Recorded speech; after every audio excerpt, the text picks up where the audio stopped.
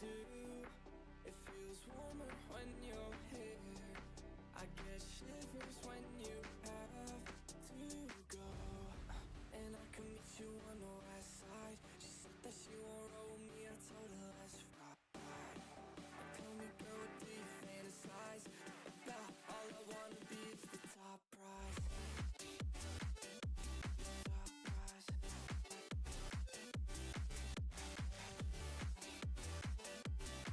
Oh my God. Top prize. Started off on my own. Ever since you came around, I felt like nowhere to go. Let's go. I'm feeling so much worse. It's only the first of the month. Yeah, yeah. I knew that I'd be insecure. I didn't think it hurt this much. Like I don't wanna lose all we got. There's nothing you could do to piss me off. And I might make a fool of myself. So tell me what to do, that intel. And I can meet you on the west side. She said that she won't roll with me, I told her let's ride. Tell me girl, what do you fantasize about? All I wanna be is the top prize. Top prize.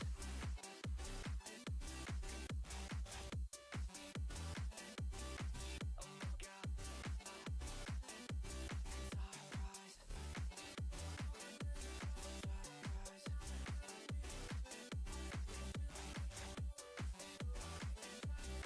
Oh my God. Top prize.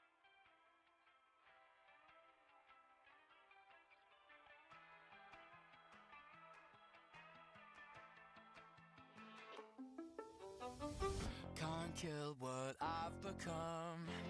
I scream until I'm numb. Now with the summer skies, you're gone. There's nothing I can do or say to get to you. Now I don't know where I belong. I'm screaming at the ceiling. Every word's a twisted feeling. Feelings I can't let go. Oh, the thunder keeps calling. The raindrops won't stop falling. Falling down in a hole. That love lies in my head. 'Cause I fell for all you said. Too easy.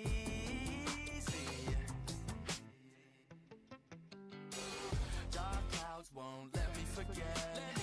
I don't know why I let it get to me. It gets to me. 'Cause I think of you every time it rains. One drop is all it takes.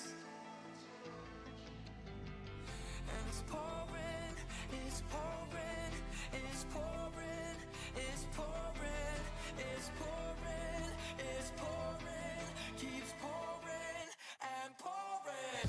I'm screaming at the ceiling. Every word's a twisted feeling. Feelings I can't let go. And the thunder keeps calling. The raindrops won't stop falling. Falling down in a hole.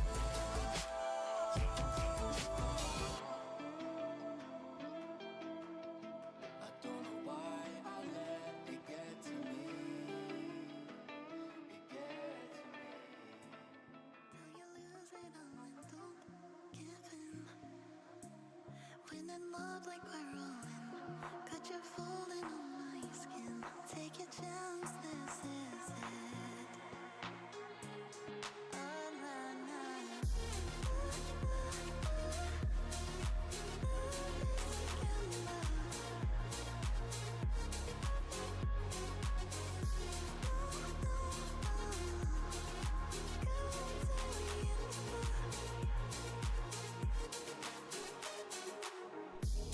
Yeah, I know that you won't quit. Got you hanging on the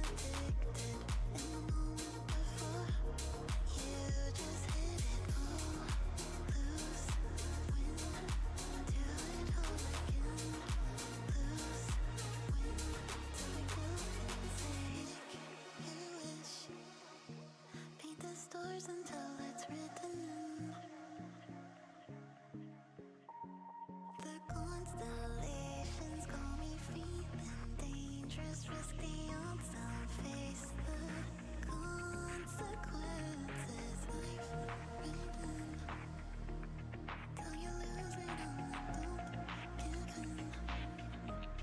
When I'm up like a ruin, got you falling in my skin. Take your chance, this is it. Oh, nah, nah.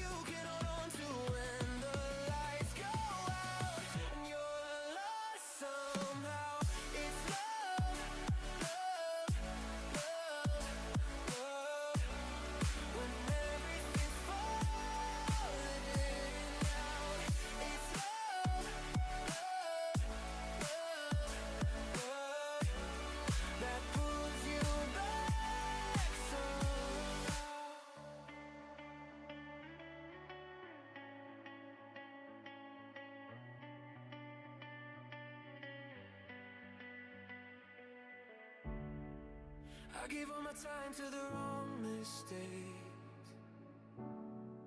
Tried to outrun fear, but it always stayed. Every open road still feels the same, but I'm learning now it's okay to change. If I could rewind the nights, I'd tell myself I'll be alright. Find something you believe in. Find someone who will leave when everything you build starts breaking down. Find a place you can return to. Find a truth you can hold on to when the lights go out and you're lost somehow. It's love, love, love, love. When everything's falling out, it's love, love, love, love that pulls you back somehow. Love, when you're barely holding on. Love, when the feeling's gone.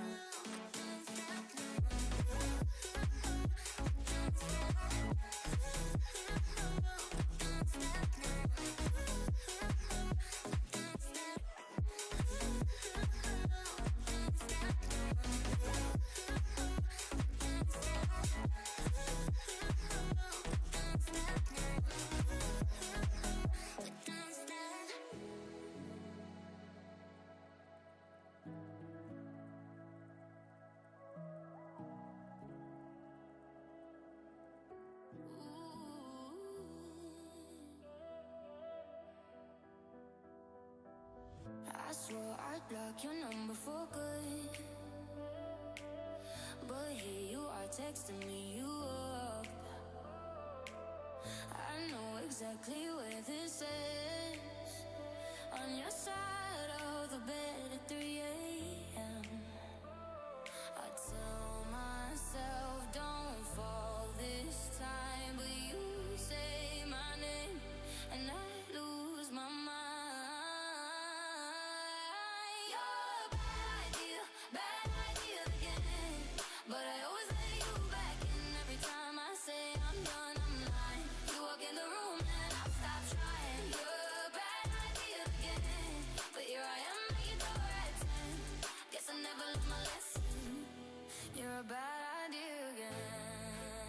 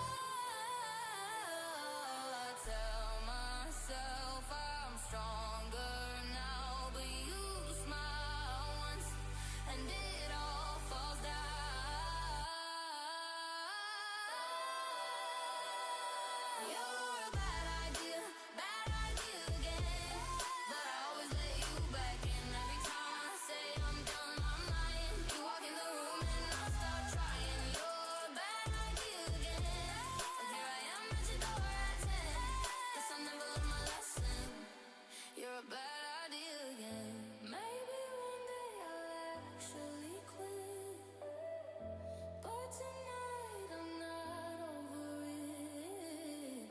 You say come closer and I give in. Yeah, here we go again. You're a bad idea again. But I always let you back in. Every time I say I'm done, I'm lying. You walk in the room and I stop trying. You're a bad idea again. But here I am at your door at 10. Guess I never learned my lesson. You're a bad idea again.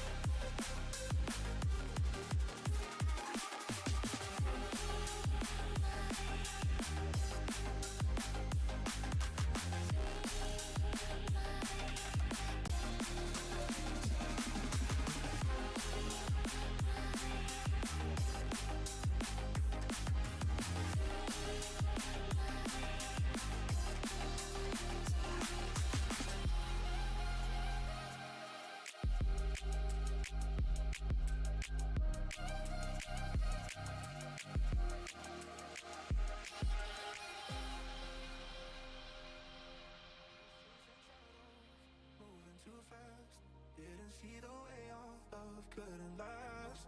Now I'm stuck replaying what I put you through. Every night I'm haunted by the thought of you. If you need my loving, call me and I'll step on through. And we can talk all night long. If you want this loving, then call me and I'll drive to you. And we can touch all night long. Just call me and I'll come through.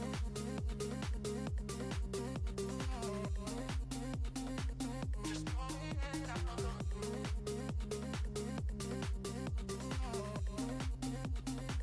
Just call me and I'll come through.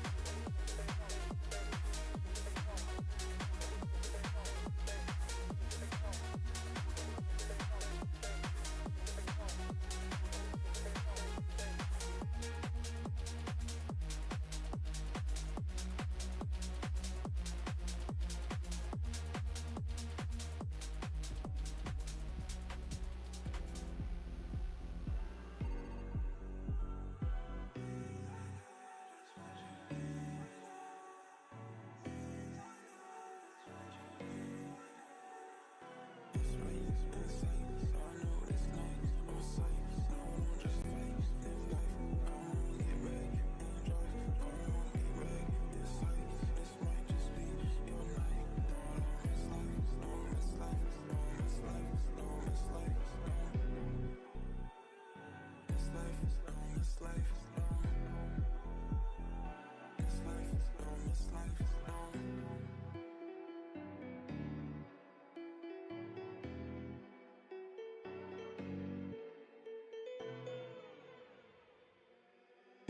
just don't let it, just don't, just don't let it, just don't let it, no, you still got it, I can't survive by the soul, just don't let it, yeah, you act like I don't know, this makes insane.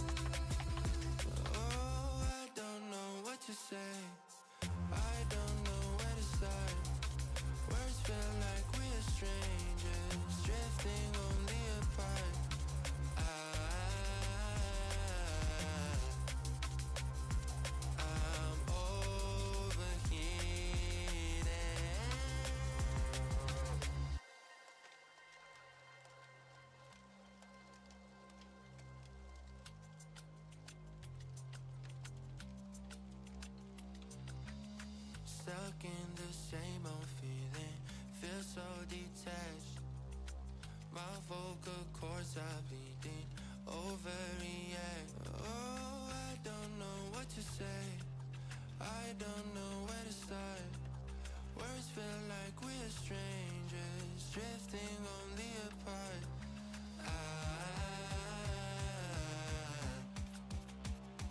I'm overheating.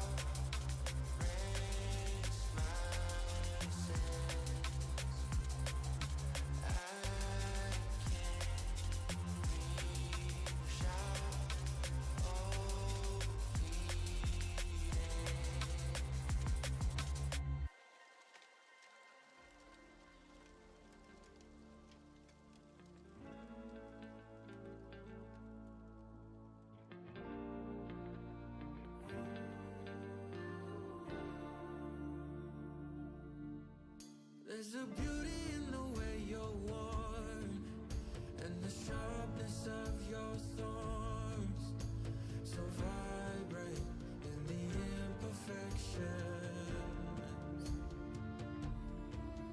In the pain there's something real, all that anger so concealed. Still you're lost in how to feel, just let me hold that severed world.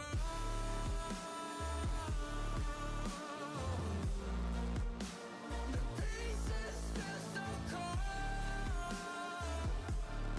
All the tears won't bring it back to life.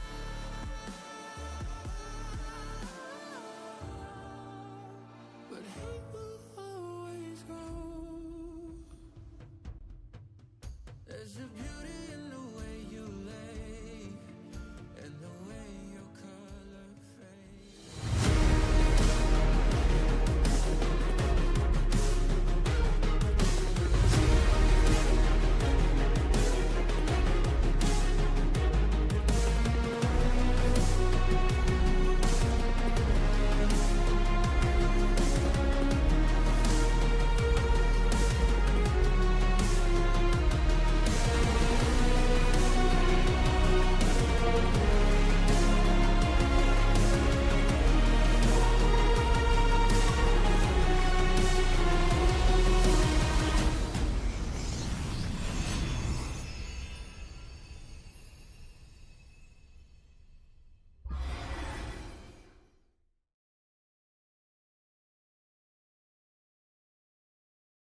Hello, everybody, and welcome to the Div 1 Finals. We have got Old and Washed versus Do Not Redeem tonight. I'm Jacob. I'm going to be taking you guys through this one with Grunky and Wrangle when they do join me at our different desks, because we are not on the same desks tonight. Yeah, I am looking forward to this one. Got to cast both the semifinals for these teams. Here we go. There is Corey in Grunky's spot. Yes, I'm not one of the casters for tonight, but until Grunky does show up, I will be here and more or less filling in until he shows up. Well done. We are here. It's Division 1 Grand Finals. I can't believe it came so fast, right? I know. But it's, I've not been here very long, but it is great to be a part of this. That's for sure. Yeah, I'm excited to be here. It's been a fun journey the whole way. I did have a holiday period there towards the end of Division 2 kind of finals and stuff, so I am a little bit outside of the loop, but it's good to see Old and Washed as well as Do Not Redeem, our finalists for tonight for Division 1. So let's go. Oh my god, yes. Glizzer saying sheesh, all dressed up. That's towards you, Jacob, all in the fine suit. You know, I said I'd do it. I think we just need to put some respect on these players' names, you know? And that's what I'm doing tonight, because everybody has been playing so amazing, and it's only right I do my best as well to make the broadcast look good. Yeah, it's nice to get dressed up for it's the finals. It sounds like Grunky has just arrived. Hello. Hello, what up, team? It's good to be here. It's good to be a part of the stream. Hopefully my camera is working as well. I am swapping it around now. I put mine in just whilst you were arriving. I will put you in now, good. And I will make my way out. But anyway, just before I make my withdrawal, good luck to the teams. Thank you everybody for being here tonight. It's been a very fun trip, and I'll see you all, I guess, towards the end of the stream. Sounds great. Absolutely. Thanks so much, Corey.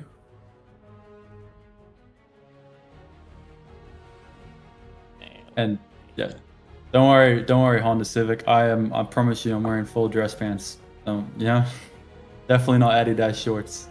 No way.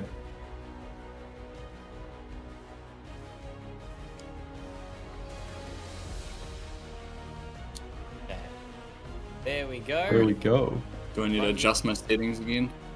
It does unfortunately seem that way. You might have to, because you're currently in portrait. Is it possible to go to like landscape?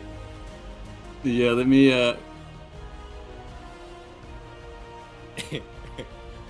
zoom in. It's not an OBL stream without technical difficulties off the bat. We had it sorted before, so I'm not sure why it's itself. Yeah, that's alright. What I can do is I can change things slightly to that instead. I think It's a little bit further back in my mic. You can pick me up as well. sounds good on my end, and you are looking just as good. We get a big zoom on the Mo. Yeah, Big we zoom. probably can. It's Yeah. already pretty zoomed in on my end. Yeah, I can't rival that one, unfortunately. I think even if I tried my absolute best. And then the mullet's definitely putting a bit of pressure on my neck in terms of weight. An impressive one, that's for sure. I've not had one for many years. I think, yeah, at least 6 years since I last had one. Good time though. Good time for sure. Gonna be a great time tonight as well. Absolutely, I'm excited. These two teams have had an amazing run in the playoffs so far, and so just capping off. Obviously, it's been an awesome playoff run. Both of these two teams were the underdogs in their semi-final matchups and have come through and managed to take the final spot. You know, we've got Do Not Redeem, who had a pretty tough road to the finals, as well as Old and Washed, who had an extremely hard run, having to go through Gmail in the semi-finals, who were what I'd say the sort of front runners of the tournament. So yeah, it's awesome to see both of those teams, showing up and showing underdog statics. Yeah. Too easy. We can bring them up. Yeah, let's jump over to some graphics to see. Yeah, so we'll run down the teams right now. Jacob, start us off with Do Not Redeem. So for Do Not Redeem, we have got Renz in the top lane, absolutely outperforming himself right now. Gold rank, but he is playing like he's a Masters. Then we've got Entrik in the jungle, Technologia in the mid lane, Fergus, ADC, and Oleo in support. What are we looking like for Old and Washed, Grunky? Old and Washed, we have got PenguinDomo, who's subbing in for this matchup, so he's definitely cemented themselves as a bit of a mercenary in this OBL league, jumping around different teams, being the guy you want to hire when the bright lights are on. We've got BRDN in the jungle, who is an absolute superstar in the league right now. Really impressive jungle performances every game. Gryff in the mid lane, Abe in the ADC position, and to round out the team comp, Golden Features is in at support.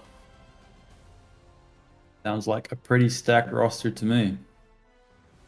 And if we look here at the top lane matchup between PenguinDomo and Renz, we can see Renz here on the Orin and Besta Gragas, and PenguinDomo on the Urgot, Rumble, and Gnar. That Ambessa and Rumble looking nasty.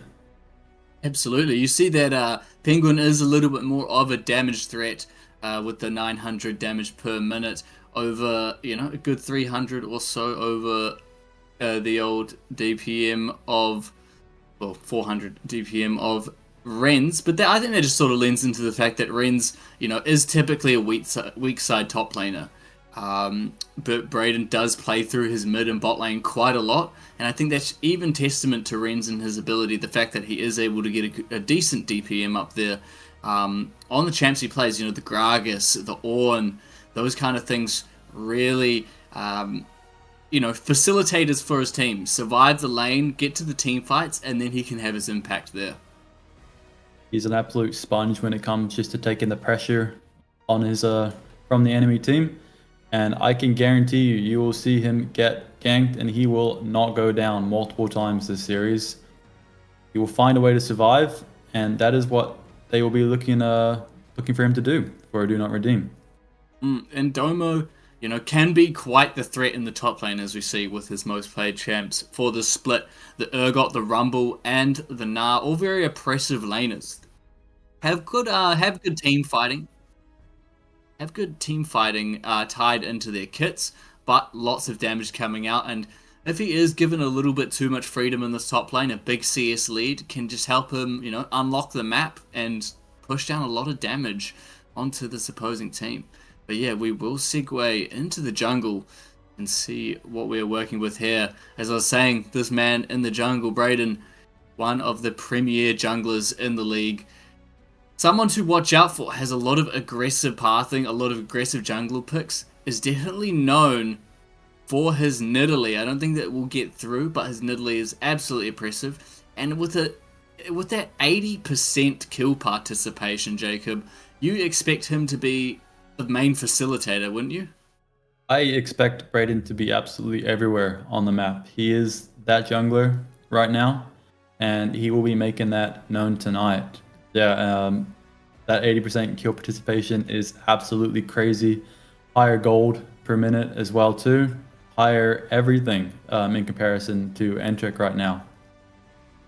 Absolutely, and Entrik is a little bit more on the facilitator side, isn't really the carry as well. So they do have Renz and Entrik sort of in the top side. Both have had opportunities to carry and have capitalized on it.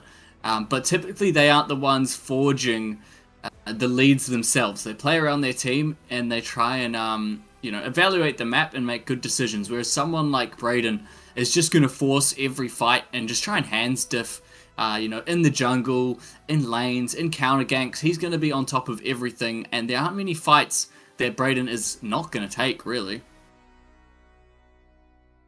We usually see him get off to quite a good start for sure, and it would just be if they can continue that good start, BRDN gets them through the rest.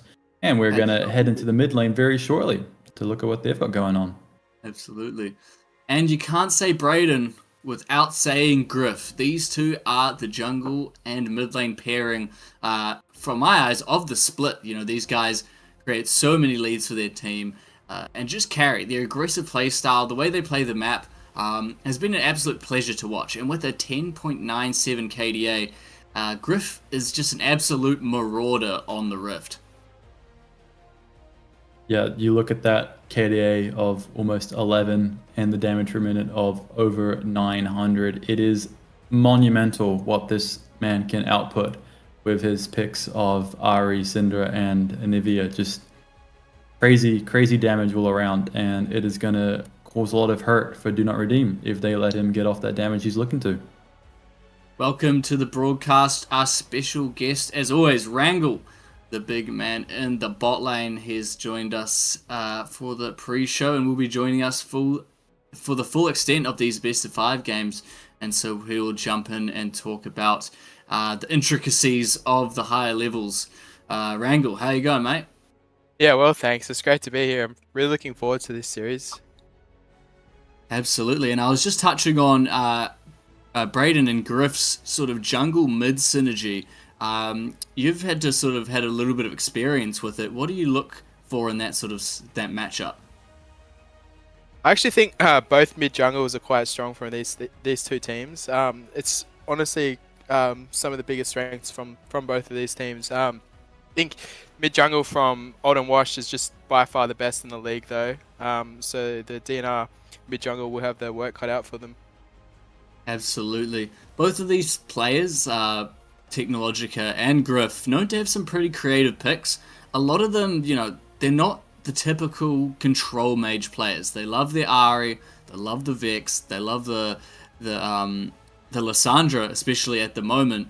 So they're looking to make plays. They're not looking to just shove mid lane and reach their power spikes. They're looking to be the tip of the spear, so to say. Yeah, and Technologia will even whip out the Cassidy in some matchups as well. So a few pocket picks on both sides. Yeah, I think, and the great thing I've noticed about Technologia is he's really thriving in these underdog positions. When you jump into the pre-game and you see the votes, the popularity votes for which team everyone thinks is going to win, and sort of he has a lot of tall tasks ahead of him. He faced pressure just before in the semi-finals and was able to just essentially roll over that lane twice in a row. And I think it was just, the self-confidence was showing through. But yeah, in this bot lane, we've also got a pretty tantalizing matchup. So we'll segue over to there now as well. Both bot lanes are looking in a phenomenal form headed into today's matchup. Can't see on the side of Abe, a little bit higher KDA, but it is Fergus with the much higher damage per minute.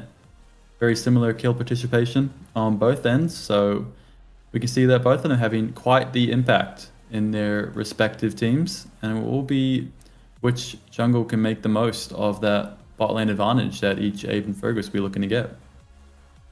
Awesome.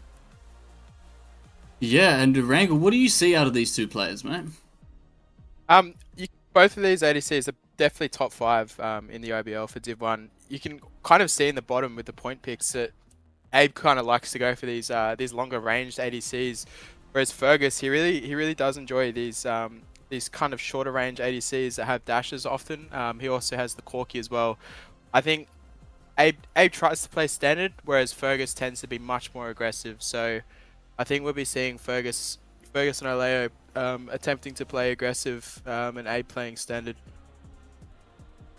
Nice. I mean, yeah, they don't really have too many overlapping picks, but we did see that Abe is able to pick up champions, for the sake of denying it from the opposing lane. We did see him take the Aphelios Lulu quite early away from Galaxy in his last series, which I thought was a really smart heads-up play. And yeah, absolutely played it to a T. So we do know that Abe has a bit of a champion ocean and can be quite flexible.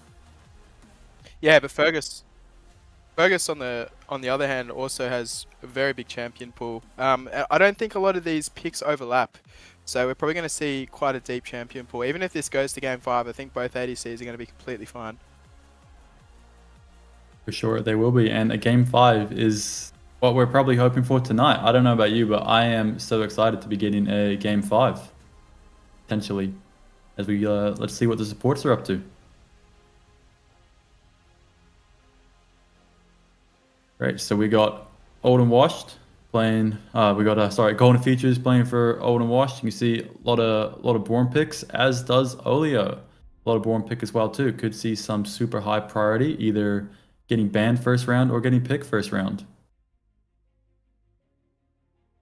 Yeah, and Golden Features, one of the fan favorites here in OBL, definitely was up there in the All-Star votings and all that kind of stuff. So very excited to see how they go on the big stage. Oleo as well, definitely making a name for themselves. Yeah, only really the Braum is the crossover pick on their top threes.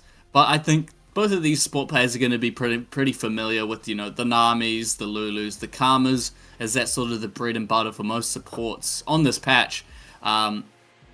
So yeah, those are kind of the lanes that we'll probably end up seeing. I would like to see some crazier stuff, obviously, if we get to the Game 4s, the Game 5s of this Fearless draft. You know, maybe we can see some Pikes, some kind of interesting picks, some Blitzcranks could be quite cool. Yeah, any picks that you're looking out for, Jacob? I think Golden Features Bard is always going to be fun to watch. Bard is a super entertaining champ, definitely, to see on the Rift. I am seeing a distinctive lack of hook champions, though, from any of the point picks. So, you know, would like to maybe see a couple hook champions come out if we do get a couple extra games tonight. See what they got in the hook champs. Definitely, they like playing enabler champs, you know, enabling their ADC to either have a safe lane and segue into that mid game, or, you know, shield up, get the Ardent Sensor, and just absolutely steroid their ADC to a carry position. I think both of these supports are very good at getting that done. Golden Features, 74% kill participation is always involved, does move around the map to make sure plays are happening with numbers advantages. I think that's the enabling part you're talking about for both supports with that high kill participation. I think some of their picks do lack a bit of engage.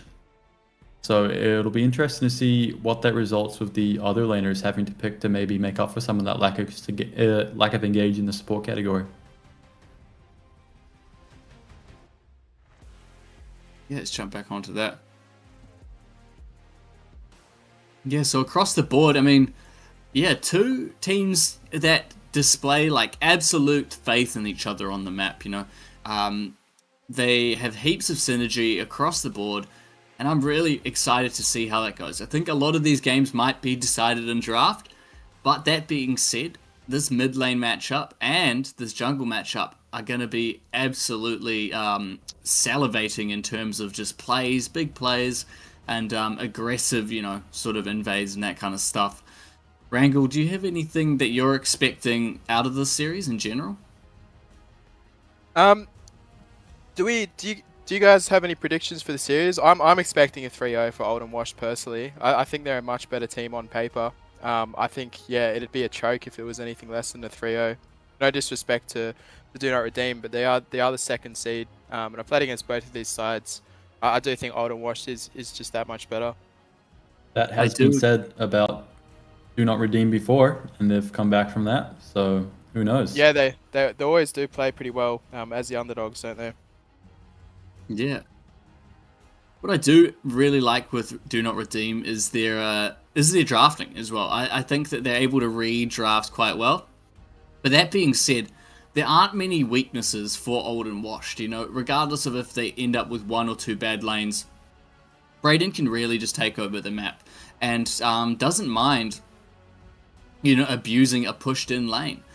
We do have PenguinDomo, who will be the sub, so we'll see if there's any sort of disconnect between those two in the top and the jungle. But honestly, I doubt it. I'm pretty much on the same side as Wrangle here. I think this is going to be potentially a one-sided affair. Obviously, though, for game's sake, I would love Do Not Redeem to just play the series of their life right now. Take us to a 5-game and, yeah, just let us feast our eyes on some top-quality OBL action. I did have Dirty Tip Rat saying that he is predicting a 3-2 win for Do Not Redeem. So there are definitely some Do Not Redeem investors at this point. I'm sure there are a lot of people that are invested in Do Not Redeem and the outcome of them tonight. I think if I really had to make a prediction, I definitely think they get one game. I have faith in the boys on DNR's side.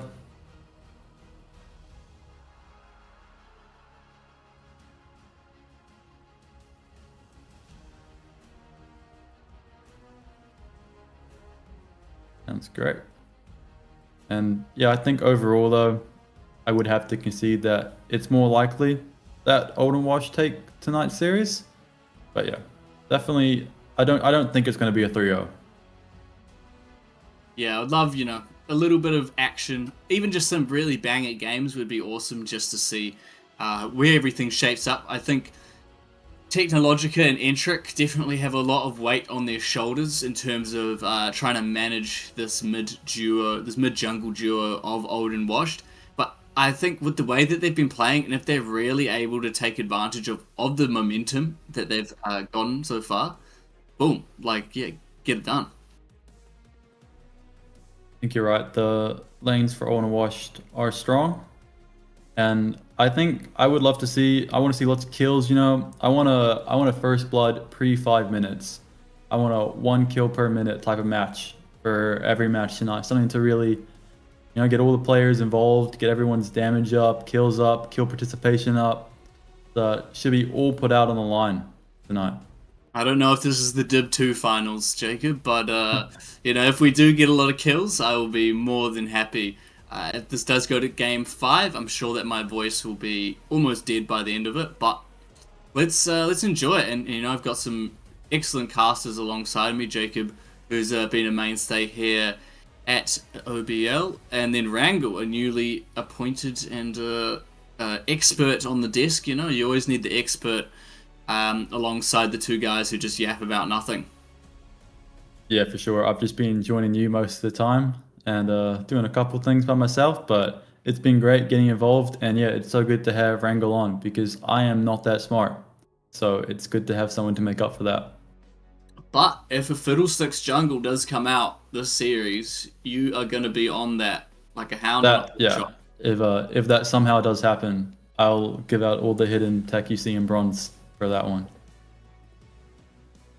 Not too easy. And then yeah, so also next weekend, guys, is the Div 1 All-Stars, which will happen on Friday. We're still deciding on a time, but yeah, if you're involved in it, make sure you got the night off so you can compete with us. Everyone who's involved in the All-Stars has already been informed, but if you're a viewer, also take the night off. Grab yourself a case of beer or, you know, some gins, whatever you enjoy, and come and enjoy some classic All-Star action. You know, we had a great time with the Division 2, but the Division 1 is a different level, and it's going to be a lot more fun. For sure, Division 2 All-Stars was great. Got a pentakill in there as well too. Watch back if you want to see who got that one. And I'm sure Div 1 should deliver just as well, hopefully. Yeah, the teams are looking good for that. What's the format for that one going to be? Is it just going to be a singular game? So it will be a best of 3 Iron Man, just like we did with the Division 2. Iron Man meaning if a champ's banned. It's out as well. Yeah. Okay, that should be very fun. No, it was great. For the Division 2, we ended up with a top ringer, you know, just a bunch of other random picks that you wouldn't usually expect. Mid. Yeah, Zillion mid. No, it was awesome. I think it was Zillion bot. Toot was playing Zillion bot. Oh, never mind. Yeah, shout out to Toot. Then we've got the 1v1 tournament coming on not too long after, right? Yeah, no, so that should be good. But we are getting into draft here, and we'll see what both of these teams are thinking. You know, this game 1... usually pretty important with being able to see what the confidence levels are at, you know, if someone's had a big weekend or not. We are on a Sunday. Some players, can have a big Saturday night, but the Anivia is taken away from Gryff almost instantly, which is a very good ban. The Shen taken away from Entrik in the jungle. The Xayah is an interesting one I did not see coming, but yeah, that's come out. What do you think of that one, Wrangle? Yeah, that one's just targeted at Abe. It's pretty practiced on the Xayah.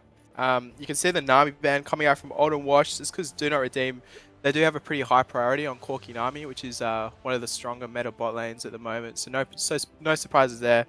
You would expect this third ban from Do Not Redeem to be the Nidalee. We're surely not leaving that up versus Brayden. Yeah, there you see. So I expect this Nidalee to be banned all 3 games. Not exactly a hot take. Brayden's Nidalee is just different. And then the Ahri taken away from Technologia. Both of these mid laners really like that Ahri pick, but it is being taken away. Zehen. So I do know Entrik enjoys Zehen, and it can also be flex top as well. First pick Israel. I was going to say, it's just good to see the, Shen banned against Entrik. I think he played a great Shen game in the semifinals, and as you said, enables so well in that jungle. I think it will likely be taking away most of the series. Yeah, I think Shen is a great jungle right now, especially if you're well practiced on it and know the clearing and know sort of what you're capable of and your limits. But a lot of shielding straight off the bat. Yunara Lulu, also a very strong meta lane. The Israel Karma is, a very nice lane as well. So a lot of shielding and a lot of meta at the moment. Typically at the higher levels you wouldn't see the Zehen this early on in the draft. But, chuck Entrik onto some comfort in game 1 and get the ball rolling. I'm excited to see Fergus on Yunara. I haven't seen him play that yet. Yeah, so that should be interesting. And then 2 mid laners being banned away from Brayden. So that will be the Orianna and the Victor. PenguinDomo taking away the Ornn. So they do know that Renz is a good Ornn player, but what I'm seeing from Do Not Redeem right now is it's a very classic Do Not Redeem comp. And a Lux mid. What the... Now that's a bit of a spanner in the works. It is a little bit. Also interesting to see PenguinDomo taking the Ornn and Renz taking the Rumble, when in the priority picks it was around the opposite way. Yeah, I think the Ornn actually doesn't mind the Rumble lane too much. Can grab that early Panic Rakan and just sort of soak up the damage. And with the Lissandra as well, probably isn't going to be taking too much damage from those two. Yeah, that Ornn can get super, super tanky as the game does go late. Obviously got the ornaments as well to upgrade the rest of his teammates' items. Got Brayden on that Pantheon. Will be looking to get quite the lead on that one. Maybe a couple early game ganks after half a clear.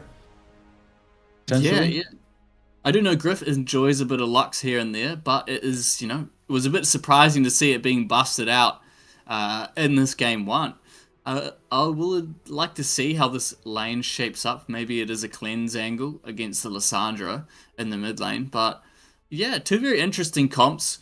Both sort of want to achieve different things. The Pantheon is a little bit more pick related, wants to show up to those fights and sort of create an outnumbered situation. And then the Lux can kind of also do that at the same time. Wander halfway down the river and you can get a couple final sparks onto the different lanes. Yeah, it'll be quite interesting to see how this one shapes up. It does offer a lot of lockdown in that mid lane. Obviously, Pantheon with the point and click CC into Lux route will keep that keep Technologia in one position for quite a while as they output some damage onto them. I do think Old and Wash do have the edge, as Do Not Redeem have ended up with a pretty short range team comp. Yunara can sort of steroid herself and get a little bit more long range, but at the end of the day, they don't really have the same sort of CC tools and engage to really lock down an Israel, to really lock down the Pantheon as well.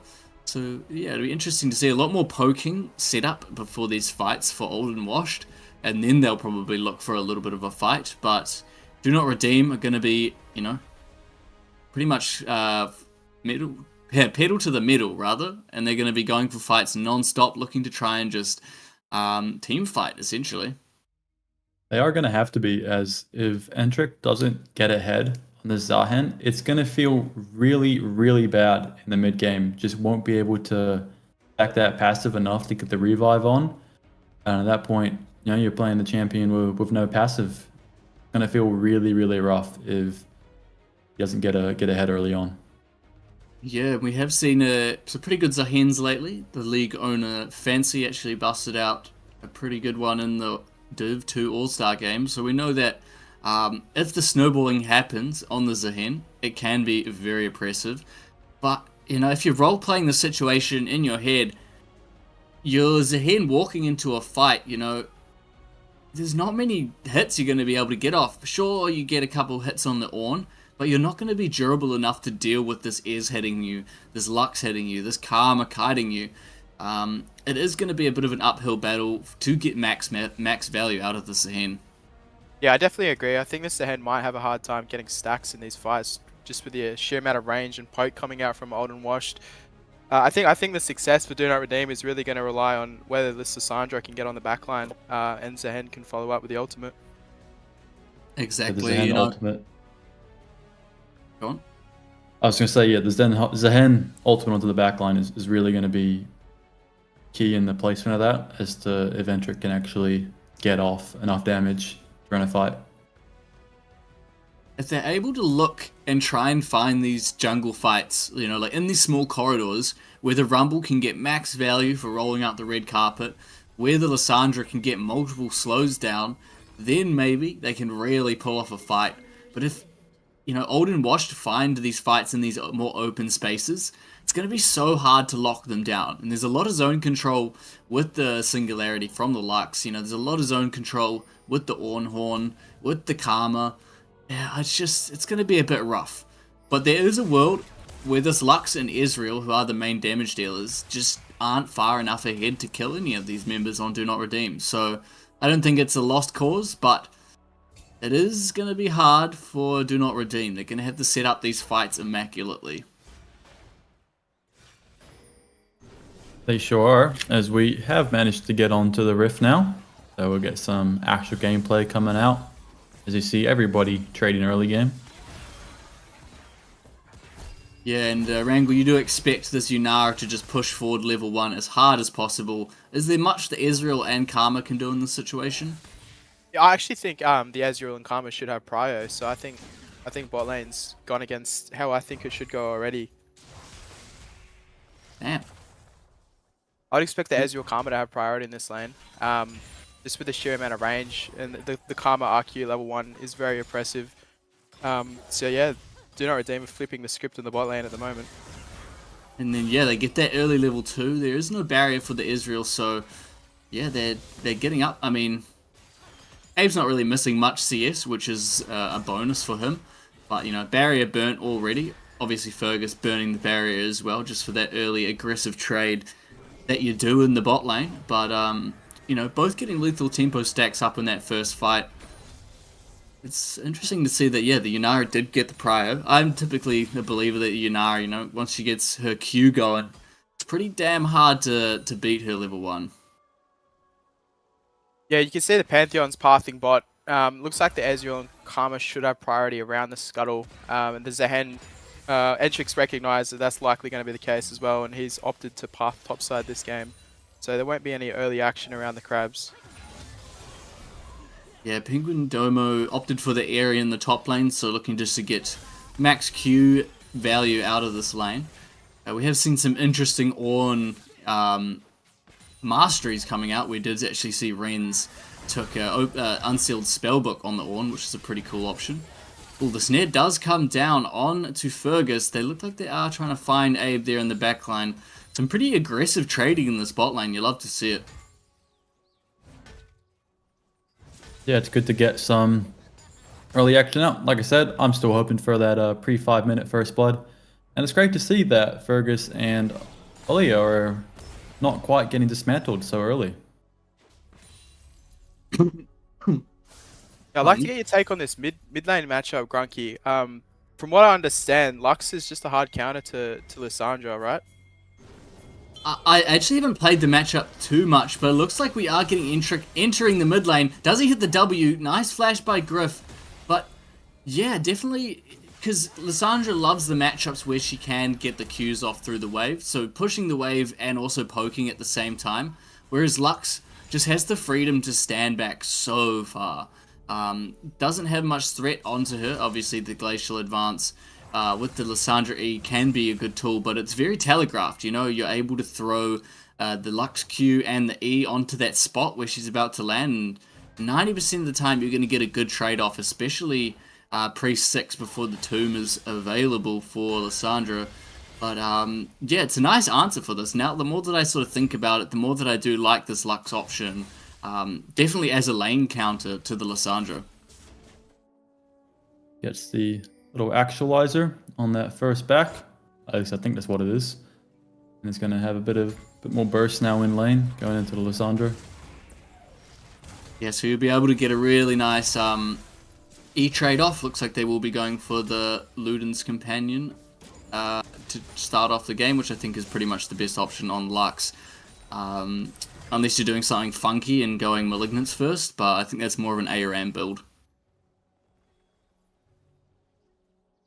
I was gonna say that I think the Lux losing flash there is pretty bad. But it is Lux. She can just E and R the waves on repeat if she doesn't feel safe.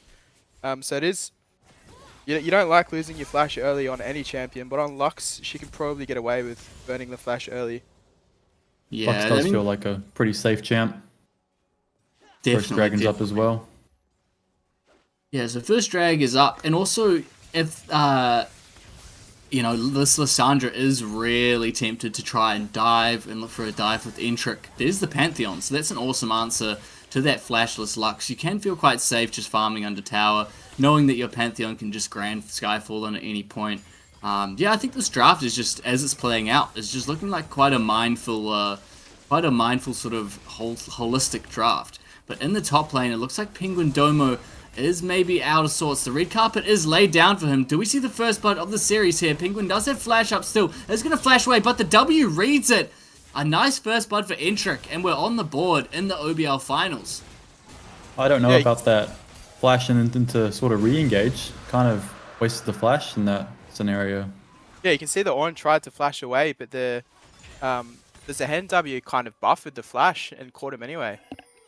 Yeah, I wonder if, because it almost looked on my screen that he predicted the flash, but I think it might have hit him just before the flash and then pulled him back anyway.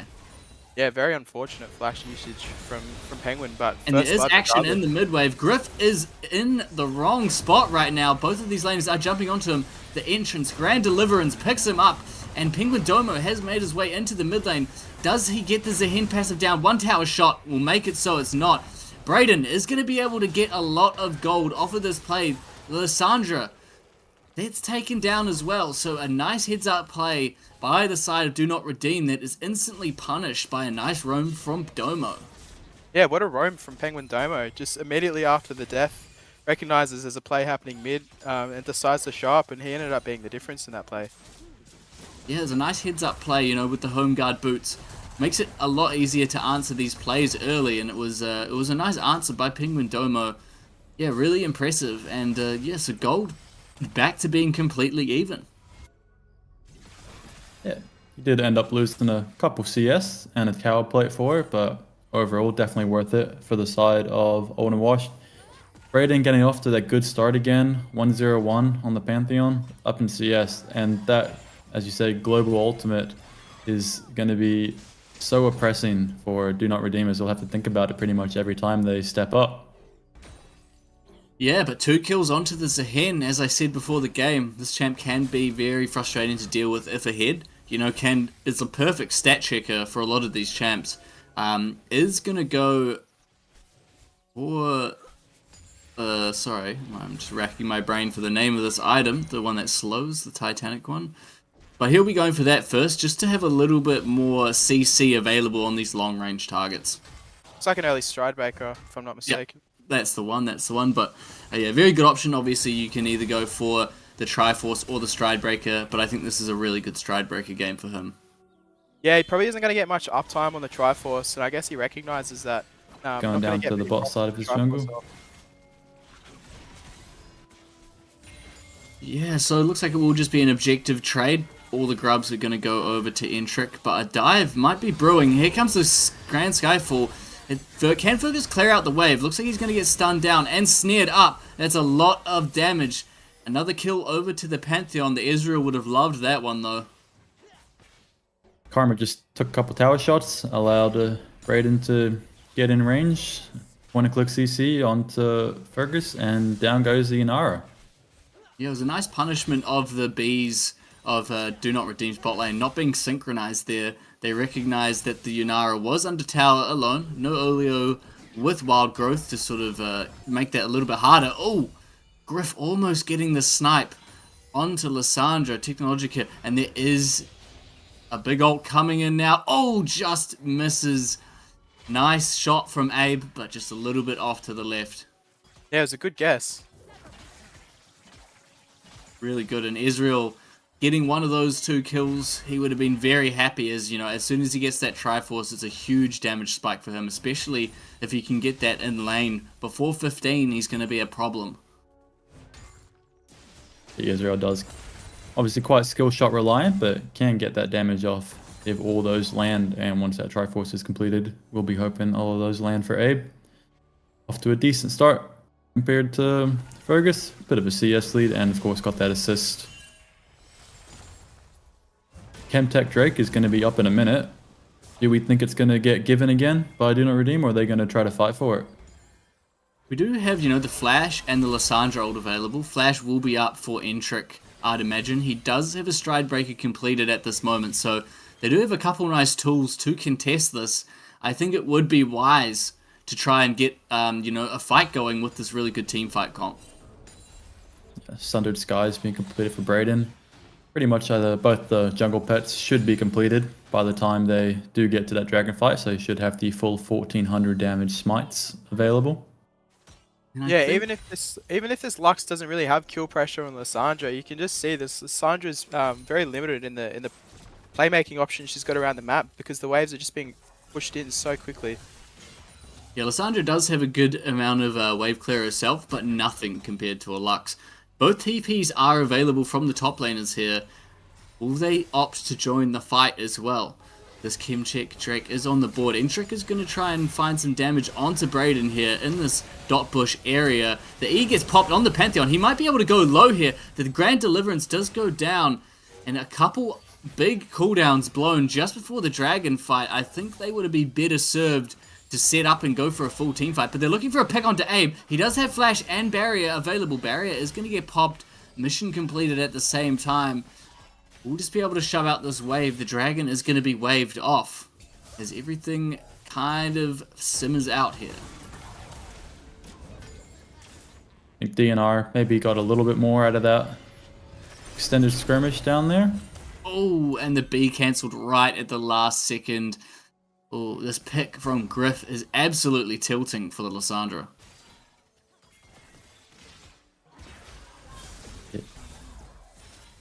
Technologia. Entrik's had to stick around bot lane just to make sure they can get the wave in, whereas the Pantheon's just completed a complete clear of his bottom quadrant rather, and now he's got tempo to start the dragon up.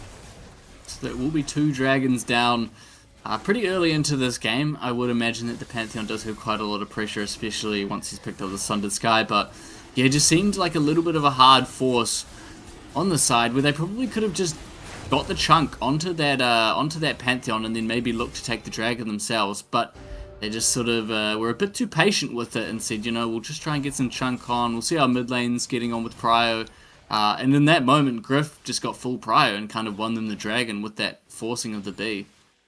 Yeah, I agree. They had BRDN down low after the initial engage from Entrik, and they managed to push back Abe as well with a nice wraparound from Fergus, but didn't actually take anything from it, and Entrik just stood behind a rock and waited until Gryff got enough pride to do something themselves and get the Drake for old and washed. Yes, we do see the total gold. It will be BRDN. Does have a significant gold lead over his opponent, 300 gold, so I mean significant at this time of the game. But yeah, as we see, Abe also got quite a lot of gold as well. Renz is a very surprising one all the way down the bottom there. Hasn't been earning too much gold, hasn't been able to get too many plates and shove out this Ornn like you would want to. He does have the Kano Rakan completed, which means there's pretty much no threat onto him in this top lane. They are pushing into this tri-bush, looking to force something out. We do see they are forcing them under tower, setting up a dive, potentially. This Lissandra is poking her head around the area. It is all about to kick off here, but the Pantheon is in the zone. Entrik does go in and gets a nice W off onto the Ezreal. They do take both kills down. This is exactly what the Lissandra wanted at this point of the game. Entrik is going to keep going on to Brayden. The hits are coming out. Does he get the knock up? He decides against it. Gryff, surprised that he didn't sniff that one out as well and look to aid that dive. Great Grim Deliverance by the Zahan, and yeah, Gryff didn't wrap around when Technologia did join in for the gank. 4v2 bot, and Brayden wasn't there quick enough to clean it up or help out at all. Whoa, that's a bit of a heads up play right there, using the Grand Skyfall to take the top side of this jungle. So that means he will be up on CS in terms of gold, but down on playmaking for the next little while that's on cooldown. I don't know. I respect it. Gotta, just make it hard for Entrik to play the game. As PenguinDomo is trying to make it hard for Renz to play the game, Flame Spitter is going to get used up, and Penguin doesn't take too much damage from it. Not at all. Not at all. What did you think of that dive there, Angle? I thought it was a really good heads-up play from Do Not Redeem. Lissandra, she pushed a wave in and roamed bottom with the Zahan.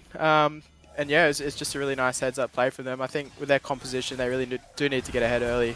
So it's great to see them be proactive around the map early.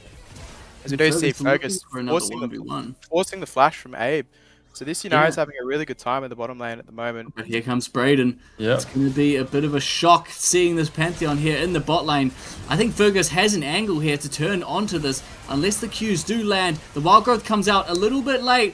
Almost gets the 2v3. But thankfully this Ezreal was able to get off enough damage. Doesn't have the Triforce complete, but yeah, I think what you were saying there before, Wrangle, is I think it's going to help them a lot if they're controlling the tempo of the game, you know? If they're controlling the vision, the Lissandra is going to really be able to unlock a lot of picks.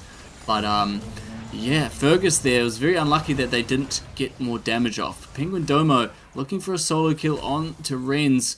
It's a bit of a back and forth one in this top lane, not too much to give. But Entrik is looking for something extra. The flash is up from PenguinDomo. Does he use it? He uses it in the exact same way as last time, but this time gets away with it. Flash out from Brayden, avoiding Technologia. Did not want any of that from the mid laner of DNR. Kill onto this Lulu here. Just misses the Q, but the double snipe comes out, forcing the flash. Ooh, does this comp have a little bit of range on it? Yeah, this is why I think Do Not Redeem need to really start snowballing, because you don't want to get into a situation where you're trying to contest a neutral and Old and Wash just throw all their spells at you and chunk you out before the fight even begins. Fortunately, it is going to be hard to snowball when you are down 2 dragons. And we've got the third dragon coming up in 20 seconds, going to be a Ocean Drake, which means it is an Ocean Soul. Who do we think that benefits more? I definitely think it benefits Old and Washed more, but it would be awesome for Do Not Redeem to have it, because then they do have some form of sustain against this poke. So I think the fact that Old and Washed can deny the Ocean Soul from Do Not Redeem is super beneficial to them. You know, you don't want to let too many of these Ocean Dragons go as, like, you know, they're looking for a bit of a poke comp. They're looking to try and poke them out, then re-engage with the Pantheon. So if too many of these go over, the sustain will be really nice. Yeah, it looks like they are going to take that third one without much competition. Snipe just Snipe a little does not, yep, not quite. You can see Pantheon's open top lane despite not having any of his own camps up, so he is looking to go for the Wolves and Gromp of Entrik at the moment in response to the Dragon take. Yeah, so I think he's just read that Entrik will be in his bot side, trying to take things back. They did have the Rumble sitting in mid lane just in case they wanted to try and contest the Dragon, but that also gave Domo quite a lot of free gold in the top lane, and he has just completed his second item, so that is going to be a very tanky boy in the top lane. So we do see Renz potentially caught out here. They are just going to back off. Entrik does want to find something a little bit more. A nice red carpet is laid out for golden features. The All-Star is going to get taken down here potentially. Entrik finding another kill. Renz picking it up. No CC is left to cancel PenguinDomo as he slides on out of there. But yeah, just keep on forcing. This is exactly what Do Not Redeem want. What a great It ultimate is. from Renz. He just completely left golden features with no options but to flash immediately and more follow-up fighting grab. going down as Brayden is getting caught out in his own jungle. The Lissandra ult isn't able to go off. Will they get it off in time? They do with the fucking final spark going down. Shut down onto Brayden. PenguinDomo in the middle of 5. Does tank up quite a lot of damage. The revive comes out from the Zahen. Abe is just sitting there watching in the chair as Gryff is looking for a pick onto Renz. Might be able to get one back. That is a chaotic fight in the jungle, but as I was saying before, fights that Do Not Redeem can take in this jungle are going to be awesome. Sorry for my swearing halfway through that. I was getting excited. You No, should be good, mate. excited. That's just passion, isn't it? And this kind of spells trouble for Old and Wash because with a poke composition, you do really need to be playing from ahead. Otherwise, the enemy team could just shrug off all your poke just due to the sheer gold difference. So, really good stuff from Do Not Redeem. Yeah, Yeah, Entrik's it's not- getting that Zahen fantasy right now with that crucial revive. Yeah, and we thought he wasn't going to be able to stack the passive, but he was obviously able to just wail on that Ornn the whole time and get the revive off. Yeah, had a lot of damage and also getting heaps of stride breaker value. I think he hit about 3 there. As we look at the gold graph, it's a bit of a roller coaster right now. Back and forth we go, but that's exactly what we want to see between these two finalists. This is exactly what we want to see. We've got 7 kills to the side of Do Not Redeem now. They do get ahead. And it's 20 minutes in, we've seen 3 dragons, we've seen all the grubs. Next up will be, we didn't see the Herald go down, I don't think. So it will be the Baron, which is potentially going to be the next big piece to this game.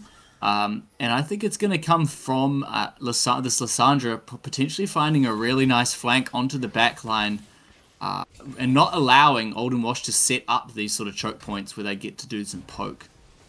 Yeah, and Rango, what do you think about Fergus's Yanara? He's got 2 items now, and despite being 0-2 and 4, it feels like he's getting a lot of damage out in these fights and will probably become a bit more dangerous than the Ezreal will late game. Yeah, I think he's playing really well. Yanara Lulu, it's probably the most powerful bot lane combo on the patch at the moment. And he's only going to be that much scarier once he completes this Infinity Edge. Feels like he presses ult right now and just starts destroying whoever he's targeting, pretty much. Entrik looking for some more. Sorry, Owen. Sorry, Honda. And sorry, you guys. I will keep the swear words to a minimum. I know you guys have good family values and you don't want your children who are also watching this to be too offended by any vulgarities in the stream. Shout out to the 69 viewers we got right now. There's Now definitely a 71, peak. but I know, hit 70 now. Look at us go. Thank you so And much, we- everyone, for joining us tonight. It is going to be a great series, and we are just getting started. Definitely, if the rest of the series goes the way this game is, it could be looking quite close. Maybe And not a if we get 3-0. to 100 viewers, Wrangle is giving away $300 worth of RP to the 100th viewer. Yeah, I am.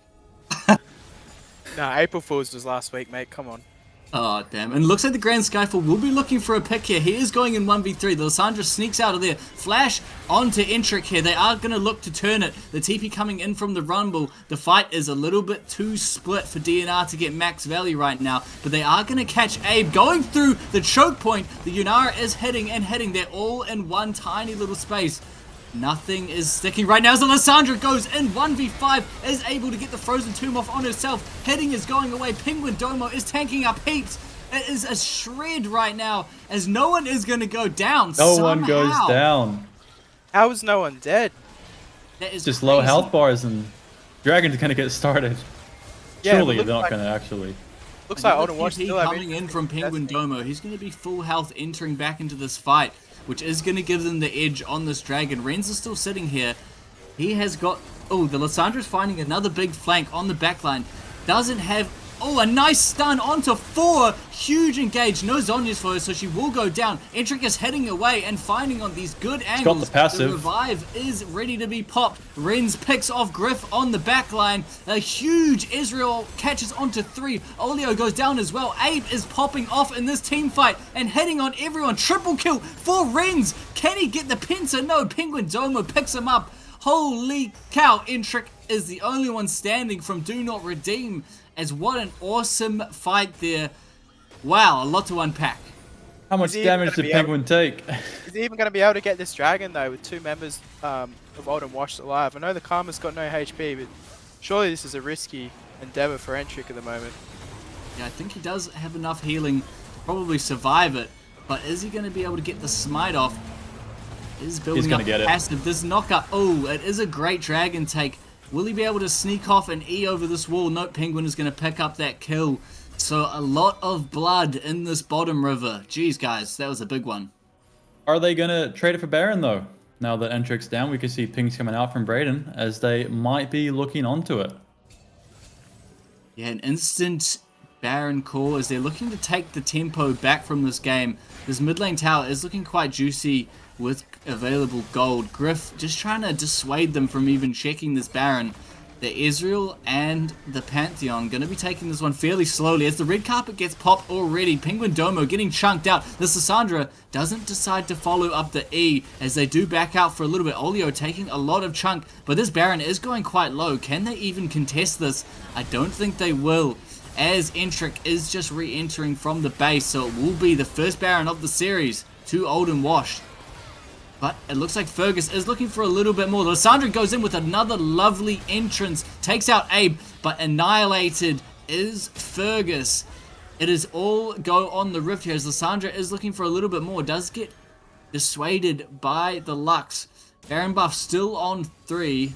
So it will be a good win in the end for Old and Washed. Unfortunately, Fergus just got caught by Lux in the final spark. Did do the final amount of damage needed to take out Fergus, and it's not gonna be good for DNR as Fergus does go to 0-4. Yeah, and it's so unfortunate for Fergus that he hasn't been able to pick up a single kill. If he had Infinity Edge in that fight, it could have made the difference. I've been in this position many times in solo queue where you have 8 assists and you can't help but wonder how these fights would turn out if you had a bit more gold in your pocket.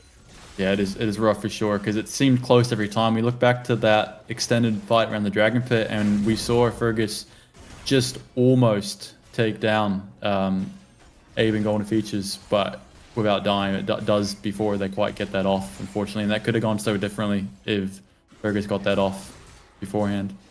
It is definitely the vibe of being 250 stacks on Draven, and then your support takes your kill. It's not a good feeling, but I'm sure there is worse, because Fergus is still pumping out the damage, is close to his Infinity Edge. A key pickup here, though, the Israel has grabbed the Serpent's Fang, so a lot less shielding will be available for the Lulu. Can we look at Renz as well, too? 4-1-3 in the Rumble. Got the Leandres and Riftmaker done now.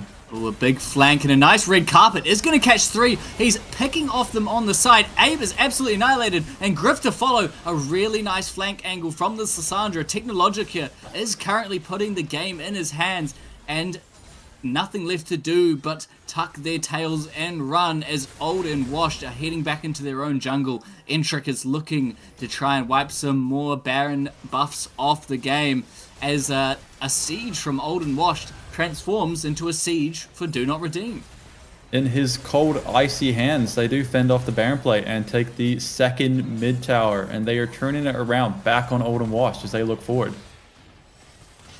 Oleo is... Oh, a nice Q from Orn there. Just cuts off that little bit of the map and forces a flash out of Oleo, so that won't be up for the next dragon fight, which is going to be a big one. 3 ocean drags onto the side of Do Not Redeem. This Zehen is going to be almost impossible to kill if he's able to get all 4 of those. Yeah, but how about this Lysandre from Technologia? I know in the last series, it was actually banned out in all of the games, so KNS were not willing to let let this man have the Lysandra, and you can see why. The flanks are just paying dividends for Do Not Redeem at the moment. Such a strong pick at the moment, and despite, you know, this lane counter, you know, everything changes once you're out of lane. And this Lux, you know, while it is was a cool pick into the lane, it is not doing much this game at all. I probably would have preferred Gryff playing something with a little bit more autonomy, as, you know, this Lux isn't shown up in the same degree that I would like to see. PenguinDomo, Call of the Ornn, that Lulu's just going to be able to survive, but no, Abe finds a perfect angle as the Grand Skyfall comes down and catches out Entrik. Entrik is desperately trying to get this passive up, but goes down to a killing spree to the Ornn, as Abe is finding more picks and more plays. A really nice ult from the Israel just before Dragon is spawning, so that will be going down. Fergus goes down as well. Abe is playing out of his mind in this team fight. That's rough. That's super rough. I think it might be inhibitor down for Do Not Redeem. Yeah, I feel like Renz could have potentially used the equalizer there just to cut that wave down, but I think they're going to be okay with trying to contest for this dragon potentially. Yeah, and just losing. I mean, the middle inhib isn't the end of the world. It's no top or bottom inhib, you know? It's not. This dragon going to be crucial though. I don't think DNR are quite in the position to contest this right now. Luckily, it is not going to be Soul for Old and Wash if they do get this, but it is going to put them on Soul point. Yeah, and that just forces a little bit of urgency, you know, on when Do Not Redeem have to engage. They want to try and find these nice flanks. They want to try and find these sort of creative angles onto these fights. And with that timer of the Soul Drake being on the map, it means there's time pressure around, like, when they have to engage. They have to engage when the objective comes up, or else they're going to be going down to Soul. You can see the struggle that Do Not Redeem had just trying to reclaim vision to get towards that Ocean Drake. So they really do need to be setting up vision just a bit earlier to afford themselves the opportunity to actually contest the objective. Yeah, and Abe is huge at this point. Does a lot of damage. Has just picked up that Endless Hunger, which means as soon as he gets one kill in the fight, he's going to be extremely hard to take down. Do with the Guardian Angel as well for BRDN online now. Going to be doing his best Zahen impression himself. Yeah, and it's a good pickup for the Pantheon. Hasn't opted for the Black Cleaver this game. Not too many armor stackers on the side of Do Not Redeem, so just being able to be you know, more durable in these fights, I think benefits the Pantheon. And his base damages are pretty strong, you know. You hit a couple empowered Qs onto the side of Do Not Redeem, you're always going to be getting value out of that. But now the fact that he has this GA means that he can just, you know, he can send it a lot harder.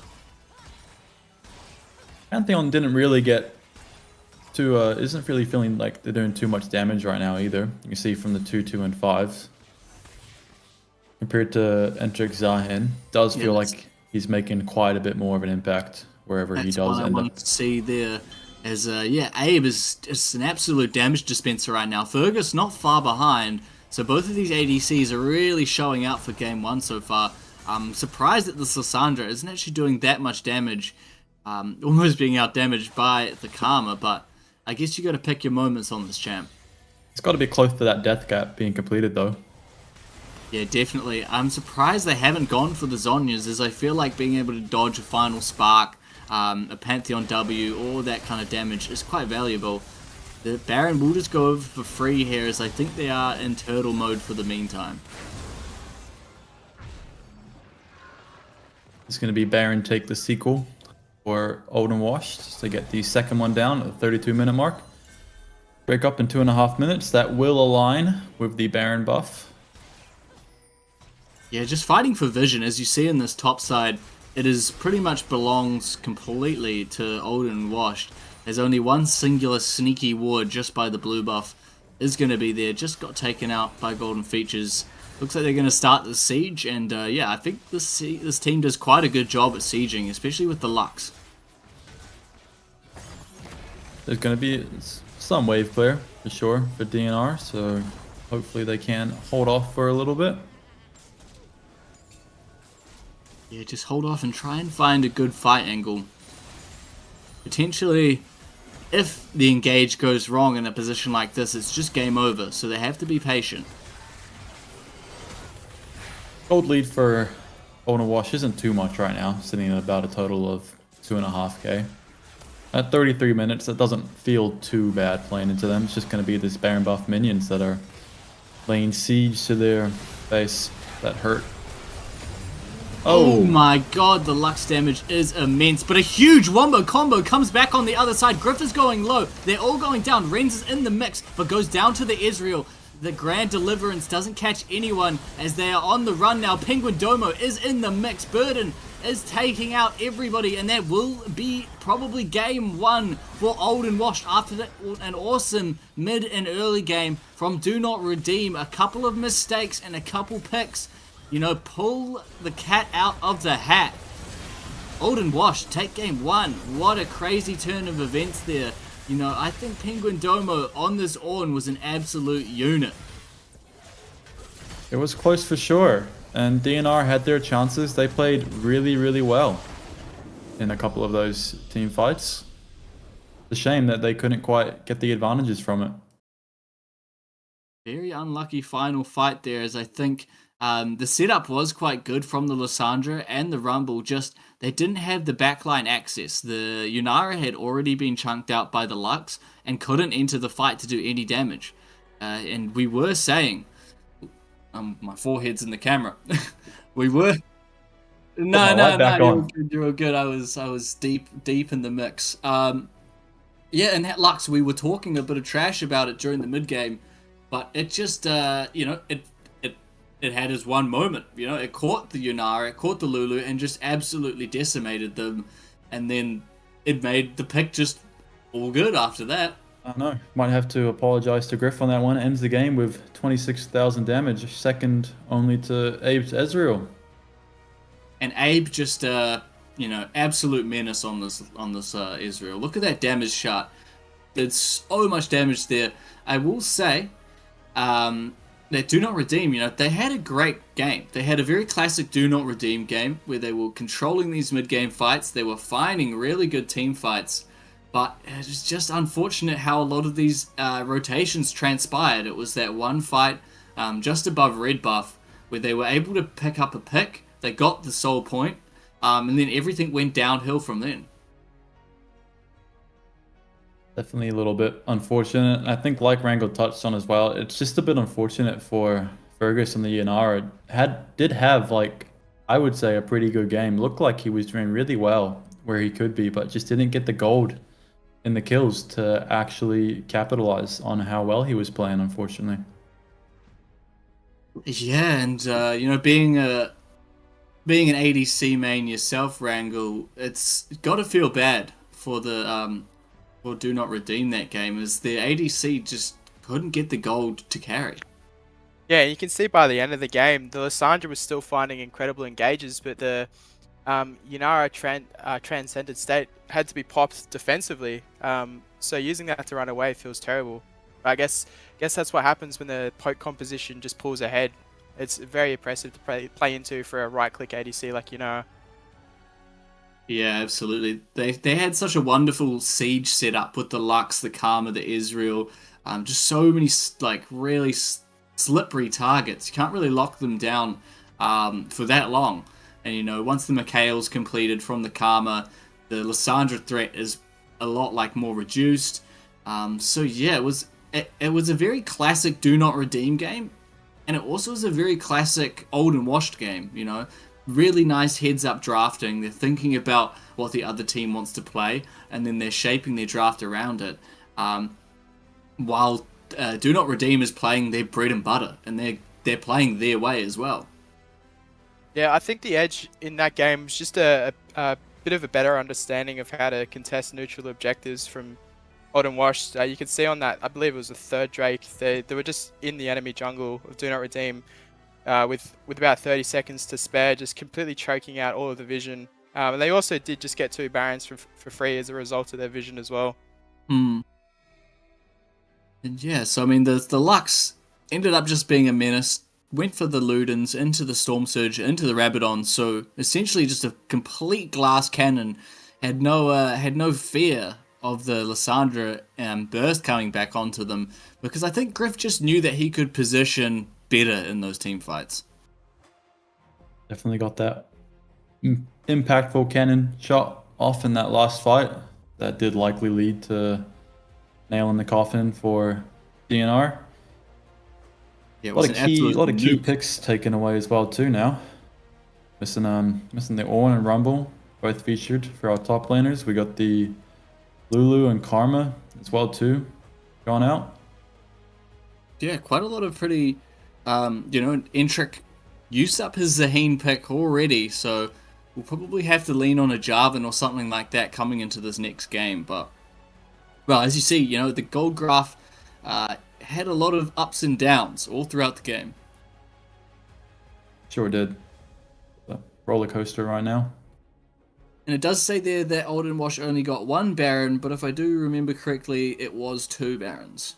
Yeah, it definitely was 2 Barons there. In the end, the gold advantage wasn't even that crazy. It wasn't. Yeah. About 6k, and you can expect that with the 3 towers going down there at the end and quite a lot of kills. But as you see, just at the very end of the game is when the gold lead just spikes insane. Because it was pretty even, hadn't really eclipsed 2k gold for the whole game, and then the floodgates just got blown wide open as soon as this Ezreal reached critical mass. The Israel got there very, very quickly. Started doing a lot of damage from the start and just continued that damage output for the rest of the game. What are you looking to see wrangle in the second game for Do Not Redeem? How do you think they can bounce back? I'd really like to see Fergus on one of his signature champions. Like I said, I haven't really seen him play the Yanara, and he definitely didn't pilot it wrong, but in my eyes, Fergus just looks the best when he's on these aggressive early game champs like the Lucian, like the Corki, even the Tristana in some manner.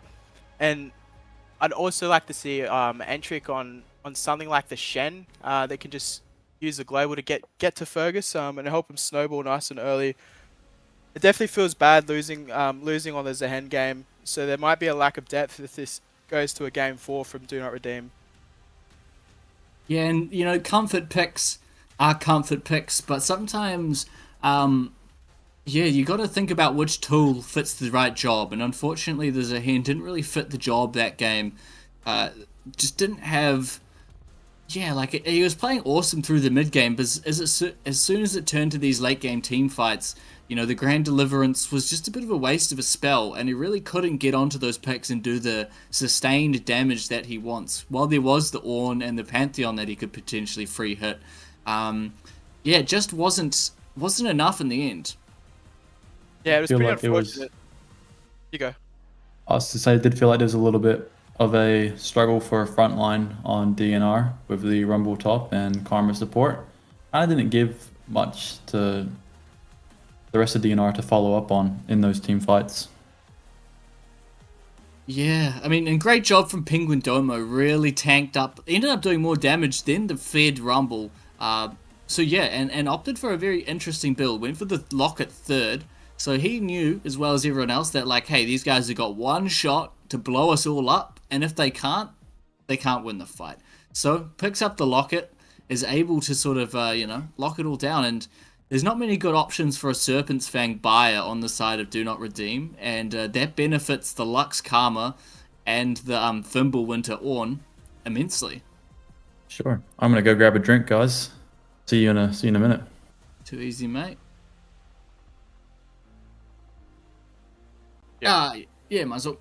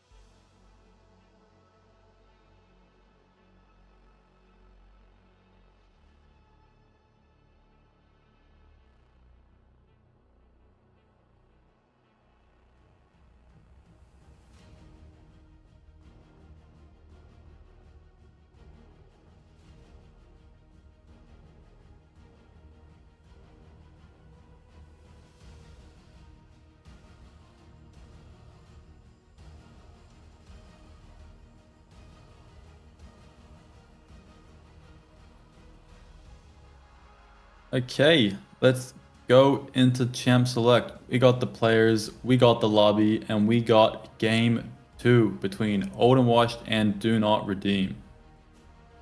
Do Not Redeem, they started off hot and they started off ready, but they were, tempered out in the sort of mid to late game rotations by Old and Washed. I think it was just a bit of an experience gap between the two in terms of, thinking about their comps from an objective standpoint. Shen ban, always going to be the first one. I think that they're not going to let Entrik get the Shen, as it is just a versatile pick, and especially if someone's got a decent amount of hours on Shen, it is a very, very scary prospect to verse. Likewise, that Nidalee, definitely not coming through at all. No way. And the Nami ban, so it looks like the bans are going to be fairly consistent across the series. They're not going to sort of adjust anything based on what comps have been picked. They just want to deny a couple different comfort picks across the board. But yeah, it looks like the Wukong is taken out as well, and the Rengar, is it going to be taken out, or is that just a joke? That's surely got to be a meme. I don't think I've seen Entrik play Rengar before. Will just be Gryff's and Nivea, I would expect to be taken out. Yeah, but will this be a first pick Java? No, it's going to be the Xin Zhao first pick, and it's potentially going to be... Oh, surely they don't blind pick the Vex here. I feel like there's... Oh, they do blind pick the Vex. That's kind of crazy. There's the Golden Features Bard. Golden Features Bard comes through. I feel like the Mel has an awesome time into this Vex lane. Unless you do reflect the wrong thing. But yeah, so it looks like they will get the Aphelios Braum, which is not necessarily the best pairing for those two champs, but, it can bring a lot of pressure. I feel like Do Not Redeem might be just chucking random things at the wall, hoping it sticks at this point. Expecting, Yeah, yes, definitely some. The blind pick Braum is pretty crazy because this champion's traditionally picked to counter engage supports like the likes of Nautilus and Leona. And when you pick a blind, you open yourself up to being counterpicked by range supports, which Braum really struggles into. So I expect this Braum to have a bit of a hard time into the Bard. Yeah, That is if Bard stays in lane. Yeah, Yeah, I do like Old and Wash and what they're doing. They're really realizing that Do Not Redeem is a very go-in type team, So what they're doing is they're picking lots of champs that are very hard to kill. The Mel Reflect, the Sivir Spell Shield, the Tempered Fate, and then the Xin Zhao. All of these tools are really awesome at dealing with Vexes, dealing with Embesses, dealing with hard engage. So I really like what they've done in terms of crafting a comp. They do have this Malphite as an engage tool when it's all said and done, so that's quite good, but, heaps of wave clear on the side of Old and Washed. So I think they're going to be very fine. They're going to play this game probably quite similar to how they played last game. Yeah, we get anything half as exciting as we got last game. Should be a good series. I get the final picks coming through. See from the mid matchup, Grunky. This looks pretty tough from the Vex side, in my opinion, but I've never seen this matchup play out. Yeah, a lot of what Vex has is relatively telegraphed. Vex loves these melee matchups with lots of dashes, can build up her passive, can get lots of fares off, whereas the Mel honestly doesn't have to do much, can just farm from a distance. If the Q comes with the fear, you can just reflect it, and a lot of the Vex's damage combo is just done. You get a lot of damage from the Vex's shield pop, which pretty much has no value into this much of a range right now. And the Vex ult does come down. You just reflect it, bounce it back at it. You don't have to follow it up. It's not like a Briar ult where, if you're playing Mel and you reflect the Briar ult, you're kind of signing your own death warrant. But, how does that interaction work? Can she reactivate the Vex ultimate? Yeah, so the Vex ult is reactable. You don't have to follow it. So Mel can press R again and fly in. I would assume so. I think yeah, that is how it works.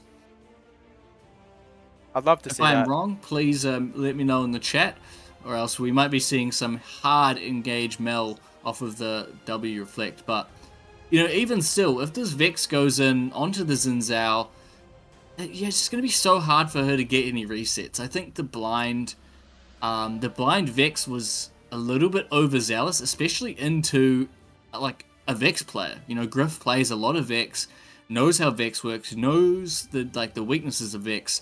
So yeah, it's a bit of an interesting pick, and they actually don't have much wave clear. Vex does have a little bit, but not enough to deal with a Sivir and a Mel. Yeah, Excited looks for like- the.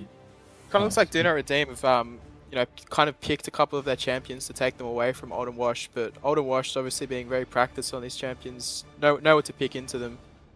So yeah, the Aphelios and Vex is to take it away from Abe and Gryff, obviously. But they've both been put in some pretty awkward spots with what they got to play into now.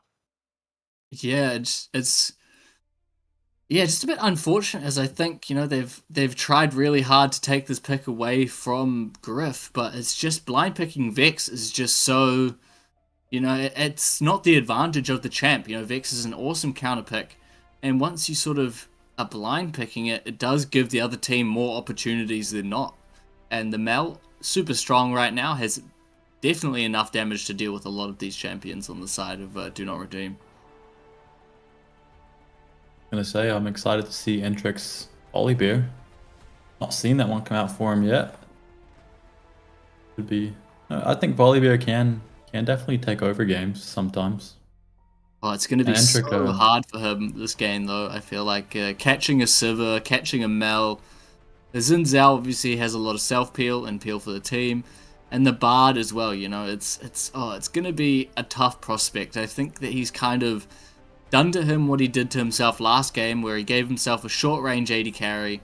I mean, not a short-range AD carry, a short-range jungler without any point-and-click CC that he can activate from range.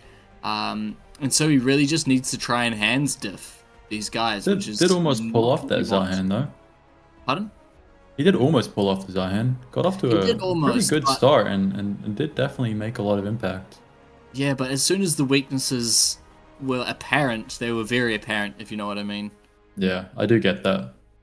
And you do have to wonder, who is this Vex going to target for the ultimate? Obviously, you can't throw it when Mel's nearby because she'll just reflect it. Sivir will spell shield it. You don't ever want to be flying it as Xin Zhao in the first place, really. So I really struggle to see who this Vex is going to find success with the ultimates on. Yeah, because it was picked so early in the draft, Old and Wash just had one job, and that was just to, you know, craft the team comp around, like, hey, it's going to be very hard to kill us. Renz on the Ambassador should be interesting. Had a really good Ambassador game in the semifinals. Yeah. That's I completely do fine. think the Ambassador does have a good position this game to take over and to do quite a lot of work. Yeah, there's not too much gap. I mean, like, there's not too many teleports and gap closes. You know, Mel, Sivir, very immobile. The Bard, fairly immobile unless he's next to a wall rather. So the Do you know Ambassador what- can do a lot of work, but it's just so hard. I feel like they haven't given themselves the tools to like have a very comfortable game. You know. Yeah. Do you know what the interaction is for the public execution with the Mel Reflect? I'm assuming it just doesn't go off, right? I would Or the assume it's the damage. exact same as the Sivir one. Like, with Sivir spell shields it, the Ambassador ends up on top of her, but doesn't actually suppress. Yeah, do the knockup. So Yeah. I'd expect the Mel interaction to be the same. I'm sure we'll see it play out at least once this game. Oh, bit of a 3-man invade. Do DNR trying to get. Yeah, for Just some potentially an early play. Does pick up the ward, so you know Fergus starts off the game with a little bit of extra CS. And you were looking for an aggressive ADC from Fergus. He has opted for the Aphelios, who in his own right can be aggressive to some degree, but not nearly as aggressive as like a Lucian. But Entrik is getting punished for trying to go for a bit of a weird invade. They did see it coming, and the flash down for the Volibear early is not a great start, as that's pretty much all of your ganking tools gone in one go. Yeah, that was a very optimistic invade from Entrik there. Now he's going to be late to his camps as well, so he's going to be down tempo as well as the flash now. Yeah, I mean, the only benefit really is that Fergus was able to shove out this first wave, but Sivir's not that fussed. You know, if the Sivir has to drop a wave or two, she is totally okay with that. Yeah. Sure, the Sivir will do fine. Those always annoying ricochets bouncing between the minions. It's like Renz is going to push in early game. Yeah, this Malphite Ambessa lane is going to be fairly one-sided for the Ambessa as long as you're not getting poked out too much by the Comet stacks, but that being said, if you're abusing the Comets, you're going to run out of mana pretty quick. But yeah, Renz does go for the Grasp and the Doran Shield, so it's going to be quite durable in this lane, as there's a bit of trading in this mid lane. As you see, the Vex just can't really stat check the Mel at all.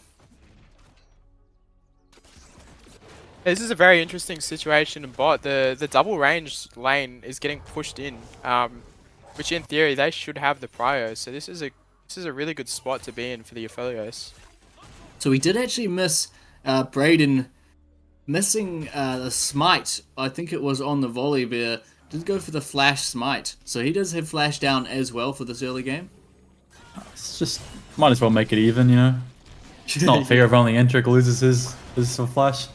It's like the start of an ARAM game, you know? Yeah. If someone flashes in your face, you have to flash back. Yeah. We like to see good sportsmanship from both ends. Yeah, so pretty much all of these lanes shaping up pretty evenly, apart from this bot lane here, where Fergus is able to get some nice procs off of the green guns, snipe him out from a bit of range. It's a bit of an unfortunate use of the barrier there. He popped it, but he didn't actually block any damage with it. Yeah. I think he was just ready to try and take a bit of a trade. PenguinDomo is running around like a rock possessed right now, trying to shove out this wave and get himself a nice reset, but if he stays around too long, I think this Ambessa can definitely do something. As here comes Entrik, a really nice time dive. Golden Features goes back in.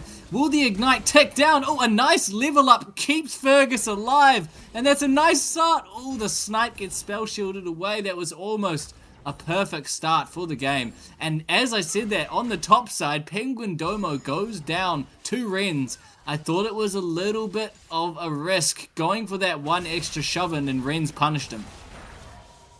Looking up for Do Not Redeem early game.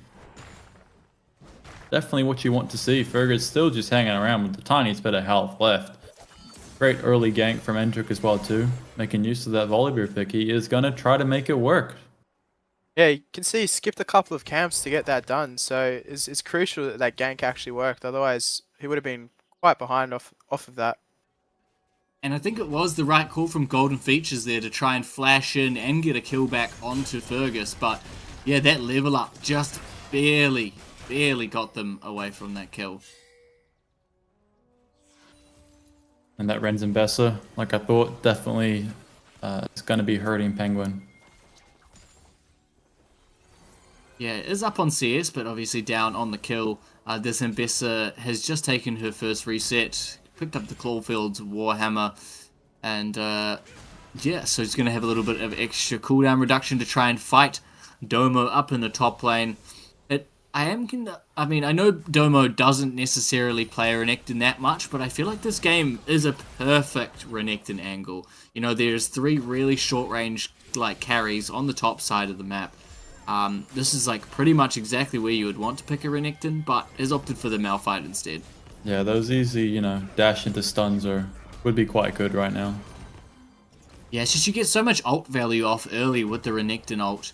Especially if a Volibear shows up to your lane and you do have a little bit of a lead on the Renekton. You might have the Eclipse or even a Black Cleaver is probably best in this situation. You can 2v1 most situations, so drawing that pressure into the top lane is ideally what you want to do to free up your bot side, which is the Sivir. You know, if they are having to collapse upon you in the top lane, First Dragon is going over to Do Not Redeem. Brayden is in the top side. I digress on my Renekton chat, but yeah, being able to have more presence in the top lane frees up these picks like Sivir and stuff like that in the bot lane. Great to see DNR taking that first Drake this time. Not going to get put behind again, as they do take that bot prior they got and turn it into an objective take. That's a tasty first B Yeah, for the I was gonna say, affiliates. BF sword. The BF Yeah. sword. It's one of the biggest struggles of ADC is can you get a BF sword on your first base? Because just so many of the best first items build out of it. I expect this to build into a Storm Razor for the Aphelios. Yeah, I think that's going to be a great item to get on the Aphelios this game. And for those of us that don't know what a Storm Razor does, what effect does that have on a champion? Oh, it just gives you move speed. Yeah, I get for Aphelios. Yeah, you auto attack them and you run around really fast and you kill people. That does sound A lot exactly of like damage. what Fergus is wanting to do. Yeah, it's great. It's a great item, and on your Caitlyn's, your Aphelioses, and that kind of stuff, it is such a nice first item power spike as they are going for a kill onto Golden Features. BRDN is on the wing here.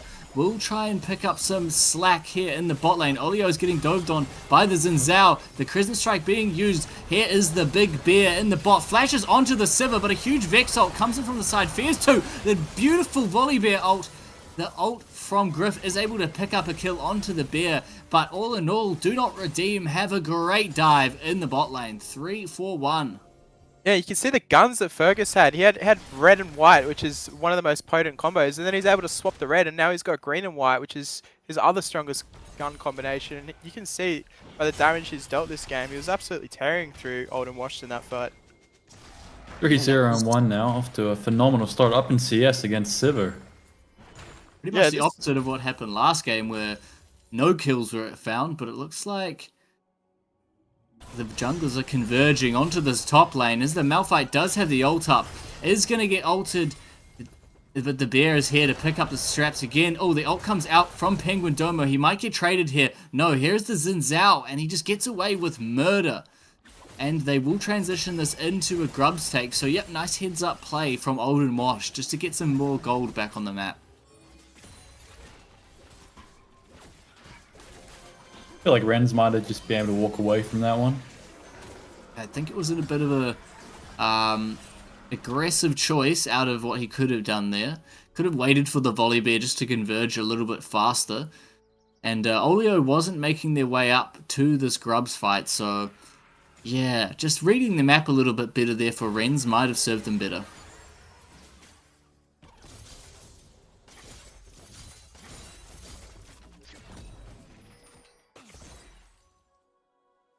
For sure, and it looks like the cull not quite getting stacked for Sivir either, as Fergus is looking to take another tower plate. Not quite gonna get it, but it looks of things.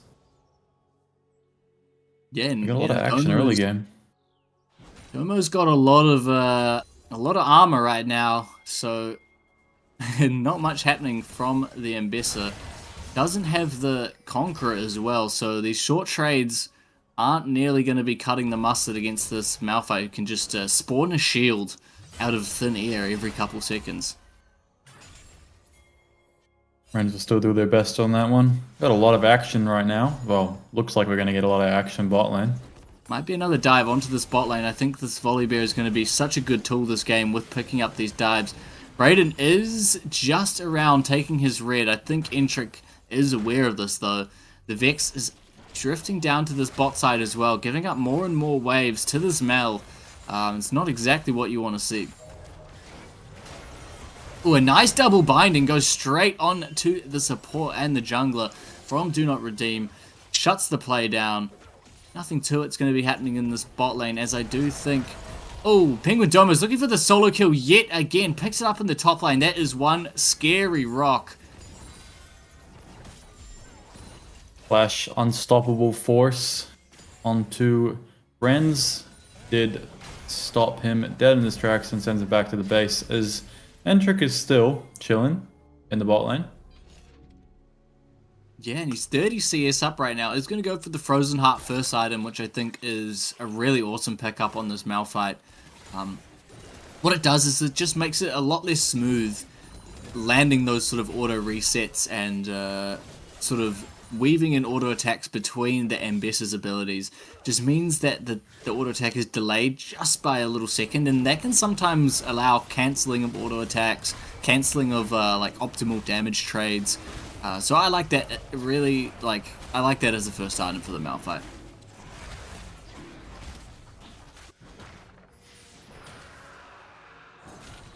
Second dragon. Yep. Yep, that's the one. Yeah, Yep. thought the same exact thing. Going down to DNR. Still feeling good with those objectives. As we had that bot lane prio is just being translated perfectly into something tangible. And if we do look on the map, there's not too many threats that can really deal with this Malphite if he gets too far ahead. Obviously, the Aphelios has got all of the gold right now for Do Not Redeem.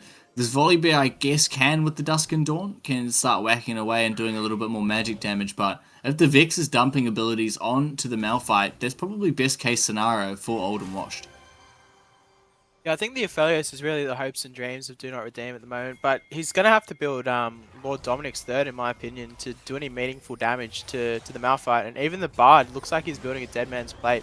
So lots of early armor coming out, as we do see a little skirmish in the top jungle. The bot jungle, Entrik rather. is getting absolutely annihilated. A bit of a greedy B there. Really nice timing by Gryff on his ult. Picks up the Volibear, and that's another kill onto the Mel. And all of the good work that is happening in this early game is just being undone by a couple little sloppy plays here and there. Yeah, that's the second time this game that Entrik's walked into the bot side jungle of Old and Washed and has been punished for it. So really needs to be a bit more careful when he plans his invades out. Yeah, He's going to lose some of his camps now. Yeah, when they set up those dives and really sort of make sure their ducks are in a row before diving is when they're excelling. And these transitional phases is what is punishing Do Not Redeem. You know, it happened in the last game and it's starting to happen again this game. So the cracks are evident in what they need to brush up on. So hopefully they can pick up on that before it's too late. Yeah, they've definitely got the hands to take it to Old and Washed, but it's just their movement around the map where they're a bit outclassed in at the moment. Yeah, I just think it's the comms, that kind of stuff, and the vision. The vision from Old and Wash has been exceptional. I think Golden Features is an absolute demon when it comes to warding, and that's really showing with all the plays that they can make around the spot side. But yeah, Fergus is a menace. Oh, does he get the damage off? So close with that one. Absolute menace. The rest of barely get out of that one and still ends up with tiniest amount of health left. We're going to get another Ocean Soul again, as that is the third Drake coming up. That Volibear would love the Ocean Soul. Probably not as much as an Air Drake, though, as he does really want to be able to get onto these guys and start hitting them. Gonna be first turret for DNR.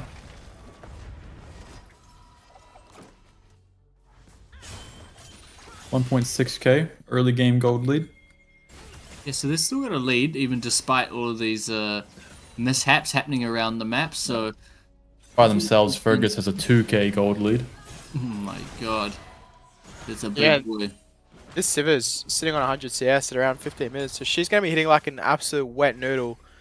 The damage is really going to be all in the Mel, and funnily enough, the Malphite from Old and Washed at the moment. And Siva Yuntao first. What do you think about that? Yeah, I think if you can get away with getting BF Sword first, like I was saying before, this is absolutely the preferred item to go, because you can just go straight into the Infinity Edge second. So you spike on 2 items, whereas with Essence Reaver, you kind of get an Infinity Edge third, because you typically get Flicker Blade second. So I agree with the build from Abe for sure. Now looking for some more proactive plays. The bot lane turret is down. A really nice Tempered Fate onto 2. Can they collapse upon this? Here's the Malphite. He's going to be searching for this Aphelios in the background. Entrik is not going to be able to get out. Does do a nice Unstoppable to buffer the damage here. But here comes... oh, you can only spell shield one of those. As the big fight happens, the Aphelios is doing heaps of damage. Here comes Gryff in the side. Can he pick up any extra stragglers? Really nice timing by Renz, but the Vex is looking for more. Is he able to kill Abe? Abe goes down. BRDN is next. Rez is angry. He's being beaten up by a rock all game, and they're going to look for him under tower. Oh, he's so low here. Can they pick him up? They're going to put him in the top lane prison just now, as the Vex closes it up. 3-0 and 3. These proactive plays by Do Not Redeem are just putting them ahead. That was a great turnaround. Looked like the fight started really poorly for Do Not Redeem. The Volibear just looked like he's made of paper with the Dusk and Dawn build. It pretty much instantly going down, but they used a lot of resources to take him down, and you can see the Aphelios just absolutely tearing through them in the back end of that fight. Yeah, Entrik the was just Olios- being bait that time. He knew what he It's was doing. online. Gryff wasn't actually in that fight at all, and I think that is a big damage threat. You know, this, as you were saying, the Sivir isn't really online right now, and as I said, that Oleo puts the door up and tanks up a decent amount of damage. But yeah, the damage threat is Gryff right now, and if Gryff isn't able to be involved in the fight, there's just not much damage. Yeah, sure, Xin Zhao does a little bit of damage here and there, but it's nothing compared to what this Aphelios can bring to the table. Vex and Aphelios are looking absolutely nasty right now. 3-0 and 3. A little bit of jostling around this dragon does get started up by BRDN. I think it is just a bait to see what else is available. The Vex ult is just online, and the Mel W is down for about 20 seconds. Renz is poking his head in to see if he can get anything off. They're trying to spread out, not to allow PenguinDomo. Tempered Fate going onto the top side, onto this Vex. They might have taken him out, but the engage from Renz comes in. They go down straight away. The Volibear gets a huge ult onto the backside. Domo turns it back around with a huge unstoppable force, and unfortunately this Aphelios just has no room to hit as Domo is in the mix. The ult just gets eaten up and nothing to it. A beautiful fight by Old and Washed. Wow, just when you think Do Not Redeem is redeeming, they are washed. They might have had to leave Vex there to die and not try to turn that one around. Yeah, I definitely think they misplayed that team fight. The Aphelios is really all of your damage, and you can see how far away he was from that fight. He also doesn't have his Infinity Edge completed, or he definitely didn't for this Drake, so I wonder if they were better off dropping that Drake. Yeah, there were 2 Drakes up. There's nothing really for them to get off of that. Even if they did win, it was just the dragon, and obviously a 1 fight if they won it, but it just wasn't worth the risk in my opinion. And this Mel is so strong right now. Does have a pretty sizable shutdown gold advantage as well. Yeah, I think they had time to take the Drake and get out when the Tempered Fate went onto Vex. Because the entirety of Overwatch converged onto Technologia and left the Drake after it already being somewhat leashed already. And now we've got a 5-0 and 1 Mel. Yeah, they're definitely tunnel visioned on trying to save their mid laner. But the correct call probably was just to take that Drake. Definitely was, and the Mel sort of stayed full HP in that entire team fight. This PenguinDomo Ornn is Malphite is a bit of a menace.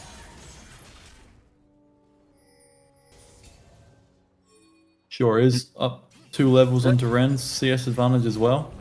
Yeah, and also that is going to result in purple and red gun there is not ideal for the team fight. No, it is a bit of a weird combination. Maybe he just wasn't able to cycle out the guns that he didn't want beforehand. So yeah, probably just more reason to drop that Drake if your Aphelios doesn't have the best guns for it. Yeah, and I mean, it was an awesome Tempered Fate by Golden Features. Really good heads-up pick onto the Vex, knowing that Vex has been a bit of a demon in these fights so far. So getting the pick onto that. BRDN is looking for a dive onto him in the bot side as well. Sivir, look, just clears out these waves so easily. You know, it's so hard putting pressure onto her in this mid lane when she can just one-hit the wave at this point. Yeah, she's a very hard champion to punish. And it will be a They're Zeal. gonna- Yeah, so she's going to go for the Flickblade second, which means she's just still going to be hitting like a wet noodle, but it doesn't even look like she needs to be a damage source for her team with how far ahead this Malphite and Mel are. They're going to be doing plenty of damage, so looks like she's just looking for the cheaper item to get a 2-item spike as soon as she can. Yep. But the thing is, as soon as this Mel goes down, things look a lot better for the side of Do Not Redeem. If they are able to get a pick onto this champ, I think the team fight will go well. But that being said, the Mel W is a thing, and it makes it quite hard to get onto someone like Gryff, who is already a pretty smooth operator by themselves. Fergus just sneaking out the side of that Tempered Fate there. Foot was not on the line. This is going to clear up mid-game, and we are slowing down for a bit. I think Do Not Redeem is probably trying to set up some form of play. As we see there, Gryff has got a sizable gold lead over his counterpart in the mid lane. about 1,000 gold up. Or 1,400 gold up. I do have to question why Fergus hasn't pressed his Potion of Force yet. How it works is it gives you 20 flat AD, and you get that at level 6, and 20 flat AD at level 6 is way more impactful than it is 21 minutes into the game. As you can see, it's great flash from Fergus, really good reflex check from him. Yeah, but it will be down for the next time the Unstoppable Force is available, so they didn't read the map that well, and the Malphite was able to just wander down and force the flash out. That's probably the biggest summoner spell on the map right now, is the flash for Philios. Definitely could be. Got the Baron up now, as we are past the 20-minute mark. Next Ocean Drake, just under a minute now. Yeah, and Entrik is spotted out in this top side. They do want to try and get this Malphite taken down at Peg, but Randuin's Frozen Heart is going to be a tough prospect for any auto attacker to try and do anything to this guy. Yeah, he's gonna feel super strong in a fight. Probably going absolutely fearless, like our draft.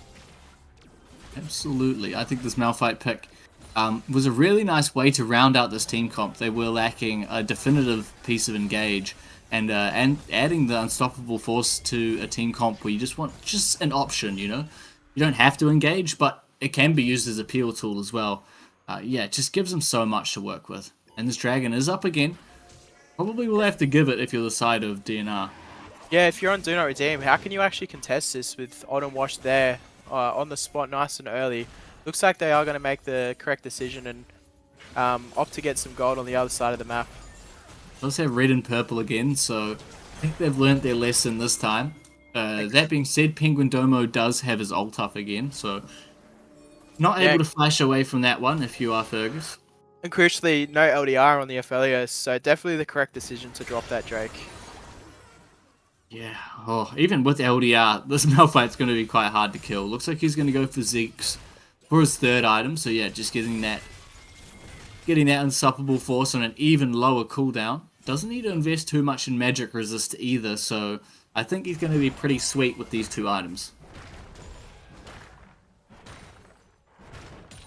Whacking away at these minions. What a beast.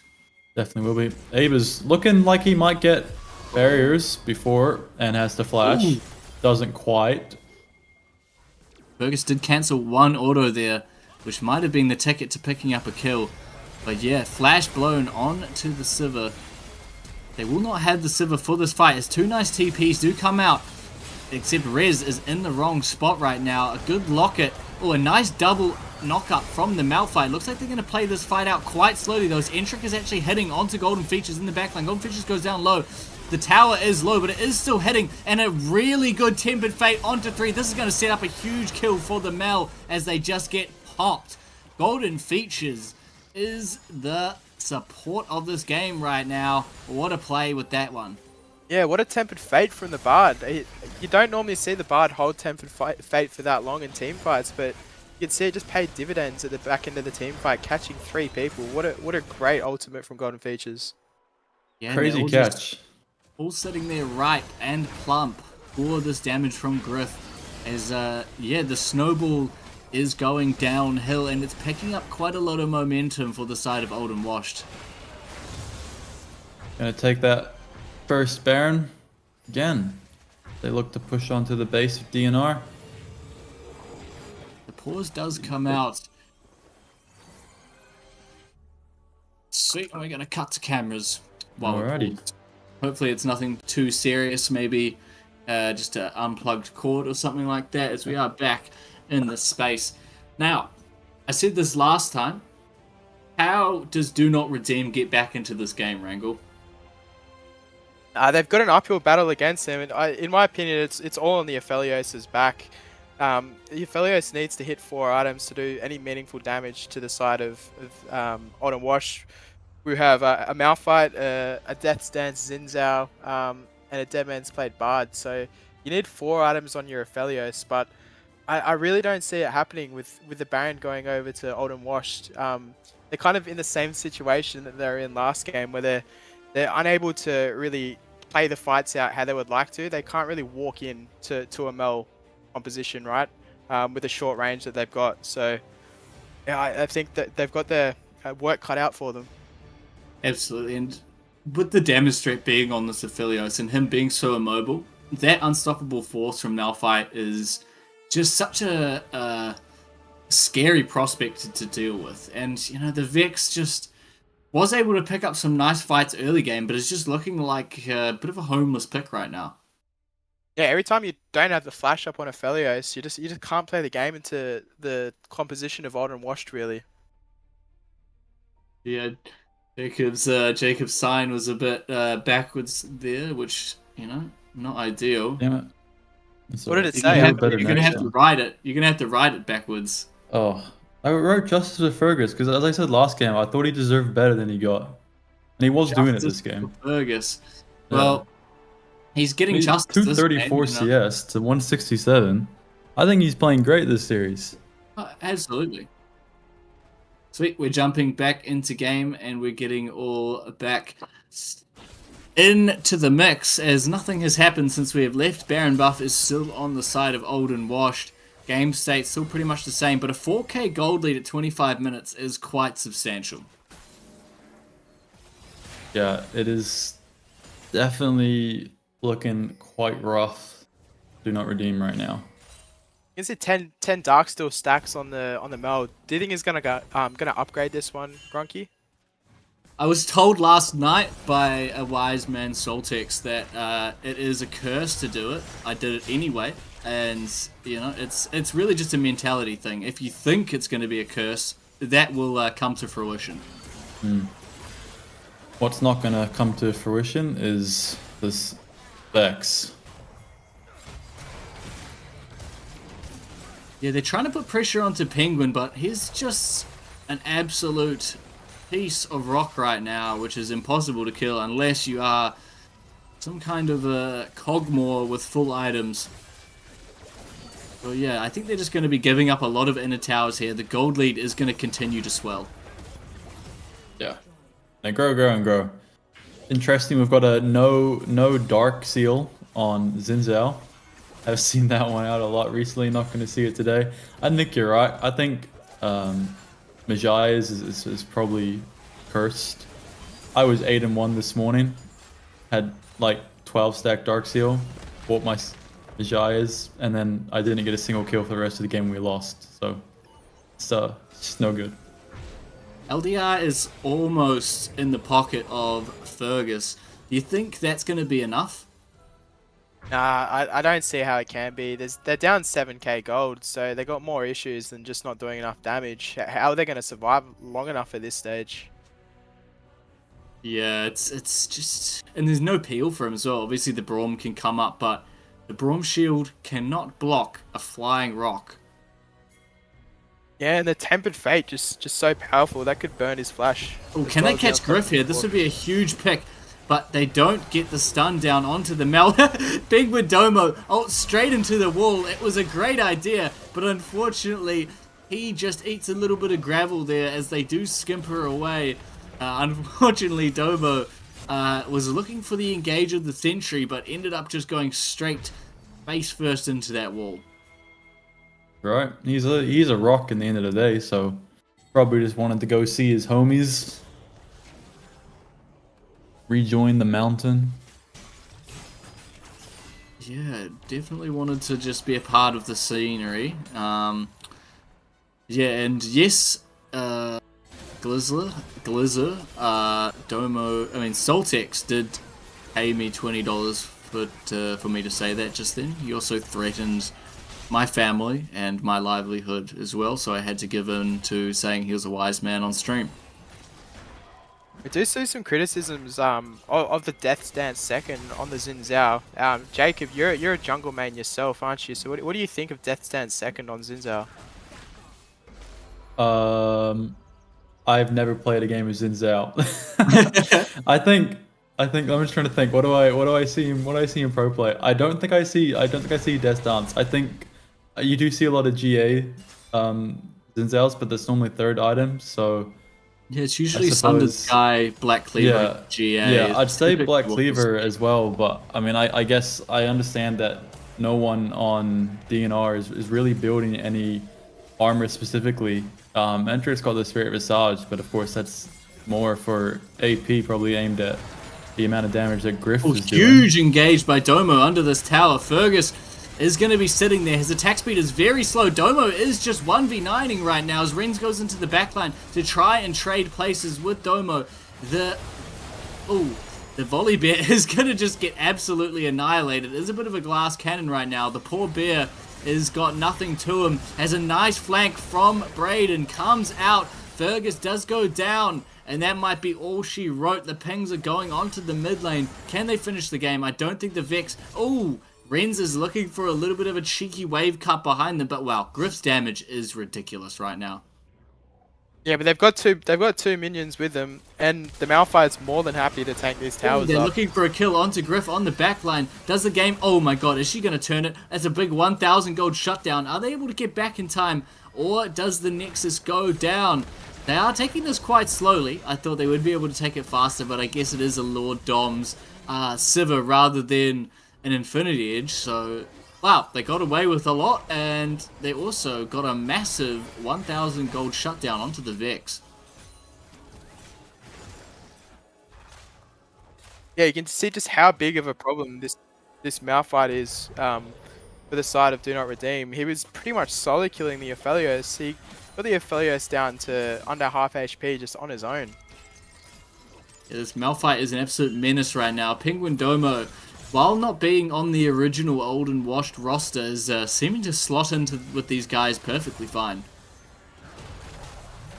But might get caught out here. A couple good plays in a row. Hopefully isn't being taken back by one bad one, as they do get the Gravitum gun pushed onto him. But look, 3 people. Oh no. Fergus is not in the right spot at the right time. Gets taken out by BRDN. They are sending the volley bear on to the backline, but he gets one hit by Gryff. This Mel damage is ridiculous. And just as a good play happens, it all goes to crap. Oh, but Vix goes in 1v5. Unfortunately, the Ambessa ult doesn't connect onto anyone as he's back into cutting this wave duty. And Domo's ready to end this game and get his rightful trophy for the OBL as he wants to send this to game 3. He's going straight into the base. Absolute disregard to whatever Renz is doing in his mid lane. Just, you know, just destroying heart. Why not?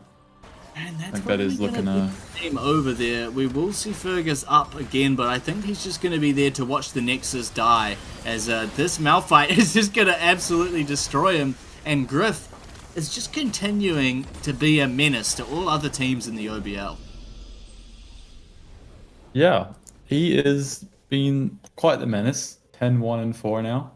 It looks like it's broken the Medjai's curse as well, Yeah. upgrading it. Just getting another 10 stacks on it and destroying the enemy Nexus. So Yeah, I think 20 that's stacks just reflective of the fact his mental is great right now. He is feeling good about the position of these games, and even when they do fall behind, you know, pre 20 minutes, I think they're pretty just confident in backing themselves. That's a lot of damage coming out of that Malphite. Vex coming in the second most damage is definitely respectable. Yeah, that's PenguinDomo. this Just, is not an AP Malphite as well. This is a full tank Malphite. So he's doing the most damage in the game, and you also can't do anything about him once he's ulted in. Absolutely not. It's domination right now. No pieces as well to kill this Malphite. It was the last pick. The Vex struggles to kill him. The Ambessa, you know, potentially could have done better than him in the lane. But there's no Cassiopeia. There's no like consistent AP damage that they can use to chunk down this Malphite. He is just a menace. Yeah, definitely. I mean, we thought he got off to probably not the greatest start, getting solo killed by Renz. Turned it around very, very quick though. You just see how problematic the Tempered Fate and the Unstoppable Force are for an immobile ADC like the Aphelios. I wonder if there was room to pick Thresh there for Oleo. I know Oleo plays Thresh. That's kind of the common answer to these problems you have with your immobile ADCs. You can just throw out the Lantern and it it kind of saves your ADC from these bad situations. But yeah, as you can see, every time he doesn't have flash, you just can't play the game. Yeah, that is, like, ideally that's the lane you're heading with this, and they didn't have to pick the Braum that early. They could have gone for the Thresh or something like that to pair, because, you know, for the Aphelios, it's Thresh or Lulu is pretty much what you want to have with him. And Lulu's obviously gone, Thresh is still available. Yeah, it was a bit of an oversight in draft. I think there are quite a few elements in the draft for the Do Not Redeem that were just a little bit hastily put together, and I think that's reflective of the fact they're feeling the pressure of this moment.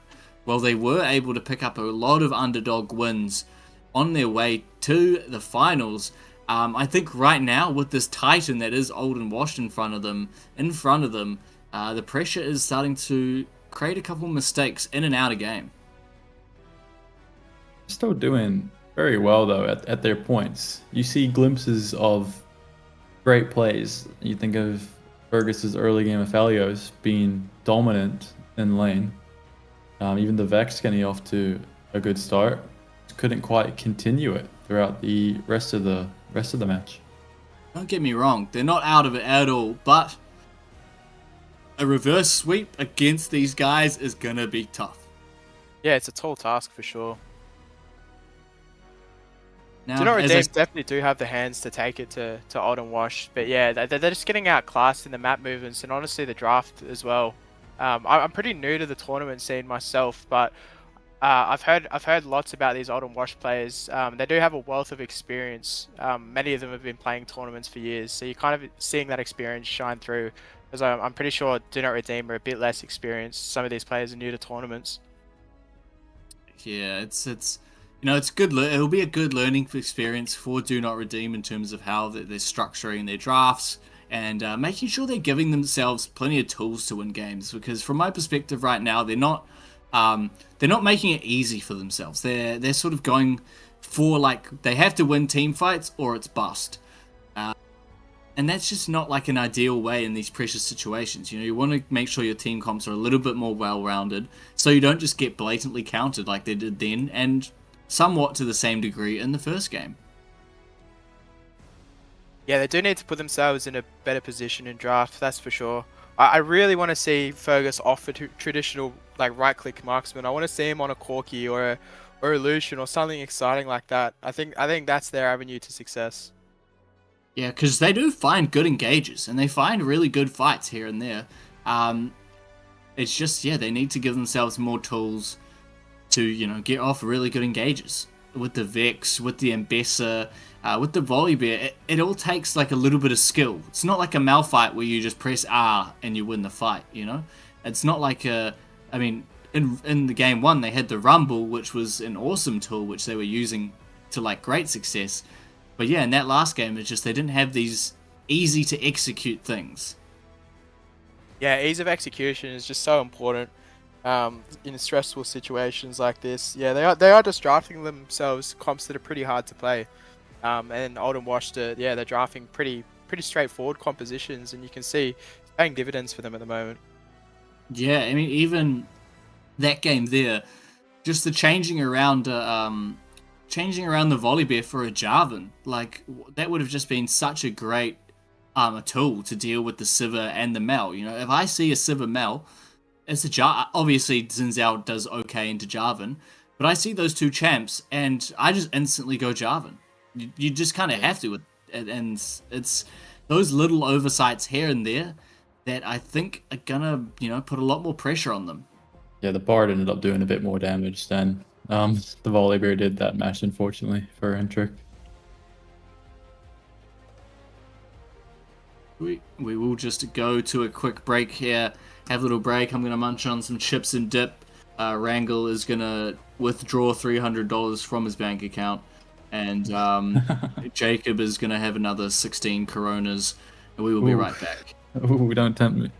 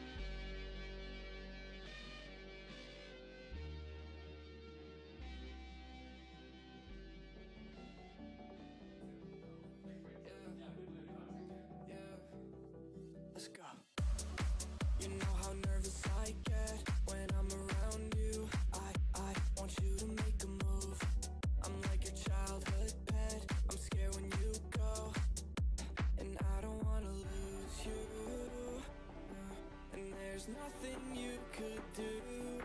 It feels warmer when you're here. I get shivers when you have to go.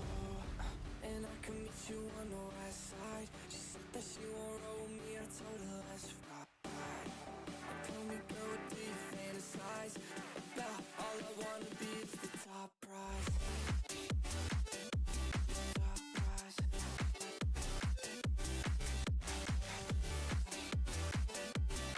Oh my god. Top prize. Started off on my own. Ever since you came around, I felt like nowhere to go. Let's go. I'm feeling so much worse. It's only the first of the month. Yeah, yeah. I knew that I'd be insecure. I didn't think it hurt this much. Like I don't wanna lose all we got. There's nothing you could do to piss me off. And I might make a fool of myself. So tell me what to do, is that intel? And I can meet you on the west side. She said that she won't roll me, I told her let's ride. Tell me girl, what do you fantasize about? All I wanna be is the top prize. Top prize.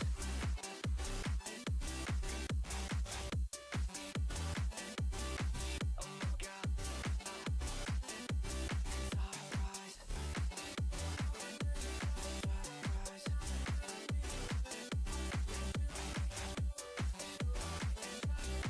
Oh my god. Top prize.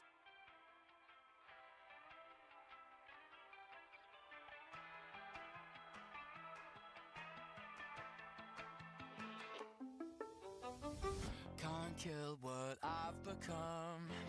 I scream until I'm numb. Now with the summer skies, you're gone.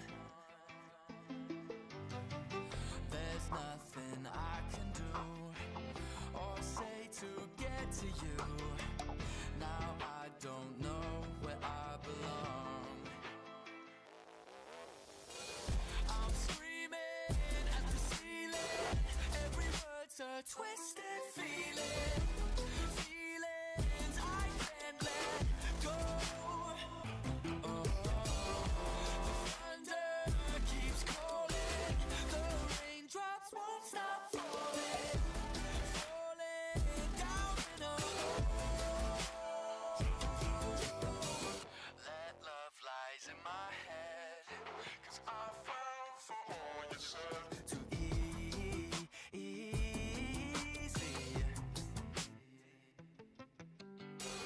Dark clouds won't let me forget.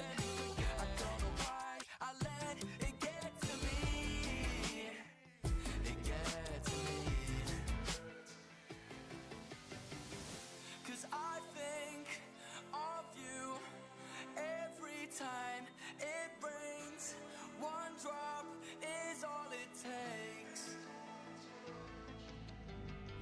And it's pouring, it's pouring, it's pouring, it's pouring, it's pouring, it's pouring, keeps pouring and pouring. I'm screaming at the ceiling. Every word's a twisted feeling. Feelings I can't let go. And the thunder keeps calling. The raindrops won't stop falling. Falling down in a hole.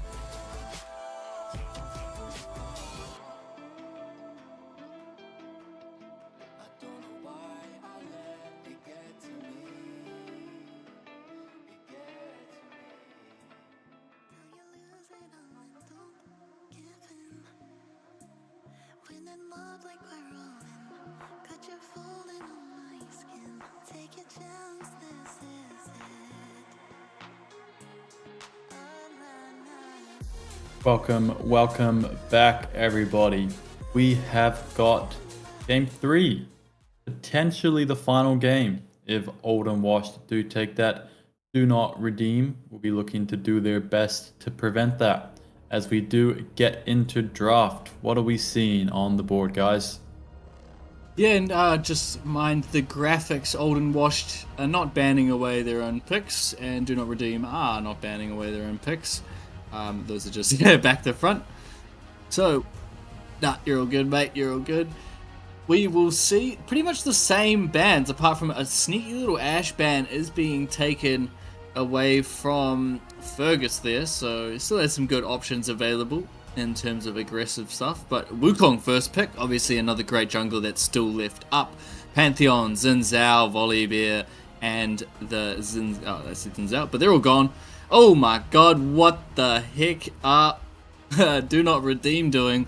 I felt like they haven't learned at all from what we just watched from the first two games. And the Xayah pick is pretty much a perfect answer, as Abe and Golden Features get the Xayah Rakan, which is going to go, and they're just picking such a random collective of champs here on Do Not Redeem. Solo queue draft. Perfect. Duskin Door doesn't work the first time, try it again. It is low-key a three-way flex, though, as, you know, Sion can go mid, Sion can go bot, Diana can go mid, Diana can go jungle, Smolder can go top, mid, ADC. So it is maybe a bit of a three-way flex, but I think, oh god, I had to say this, but I think the pressure has finally got to them. Or it's created diamonds, and that's what Do Not Redeem will be outputting on the Rift. Who knows? I wonder what they're going see to some pair crazy with stuff. the Smolder. Because they have banned away the Soraka and the Janna. Some long-range enchanters, which are quite nice with Smolder, so very interested to see what they pair it with. What is going on here? It is a random assortment of champions. Looks like it will be maybe a Zoe top lane. Crazy. I think this is a jungle Zed. I've seen Raiden play Zed. And Penguin on the top Wukong, you reckon? On the top Wukong. Yep, that'll be my bet. Yeah, I have Zed written in my notes for Brayden. Yeah, no, I mean, this is it's an interesting team comp, and I think we've been given something. We've been blessed with something a little bit more fun than just your average, because you don't really see Diana too much in competitive. Obviously, it's a solo queue menace, but right now, it is spicy. I think Technologia getting this Ahri as well is a really nice pick. Gryff, yeah, I don't know too much about his Zoe work, but I do know Harry D loves a bit of Zoe. So shout out to Harry D if you're in the chat.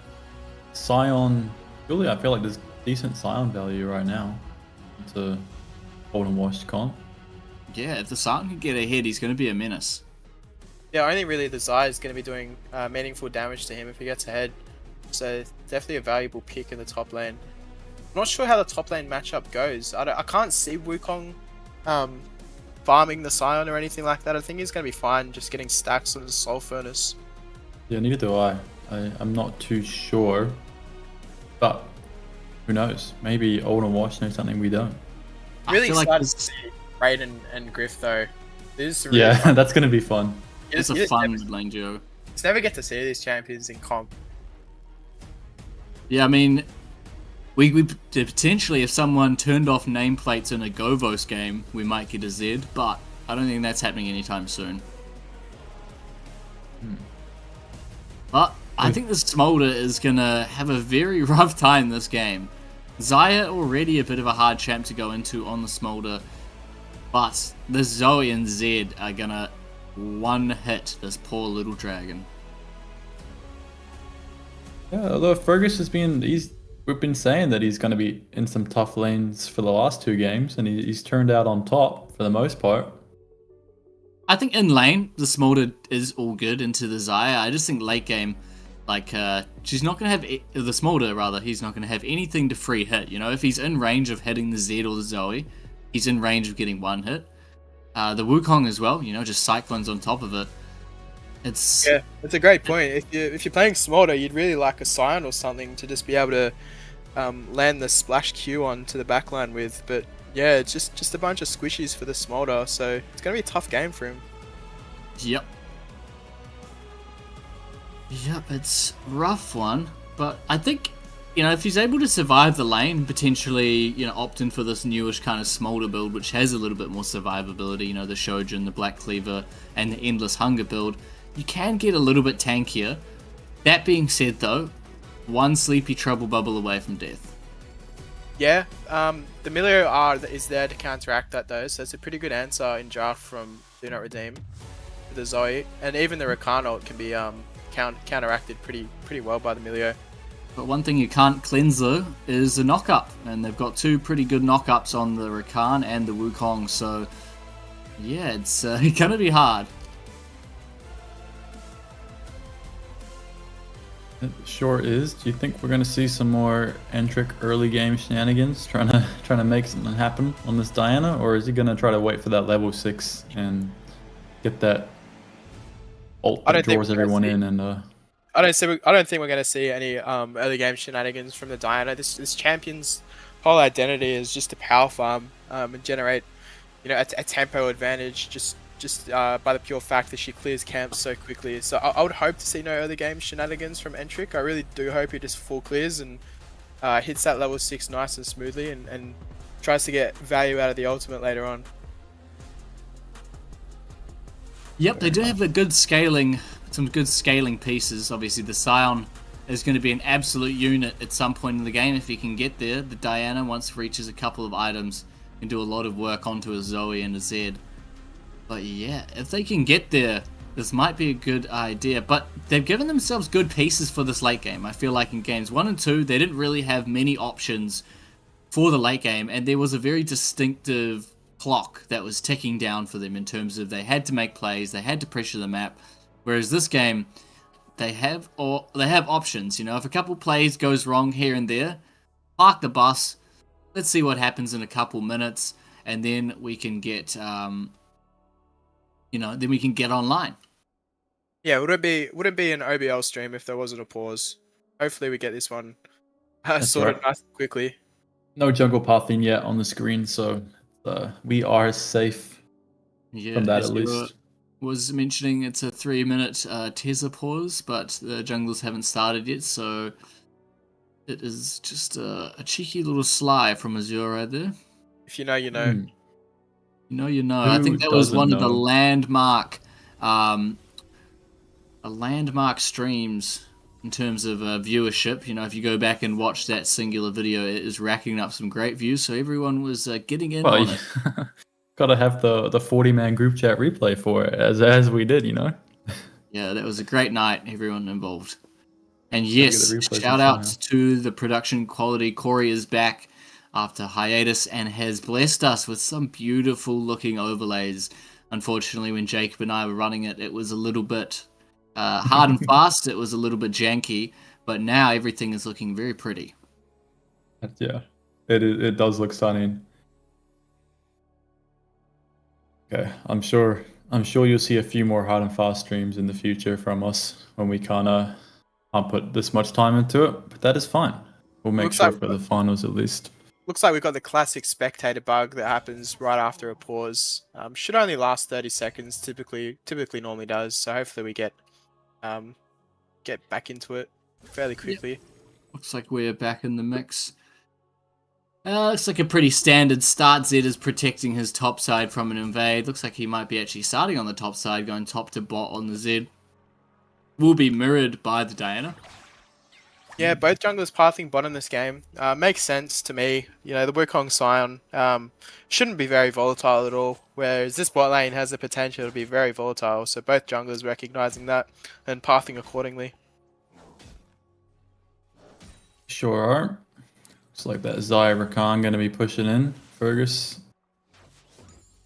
I don't know too much about this Wukong top, so hopefully there is an imposter hiding in the chat there who can tell us a little bit more about the Wukong top, because I know they enjoy a little bit of Wukong top action, but otherwise I think it's just smacking the Scion on the head with the Q, backing out, what have you done, you know? This is a really cocky purchase from Renz, opting for the cull first on the Scion, so I guess he thinks he's not under enough pressure to warrant having a Doran shield first. Yeah, very interesting. I do think that the Doran's shield is pretty crucial, especially for those first early levels in Scion. Unless you're going to try and be cheeky into a ranged and go Comet Scion with the Doran's ring, I Do like that, like a little Comet E Max Scion. That does end up being quite oppressive, but yeah. As we see, the Z is just such a speedy clear still, even after all the nerfs. Yeah, absolutely wrap now, finishing up the red buff. Well, Entrik is still just starting in midway through the blue.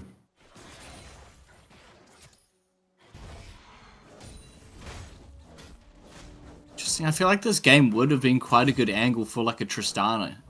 You know, there's a lot of squishy targets. You can sort of catch out someone, burst them down, and get out. But they did opt for the Smolder, which is a lot more high risk into what's in front of them.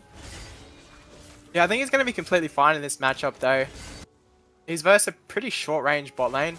And Ooh, a nice pick onto the Milio. First blood for the Xayah. And it was looking good to start off the game. Exhaust does go down, but they did get caught out by a sneaky little play from BRDN on the bot lane. Yeah, just as I say, this bot lane's going to be fine. Oleo checks the tri-bush, and there's 3 people in there waiting for her, and she just gets obliterated.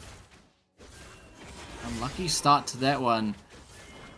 He's checking the bush. You wouldn't necessarily expect the Z in there, to be honest. No, but it was on the timer that he could be there, so they should have been aware of the possibility. They were under their tower, so they were completely fine. Double electrocute proc in the mid lane.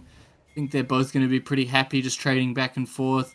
Zoe hasn't taken the B just yet, doesn't have teleports, so we'll probably try and chunk out the Ahri a little bit more as we do see a TP back into the top lane. Has picked up a cloth armor and some boots.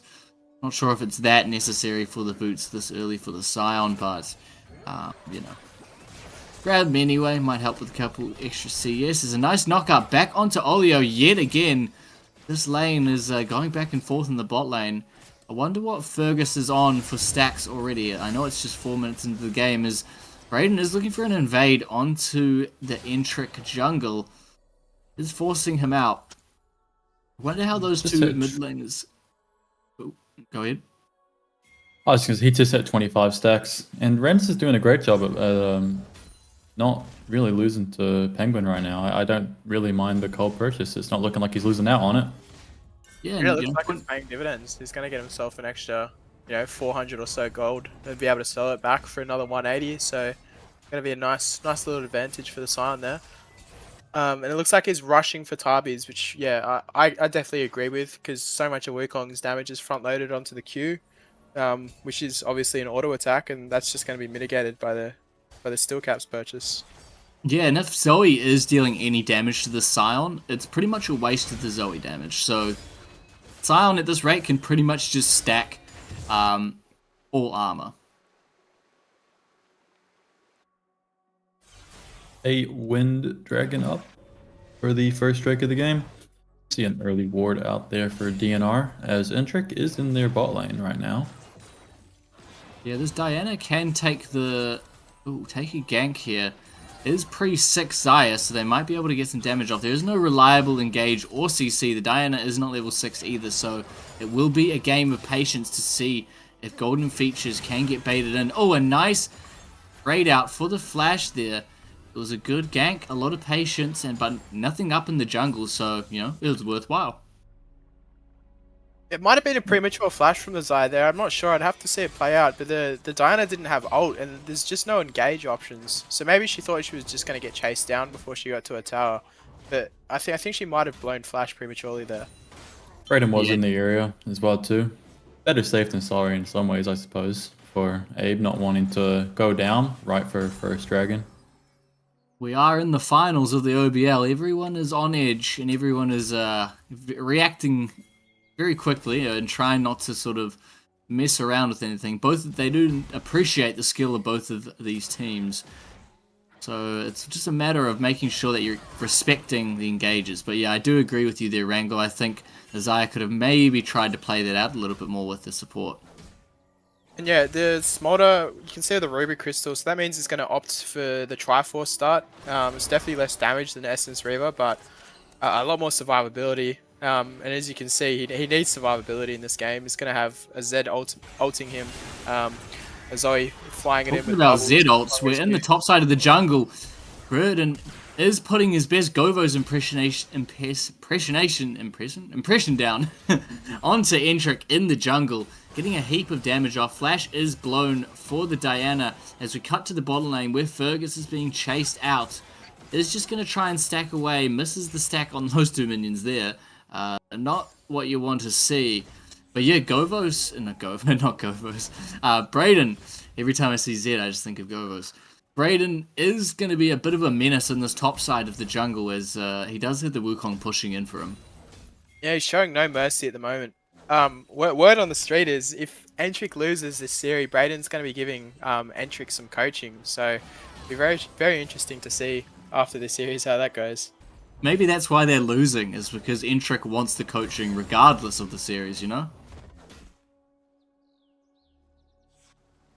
You wouldn't want to pass up an opportunity to get coached by Brayden. Yeah, some free Brayden coaching would be great for a player like Entrik. As we see... Entrik is trying to redeem the coaching by doing a very overzealous engage here, but Golden Features... Oh, the charm does connect onto the Zed. Does the Ahri have enough damage to follow up? Everyone is showing up to this fight right now, the Zoe included. Does have the Protobelt extra on there. Does get the range off, but everyone decides just to take what they can get and leave out of there. It was very close. I felt like the Ahri might have been able to extend that play and get the kill onto the Zed, but they decide against it. Yeah, A lot of cooldowns used. Yeah, Zed didn't have flash and Ahri does. I definitely do think she could have chased, but perhaps the nerves just getting the Technologia there. As you can see, no junglers are in shape to do the dragon, so I think both of them are going to be heading to either do a reset or go towards the grubs. Pretty much the entirety of Brayden's jungle was up there for a minute as well too. Probably wanted to get some of that done before he does look for anything else. He does have the Hubis. The Hubis is done on the Zed, so we'll be looking to make a little more plays on the map. As it will be a Ravenous Hydra for the Wukong. Entrik getting dove on again, eating up this Zed ult. Pops the ult of himself, and Entrik is just going to go down to Gryff. A lot of damage. This Zoe is absolutely pumping the damage out. Unfortunately, there is no Spirit Rush for the Ahri, so wasn't able to answer that pick there. Yeah, that was a flashless Diana stuck in the grubs pit, so just fish in a barrel for Brayden and Gryff there. Yeah, only had the Faded Ashes as well at that point, so wasn't really going to be doing too much damage to a champ. Yeah, and it is Leandre's first for the Diana. I'm not too sure I like this pick, as they are all just squishies on the side of Old and Washed, and you don't get too much value out of the Leandres nowadays without making use of the percentage health passive, so could have been better angle going for like a Dusk and Dawn Shadow Flame kind of angle. Yeah, I probably would have thought that was the way to go, you know, just go for the absolute one-hits on this backline. But yeah, decided against it. Probably going to go for a little bit more of a bruisery Diana in this game. I should say that the set's not going to be here in time though, so they're going to take it. Can they get out? Trouble bubble onto the Diana. Ooh, a nice knockback. Yeah, this is a flashless Diana, so almost certainly dead. Ends up going down. And Brayden gets 2 stacks onto the Hubris. As Rez TP's back to the top lane, they're just sort of just trading CS with each other. I think the Scion isn't going to mind it too much. Oh, a nice charm connects onto Golden Features, and Technologia is looking to put the game back in his own hands. There's a lot of feathers on the ground right now, though, as Fergus is positioning himself away from the feathers, is able to pick up the kill and the flash. Tuck down. That is huge for the Smolder right now in terms of scaling. Yeah, and they're able to pick up that dragon as well, which just affords them another 5 minutes in this game with this pretty scaling composition they've built for themselves. Another 5 minutes is going to feel great for the likes of Smolder and Scion. And even though they are behind, this is probably the best I'm feeling about DNR's position in this game. Yeah, they were down nearly 4k gold before Ari made that play, so that was crucial for getting them back into a decent spot. Yeah, 4k gold at 11 minutes is pretty crazy. Yeah, if we see the graph there, just peaking up around 3k, that is a crazy lead to be having this early in the game. Yeah, but the shutdowns have just cut that in half. So absolutely crucial for Do Not Redeem. And then, yeah, this Scion's kind of just free stacking at the moment. This Wukong can't really establish any lane dominance whatsoever on him. He really does need to get a Black Cleaver to be able to side lane with this Scion. I wonder if it will... Oh, a really nice Diana ult hiding in the bush is able to get a little bit more gold onto the side of Fergus. Unfortunately, Oleo picked up that one. That's all good. They're going to enjoy that. They get some free stacks. They get some free plates. Are they going to go for the dive? Doesn't look like they are. It looks like Down is on the Krugs at the moment, so they might just let Features get away with this. I think Renz might go down to a dive in the top lane here, though, as a Hubris stacking Zed is looking for a kill. He does get off the damage. Does he pick up the kill? Oh, a turret kills PenguinDomo. Rez is fancy feeding around this tower and picks up the wave as well. That is a lot of time invested by the Zed and doesn't pick up a kill. Unfortunately, Rez didn't get the kill onto Domo, but a failed dive in the top lane. It's looking pretty good. Yeah, That's our weak side king. Knew that was going to happen early on in the draft. I told you he was going to get ganked and survive, and he does it. Just phenomenal work to get out of that one alive and take out PenguinDomo with a turret shot in the process. Yeah, and this 3k gold is just completely evaporated. It's nearly dead even now. So they've really managed to claw themselves back into this game. All the gold is just pretty much allocated to the Zed right now, and I feel like if Fergus gets a little bit more tanky on this Smolder, the Zed actually doesn't have that many great targets to go for. Yeah, and Smolder does have some really good defensive options, alongside with Oleo, who can just kill him while the Zed tries to assassinate him. So I actually think it's going to be quite hard for the Zed to get onto this Smolder and one-shot him. And also late game, the option of Zhonya's isn't terrible on the Smolder either. No, his AP scaling actually isn't that bad, so he definitely can opt for that if he feels threatened enough. Good news is we're not going to get another Ocean Soul this game, as we do get the Ocean Dragon coming on through for the second one. Yeah, I want to see something exciting. I don't want to see Chemtech or Mountain. I want to see an Infernal Soul or a Hextech Soul. I'd love a Hextech because it just gives the teams a little bit more maneuverability around the map. His Technologia wasn't even there, essentially, just got popped. That is... yeah, you wouldn't even no know. amount of Spirit rushing is going to get him out of that one. Oh, as a pick is being found onto Golden Features in the jungle. Flash is out of that one. They are making plays all across the map. This Zoe is looking for some Sleepy Trouble Bubble angles. BRDN is about to pick up an Axiom Mark, and it looks like they're going to go for a dive under tower. BRDN gets a little bit overzealous there as goes down. The Smolder picking up another kill. This is looking pretty damn good, and the gold lead fluctuates again, but it's dropping. Likely going to be second dragon as well for DNR. You got 18 seconds left on Ooh, unless Gryff has anything to say about it. Just 15 from the dragon. Now, Luden's on the Ahri is quite an interesting pick. I feel like you could have some other options here. Maybe just going Malignance Rush, as per usual, and then going for a Proto Belt would be really nice in this game, as you just have that extra little bit of maneuverability to dodge these Sleepy Trouble Bubbles. As I say that, get some good damage off onto Gryff. Wants this one tower plating so much, don't think the Ahri is going to be able to pick it up, but this dragon is being sniffed out by Entrik. I guess the Ahri's mindset is his verse, five fairly squishy champions, so perhaps you can get away with the Ludens instead of Malignance. But I definitely do agree. I think Malignance is just like best in slot on Ahri. Getting that ult cooldown shorter is so crucial. Teleport in from Renz ahead of this dragon fight. Big shield on the Scion already. Can tank up a couple of those Sleepy Trouble Bubbles with the Paddle Star. Is going to be the big boy out front of this game. They're going to have to get past him to get onto Fergus. Entrik is looking for an engage. Is salivating, wanting to get some damage off. Oh, the smite goes down, gets missed out. A huge cyclone goes into the backline, but Entrik is in there, heading away. The Scion picks up a double kill, and Fergus is looking for more onto Abe. The Wild Feathers go out, but they weren't used effectively to dodge much. And Renz is a big boy this game, and if he keeps snowballing, I don't know if they're going to be able to take this big Scion out. Yeah, Fergus called Mom for an assassination on that one. You see the struggles of the Old and Wash comp trying to fight a 5v5 front to back, as we do see a charm land onto the Ahri. Ooh, a nice Zed ult is going to take out the Ahri. It's an obvious target. because of how squishy they are in this mid lane, and with no Spirit Rush down, they can just keep abusing it. Yes, this is how I want to see Old Wash play with the Zed and Zoe. I want to see them go for picks. They went for a front to back at the previous Dragon, which, you know, you're never winning a front to back into a Scion Smolder comp, are you? So I want to see them go for a more pick orientated style, try and get a pick, and then translate into some more pressure throughout the game.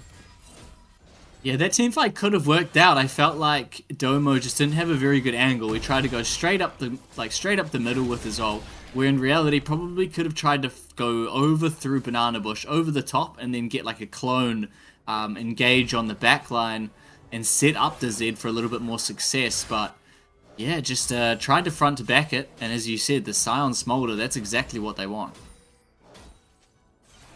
And it just affords the Smolder to get that many more stacks when he gets free front to back fights. In case anybody is wondering, I've just gone back in time. Raiden smited the dragon at 1,465. So ended up with 65. And I did notice Entrik that got the smite on that one. I thought he smited a bit early, but yeah, confirmed on that one. Can we notice that Entrik, barely got that one. It was 2 digits. Can we get a Smolder stack check? Yeah, that would be awesome. Yeah, Smolder's currently at 167. 167, oh, that's pretty rough. You really want to be getting around the 200 mark around this point right now. Because ideally you want to hit those stacks at 20 minutes, but, you know, it is what it is.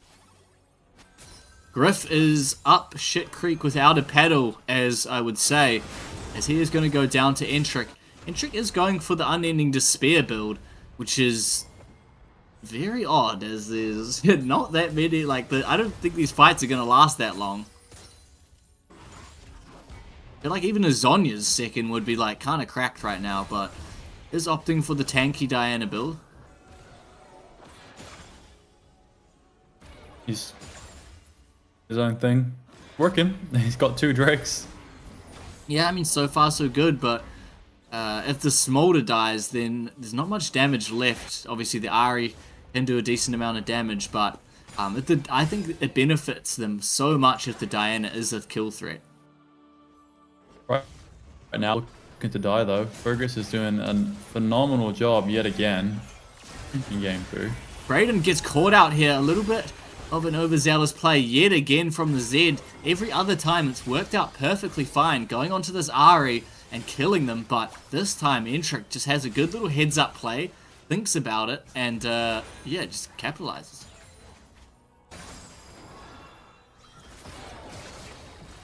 Now the Smolder is hurting. Even though it does have the Triforce build, it's dealing a lot of damage. And here is Entrik going on to golden features, might be able to pick the kill up. Nope, PenguinDomo is invisible right now, but is getting knocked up by this big boy Scion, who is just ulting onto him.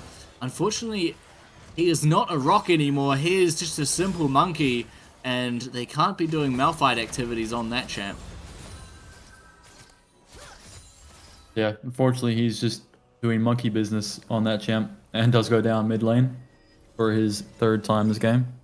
Yeah, this is kind of the classic comp that we see Do Not Redeem have success on. You know, Renz is on a tank this game. The last 2 games has been on some pretty aggressive picks. You know, on the Rumble and the Ambessa. I really do think his strong suit is just locking in these tanks and creating space for Fergus and Technologia in team fights. He's looking amazing on it this game as well. I do think that the Wukong was a little bit of an ambitious pick, but you know, you got to be there to punish, you know, mistakes, and the Scion definitely is. Oh, a nice charm onto Gryff. Has to use his stored flash, not his actual flash, to get away from that one. As everyone is a bit tense right now, but it will be a 3rd dragon potentially going over to the side of Do Not Redeem, and I don't want to be too early on this one, lads, but are we going to go to a game 4 here? It's looking more and more likely, isn't it?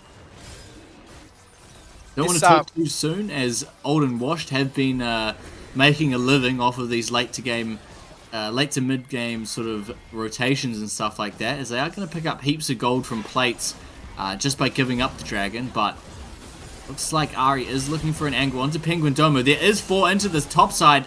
Looks like it's all she wrote. She does get 1 kill back, which is actually quite impressive considering that. And Diana has sniffed out a fight. It will be a 3-man engage on the Diana. Flashes to get Burden on the other side. And Golden Features is running the wrong way as Abe is gonna get smacked down by the Scion. Wow, what a great Baron. play. And the Baron will go over to Do Not Redeem. The first Baron of the type for the Do Not Redeem side. And Golden Features does manage to sneak out of that one, but I think they're going to be perfectly content with this Baron.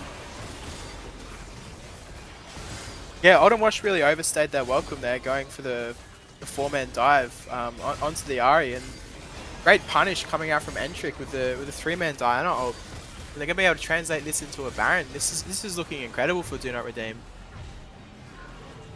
Yeah, that is It's looking really good. Renz did just put Abe down. It was a very cinematic death for Abe on the Xayah as the Scion just came through and ran her over like a train. Did it indeed.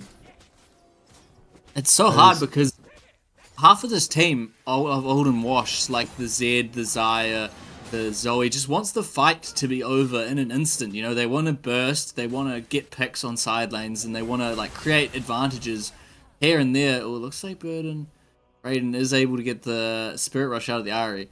But I digress. I was saying that, you know, they want to be able to get this burst off, whereas the Wukong really likes these extended fights, especially in this top lane. Getting the Ravenous Hydra wants these long, extended, slow fights. Whereas I think right now, doesn't have enough durability to deal with the damage coming back from Do Not Redeem, and doesn't have the damage to really impact the fights either.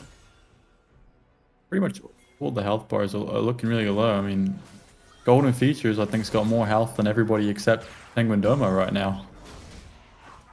And that's on the support. Yeah, he does have the Black Cleaver, so might be able to get a little bit more damage onto the side lane trades, but as you see, Renz is just doing whatever he wants to do right now. Yeah, that turret can't be lost. Yep, there we go. And there's a big swing in the gold graph is happening. We do get a pause. Yeah, cut screen.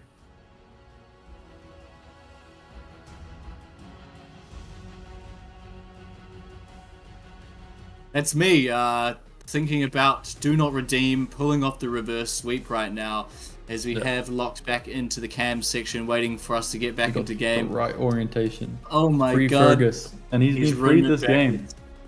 Yeah. That was harder than I thought it was going to be too. I had to really think about that as I was running it. The E's are really throwing me off, and then I ran out of space.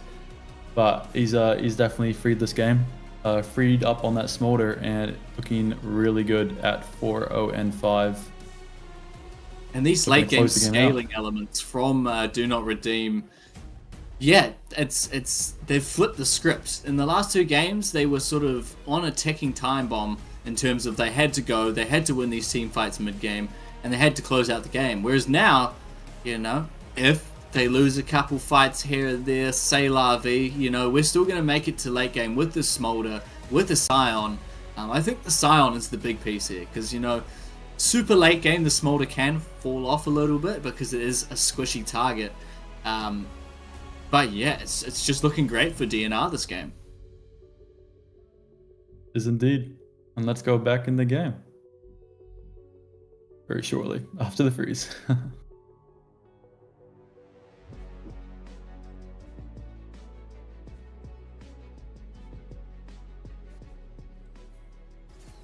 But yeah, my reservations about this team comp in the draft are being blown out of the water. Honestly, I expected the Zoe to be a little bit more proactive in terms of punishing this bot lane, but Entrik has been all over it. He sure has been. He's been incredibly all over it. Say what you want about his build. Is he going Bloodletters? Third? Oh, a nice charm catches the Zed. The Zed might go back to his shadow, but yeah, just a trade of ultimates there. I think the Zed is the main carry for this team right now, and him being on these side lanes, trying to pick off this Ari is just almost a waste of the gold lead that he had been building this game. Oh, a trouble bubble goes on to Fergus. Really nicely cleansed by the ult of Oleo, though. Yeah, this Zoe pick is just looking completely useless right now. I do think this is quite an ego draft from Old and Washed. Yeah, they definitely could have drafted more standard, but I think they were feeling themselves being 2-0, being up 2-0. So I think we'll see something more standard from them next game, because it's almost certainly going to a game 4 at this stage. Can they do it standard though? Because we do have a lot of champions out right now. It's definitely being mixed up, you know, the Zyra Khan being off the table as well as the Milio and Ari this game are all champs that like are contested between these two teams. So they will have to get creative if we go to this last draft. And I feel like, from what I can see, the creativity is on the side of DNR. I think the fundamentals, Old and Wash, have that like sorted by a mile. But you know, that's what it takes to be an underdog. You have to be creative, you have to take risks, and you have to do things that people haven't seen before. That's how you beat better players. Sure is. And DNR are looking their best to take the win here. They're put themselves in a great position. This Smolder is smacking at this point. Yeah, and you're going to be forced to fight front to back into this composition of Do Not Redeem. So your only option here is go for a miracle flank with your Wukong and your Zed. You see Wukong's top at the moment. He doesn't have a flank ward. No, there's nothing for him to teleport to apart from that dot bush ward, as Brayden is probably going to have to be forced to go for a steal here. The Shadow is going to run out, and they might just have to leave this one. The turret goes down on the top side, the smite goes out, and that is Soul Dragon, an Earth Dragon, Mountain Dragon rather, over to the side of Do Not Redeem. Wow, that is really good. That is exactly the kind of dragon you want right now, as the Drowsy does get buffered out. Oh my god, the Ari almost goes down, and they're looking for a play onto this top side. Entrik is going to get dived on by Brayden, but Brayden goes down. It is such a weird split map situation right now, as they're trying to fight in the top lane, as Fergus is getting so much damage off onto the Xayah, picks it up, and is going to get the execute onto the monkey as well. PenguinDomo goes down, and the split map doesn't pay off. They do get the inhib tower, but it looks like they might lose at least a Nexus tower on this big push. Yeah, where were you when DNR reverse swept Old and Washed? I mean, honestly, I think DNR are going to be more than happy that they picked up a game in such dominating fashion. And now they know that it's definitely doable. Old and Washed, you know, they can get a little bit overconfident. Yeah, they can. I'd love to see the damage charts at the current, because I feel like the Zyra... Oh, it's such a beautiful engage by the Rakan, but countered perfectly by the Milio. A nice trouble bubble hits onto one, but Entrik is going into the mix, and Golden Features, despite all the good work done in that team fight, gets run down. Oh, Entrik might go down to the tower though. There's a re-engage, can potentially come on the horizon. Flash picked up by the Zoe. The trouble bubble is going to come over the wall and hit the Smolder perfectly. Can Brayden get in there and hurt the Smolder? Is going to get the Z ult down in a big shutdown. But here comes the Ari. Resets galore. Able to get PenguinDomo as well. Gryff, does he get another reset? Gryff is just the only man available right now, as Renz is going to block it. Oh my god, we might be going to a game 4. Yeah, that's a dream team fight for the Ari there. I think I counted 5 or 6 Spirit Rushes there with the resets. That was awesome. It was a great Renz cannot opportunity die. from Old and Wash though. They were able to take out the Smolder pretty quickly, but as soon as that happened, there was no extra damage. The Zed went down, and the Xayah went down, and there was nothing more to it, as Gryff is going to go down as well. Technologia having an awesome last team fight. And ladies and gentlemen, Game 4 is about to happen. Did we think it was going to happen? I thought it was going to happen. I said it was. And They're not going down without a fight, ladies and gentlemen. Yeah, Jacob is DNR's biggest fan. You love to see it. You do love to see it. A big fan of how they play. I mean, they are so fun to watch. When they're on, they are very on. Making aggressive plays, they're on the map in really aggressive spots. As we see, this Smolder is a damage machine. Look at that damage. And when Fergus gets put in a position to carry, he can deliver. Yeah, absolutely. And he's got a really deep champion pool. I think he's going to be completely unfazed by the Game 4 and potential Game 5, only having lost, what's he lost? The Smolder, the Aphelios, forgot what he played the first game. But those aren't really his standard picks. So yeah, he's gonna be more than happy to go into Game 4 and 5. This DNR roster definitely has champion depth. He's still got the Lucian and Kai'Sa. If it's blue side for Do Not Redeem, I could see them. Yeah, I mean, obviously they're gonna get the Nami banned against them. But if in some world, you know, first pick the Nami, grab a Lucian, and that's like pretty much one of the best bot lanes that's still available right now. Like a Lucian Corki as well. Yeah, Wrangle does. The Older Wash are pretty clued on to that. They're like obviously Corki Nami for Lucian Nami is what Fergus is going for, but they just straight up have banned Nami every single time. Yeah, to deny. I think that's still going to be a good ban. Just keep that under wraps. But we haven't seen an Ashe or a Seraphine yet. Yeah, there's going to be. I'd say there's going to be some pretty big Ashe priority in this Game 4. And then what else is on the table? I think Kai'Sa surely has got to be somewhat priority as well. Both ADC players. Yeah, Kai'Sa Nautilus, or you could go Corki Nautilus. It's kind of hard for Fergus to pick Lucian, given that Milio, Nami, and Braum are gone. Those are his 3 best supports, right? So I don't expect to see that. But he's also got the Tristana in his back pocket as well.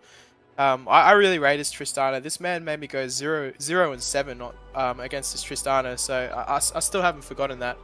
I really want to see him pick the Tristana and just pop off. What do you think goes well with the Tristana in the situation? Leona, maybe? Yeah, you definitely want to draft engage with it. And Oleo's shown time and time again that she can do pretty well on these engaged champions, so there might be space for it in Game 4. Yeah, I mean, keep up the momentum. They're doing well when they have the tempo, when they can decide when the fights start and when they're sort of where they evolve to. But yeah, they just had a bit more of a balanced team comp in that one. I think that came through the pick of Sion. He was just an absolute nightmare to deal with for Old and Washed. And so yeah, chuck this guy on a tank again, whether it be, I mean, the Ornn's not there, the Malphite's gone, potentially a Mundo angle could be on the table. Can be flexed into the jungle as well. It sort of is another jungle pick that is very high priority that is still available. So an early Mundo pick could go down a treat. Yeah, and absolute credit to Do Not Redeem for managing to take away a game, but I still do think that was a bit of an ego draft from Old and Wash. I expect their Game 4 draft to be much more serious than standard. I think if you take out the Wukong, it didn't look too bad as a singularity, but yeah, I don't know. I feel like if you look at the sort of objective for the whole team, you know, there's Zoe and Zed are looking to just like pop people on the side lanes, whereas the Xayah and Rakan are looking to try and kite back and use the Featherstorm and that kind of stuff. So a bit of in and out and stuff like that. I feel like if the bot lane was super aggressive, like a Lucian kind of Lucian and something in the bot lane, or Corki or something in the bot lane that's diving in as well, would have suited them a lot more. That being said, I feel like the Zoe Zed was just a bit of an ego play. You have to snowball so hard for that to work. Yeah, what do you guys want to see from the side of Old and Washed in the draft phase heading into Game 4? I feel like Gryff has some good options available still. I feel like there's still Victors and Oriana's available. So an Oriana Nocturne combo, because Nocturne hasn't been taken out yet. So I think Old and Wash, go for the Oriana Nocturne combo. Give Domo a nice tanky top lane. It could give him the Mundo. And then just go bot lane. Go with something safe where you don't need to get abused by like a Tristana or a Lucian. But I think something like an Oriana Nocturne combo, where it's just really enabling that strong synergy between the mid and jungle duo, could be a good avenue for victory. Yeah, even the Jarvan for Brayden, right? We did see him pick that in game 1 versus Gmeow last time, which also pairs really, really well with the Oriana. So a couple of options. There should be actually really emphasize priority on this Oriana heading into Game 4 for both teams, I think. Problem is that if he picks J4, then the other jungler knows his pathing automatically. So might need to avoid that one. Yeah, It's it's a a good point. Technologia still has a couple picks out there with the Cinder and Cassidon potentially. Yeah, Syndra's really nice. You can only really pick Cassidon as a counter. Yeah, I mean, if you blind it and there's like a good counter into it, I typically will play like a Renekton, press the attack Renekton into it, or like, you know, the Tryndamere, Hail the Blades. Maybe if he picks it though, Gryff will just accidentally pick Ziggs though. Yeah, that does happen, especially to the best of us. Yeah, indeed. Sweet. I'm gonna go eat some more chippies and some dippy. Yeah. Grab some food as well. Jacob's onto his 35th beer, and Wrangle is still trying to get the cash out for the winner of the 100 viewer. We're gonna be back, and we will see you guys for Game 4. Oh, good.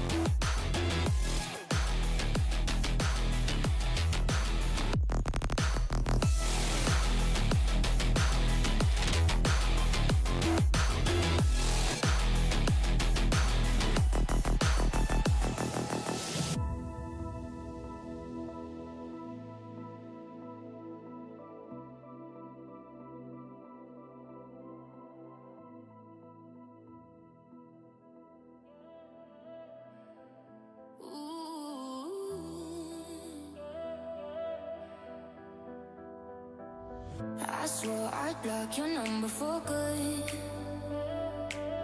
but here you are texting me you up. I know exactly where this ends, on your side of the bed at 3 a.m. I tell myself don't fall this time, but you say my name and I lose my mind.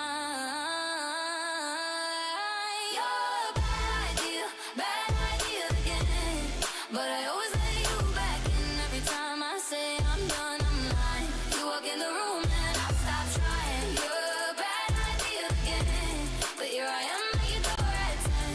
Guess I never learned my lesson. You're a bad idea again.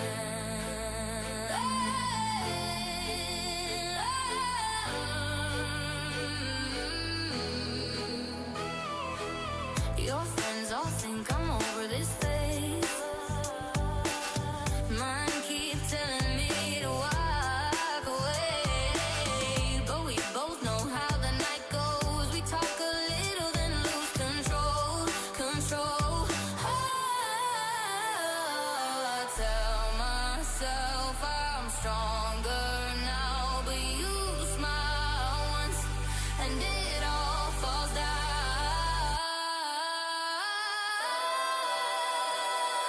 You're a bad idea again, but I always let you back in. Every time I say I'm done, I'm lying. You walk in the room and I start trying. You're a bad idea again, but here I am at your door at 10.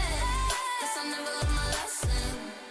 You're a bad idea again. Maybe one day I'll actually quit, but tonight I'm not over it.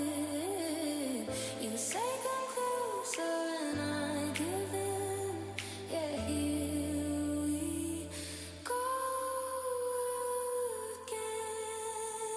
You're a bad idea again, but I always let you back in. Every time I say I'm done, I'm lying. You walk in the room and I stop trying. You're a bad idea again, but here I am at your door at 10.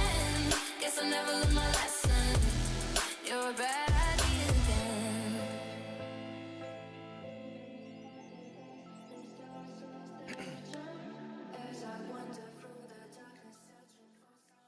Welcome back. Game 4 draft. We are in the mix, and Wrangle Jacob and I are expecting pretty much the same bands to come through. The Shen and the Nidalee going to be non-existent in the series, but blue side will be for Do Not Redeem. What do you reckon they're going to grab with this first pick? Oh, an Orianna band, so they do notice the threat of this Orianna is left in the series, so they will take that one out of the mix. I think if they don't ban, they banned Nefari previously. That's up now for Do Not Redeem. If Entrik does want that, he does love a good Nefari. Yeah, that is available. Nocturne also available, Jarvan also available, but they're going for the Corki, which is a great pick. You can blind pick that very easily, and Fergus is great on this guy. Yeah, you're probably going to end up pairing it with an engaged champion with the Nami gone, and just obviously the Milio is gone as well. Ooh, So perhaps a Corki Nautilus or something. And Domo's Urgot is definitely his most comfortable choice. Yeah, we finally get to see the big PenguinDomo Urgot. I've heard lots about it. I haven't seen it yet. I'm really excited to see how this plays out.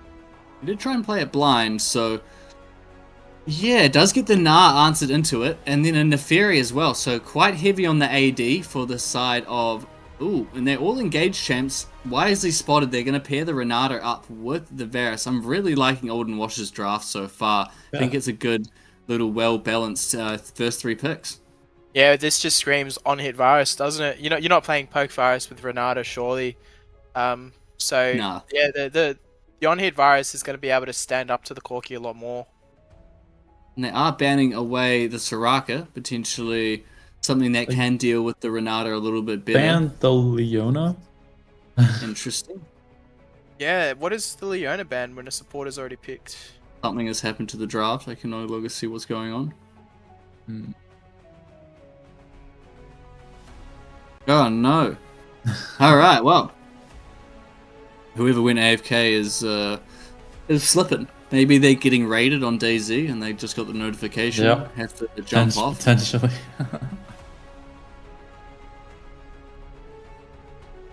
All right. Yeah, no problem. All right, back to intermission. Oh, Back to cameras. Oh, Back to I can cameras. show off my sign. I worked really Oh, no. hard in this one. Took me so long to spell redeem correctly. You're a spelled redeemer. it so wrong so many times. Too many E's. And when you try and write it backwards, getting but to you place don't- it is two E's. You don't want to be redeemed. No, they're redeeming the reverse sweep. No, but you do not redeem. You know, like, Yeah, you yeah, don't yeah. be redeemed. Well, they don't want the other teams to redeem the win. They are themselves. we just started off that cam with a. Okay, so I'm assuming the do not redeem reference, right, is from that one, scam call clip we all know and love. And in that clip, the guy over the phone is yelling, "Do not redeem," but it's aimed at the person he's trying to scam, because Yeah. he wants to redeem the gift card instead. Well, So it's they are a redeemer if they get the reverse sweep. In my eyes. Potentially, but Anyway. you gotta assume that they're on the side of the scammer one. You know. Yeah. Oh well. It does not matter. I do know that if Owner Wash do get reverse swept, they're gonna feel pretty scammed though. They're gonna After being feel 2-0 up. very old and washed, and because Yeah. these, I'm assuming these players are older. Does the later in the series it goes, does it wear on these old boys? Do they Bedtime buff. get sore backs, sitting in a chair for so long? Depends. What cheer do they have? Do they have I'm Secret Labs assuming- cheer? Yeah, if LCKs? you look at the blue chair, I'm assuming that is Gryff in the logo. You're probably that- not feeling too good on that one. Yeah, so I'm assuming, in my head, the lore is that is Gryff in skeleton form, in his chair. Yeah. Maybe. So yeah, looks like the Leona was an incorrect ban, as it does not get banned this time. And Kha'Zix is picked by Oh, Brayden. Sure about that. As Leona's getting picked, definitely like that for the bot lane. We're gonna need a lot of magic damage in the mid lane though. Ryze will fit the bill pretty well. I think Ryze enjoys all of these short range comps, short range champs. Gryff, yeah, I think Syndra's a good angle here as well. But yeah, Ryze is going to enjoy the first 4 picks, probably not the Syndra. That's a pretty rough lane. You do get a little bit more durable on the Ryze with the Rower. But yeah, what are you thinking about these comps, in Wrangle? Yeah, I did just get a DM from Brayden, and he said ego again. So they haven't learned their lesson. They're running it back with the ego draft. And yeah, they're gonna have the same struggles, I think, with the lack of frontline, whereas you have the likes of Leona and the Gnar. So definitely don't want to be front to backing, I think, with the Kha'Zix as well. I mean, compared to the Zoe Z, I think that this is a lot better, Kha'Zix super meta right now. People are just starting to discover that. It does have a lot of competitive value, but not a great pick into the Nefari, because you're never really going to get isolation onto that champ due to the Dogs running around with the Nefari. Yeah, so you won't be able to sort of invade and try and get those picks as aggressively. Interesting comps. I'm liking both of them, to be honest. I think the Varus and the Renata is a really nice way to deal with a lot of engage, but they're not going that crazy. I feel like last game would have been a really nice Varus and Renata game, but yeah, not as many tanks for the Varus to try and cut down. I feel like the Varus wants to be DPSing quite a lot, and the fact that, like, if he's in range to get hit by like a Gnar, get hit by a Nefari, get hit by a Corki, he's probably going to go down pretty quickly. Yeah, we finally get Fergus on one of his, I would say one of his signature picks. He's picked so much Corki in the OBL, and he normally does really well in it, so I'm excited to see it. It is normally paired with an army, however, so I think it's quite a bit weaker with the Leona, so we'll see how he goes. I feel like Corki Leona is a bit of a classic lane combination, a bit of a Season 5, Season 6 type beat. where you drop the solar flare on top of them, Foss bomb into a big one, and you can just annihilate someone. Yeah, it's a there's very definitely old a lot of combo. engage. It's a classic. It's like the Leona with the old graves. Such a good combo. And if we go to the top lane, playing Urgot, I know this is your best champion is Penguin, but it doesn't sound fun versing Nara on Urgot, does it? Not really. I think because he does have so many hours into Urgot, he is going to be used to this matchup, as there isn't too many matchups that Urgot is like, completely stomped from. He can usually neutralize the lane a decent amount and look for sort of all-ins at level 6. I potentially... Yeah, obviously range, like outranging him, something like a Varus top and that kind of stuff gives him a lot of trouble, but... he's got the tools to deal with it. He can hard shove, he can freeze, has a little bit of durability, and then does have a really solid all-in threat if there is the chance for it, and Penguin's been playing pretty well, and putting him onto more comfort probably will just lead to more good things. Yeah, we've seen some pretty good Urgot players throughout the time. Specifically our Div 2 friend, Dirty Tip Rat. Yeah, shout out to Tip Praise Rat. performance, so if Penguin can do half the job he did, I'm sure that Olden Wash will be looking pretty good in the top lane for this match. Oh, I'd just love if we get a game 5 out of this, because there's so many champions gone. The last game would have the most random team comps. It would indeed. Do we have the And, silver scrapes ready? Oh, Yeah, I'm sure Corey is all on top of that.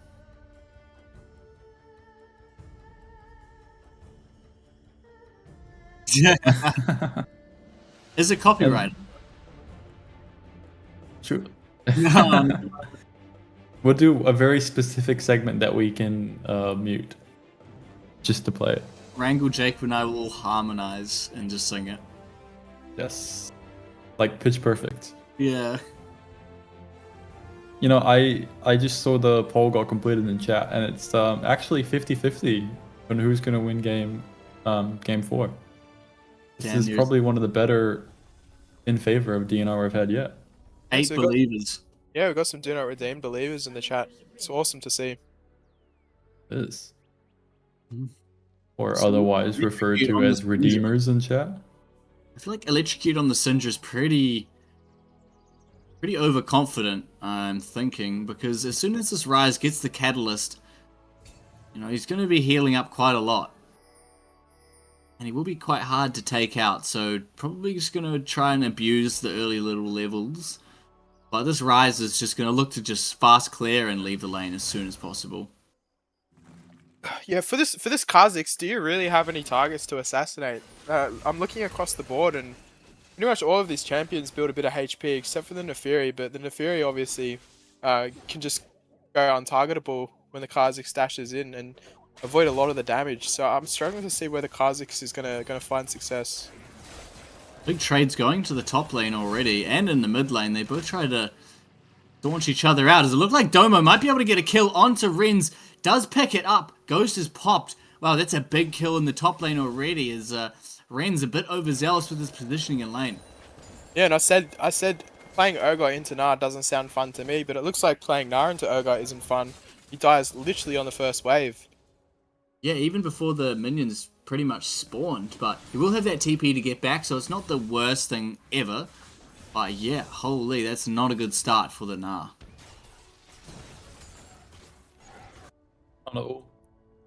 Renz has been playing a really good series so far. I'm sure he'll be able to get it back though.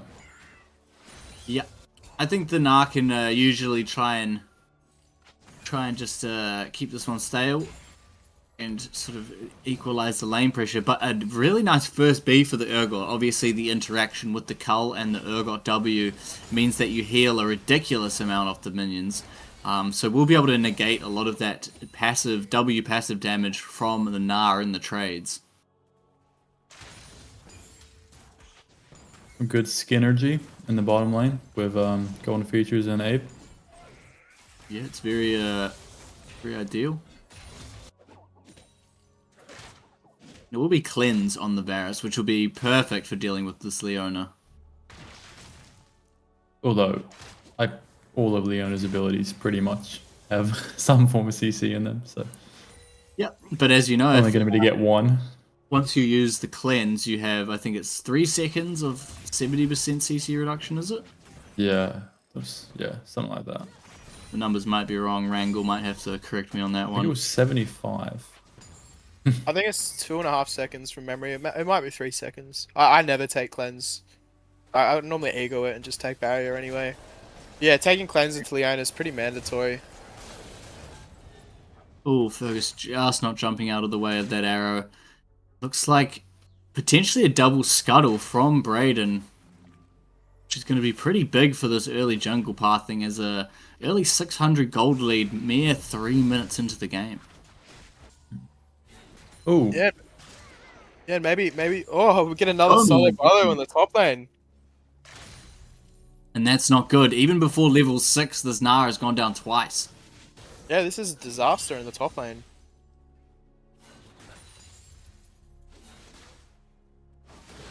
do you think that this will be a test of all of Angle when he gets jumped on by Brayden? Well, Entrik might be able to pick up a kill back here and get a shutdown. That is going to be huge for this Neferi in terms of scaling. Has been going down, did lose the double scuttle, which means that like a lot of gold wasn't into the pocket of the Neferi, but now a little cheeky shutdown is going to give this dog a nice item. Probably Shojin first, I'm assuming, if he's got the pickaxe, but could always pivot into something a little bit more aggressive if he wants to now. Yeah, he just got caught getting the wave in, but he was able to get the wave in, so it's not the end of the world at the end of the day. Then it's played onto golden features.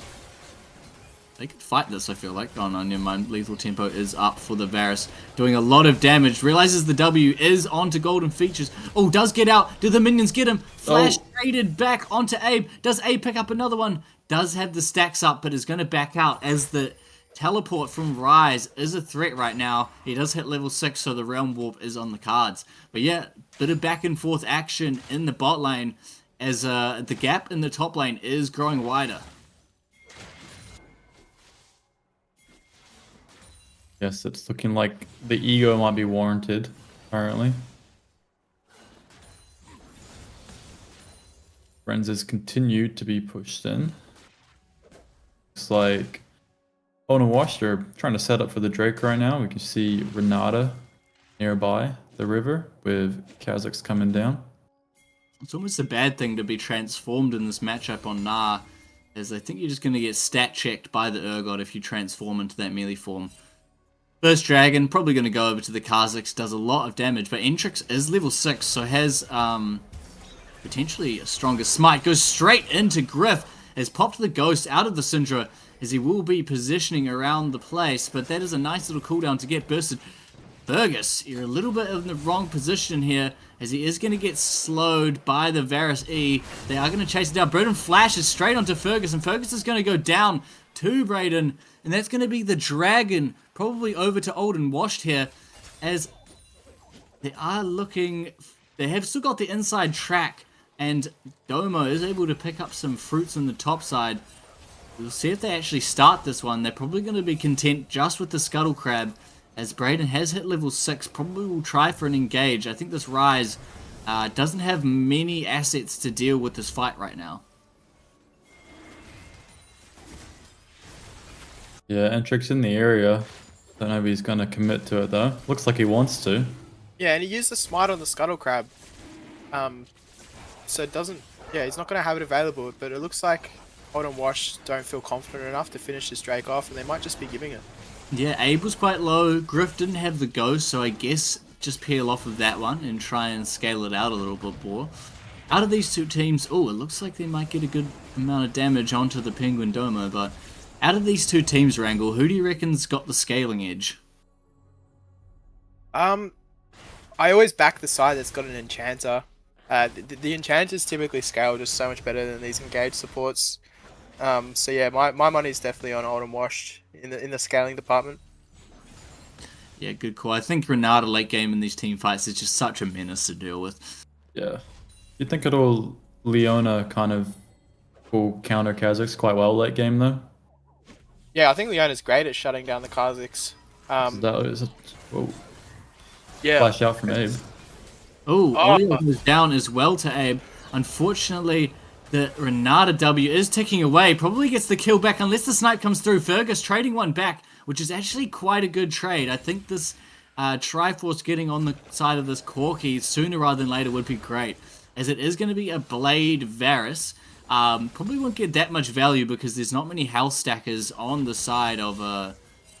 I mean, obviously the Rise is going to help stack and the Leona will, but yeah, Blade first item... Yeah, does work sometimes. What do you think, Wrangle? Yeah, you might be onto something there. You could go something along the lines of a Kraken Slayer instead, which you normally go when you can't health stack. But this Virus is just certainly dead. Yeah. Rise on the EQ mission right now. Entrik might go down, gets a little heal from something. I don't know what that was, but is able to survive for a little bit longer as the Leona does go in. Rise is going to try and EQ his way through this fight, but Gryff picks up another one. Here is Fergus, out of mana, but not out of that Nux, if you know what I mean. And he's going to get some kills back on the board. Yeah, that was a pretty disjointed fight overall. I think pretty even in the end though. It was a pretty good ending for the Rise there. He wants to get this rower as fast as possible. Oh, I feel like Renz could potentially get a kill here. Oh no, Penguin's gonna get back. One more hit. Oh my god, this is a close one. One more boomerang, but he's scuttling those little crab legs away as fast as possible. Oh, I feel like Renz, if he had just committed to one more auto attack there, might have been able to kill PenguinDomo. Yeah, I can understand why he was scared though. He was very close to that execute threshold from the Urgot ultimate. Yeah, it was definitely a close one, but that's going to give him a little bit more confidence that he can hang.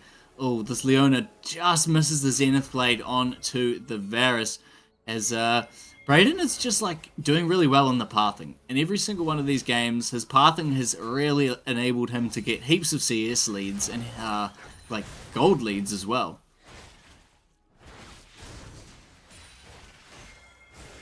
Yeah, Brayden's going to get those grubs as well. 2-0-1 in the Kazakhs, great start. As per normal for him. Just seems to always get a lead, no matter what. Yeah, just comes in with the skill, you know, he's definitely a seasoned jungler, has got some good hours on the Rift in, and just knows, you know, if the jungler is going to be on this side of the map making this play, you just got to cross map it. There's only so many players you can show up to and try and affect. Whereas, like, if you just have gold on Kazakhs, you're always going to be a bit of a menace. I do know they're in this bush, but they're staying very patient, old Fergus and Oleo. Maybe it's just, you know, it's like that scene in Jurassic Park where they don't move so the T-Rex doesn't see them. Oh, a nice pick onto Gryff in the mid lane. Here comes Brayden, though, is able to show up and... let his Syndra live. Ooh. Yeah, the Syndra going really low. PenguinDomo getting a solo kill in the top lane again, but it looks like Abe is going to go down yet again to the side of this Corki. But yeah, Domo picking up another solo kill in the top lane, just as I thought. The lane had equalized a little bit. Domo just taking no prisoners, and yeah, it's going to be a bit of a menace to deal with this Urgot. As the Kazakhs is coming down.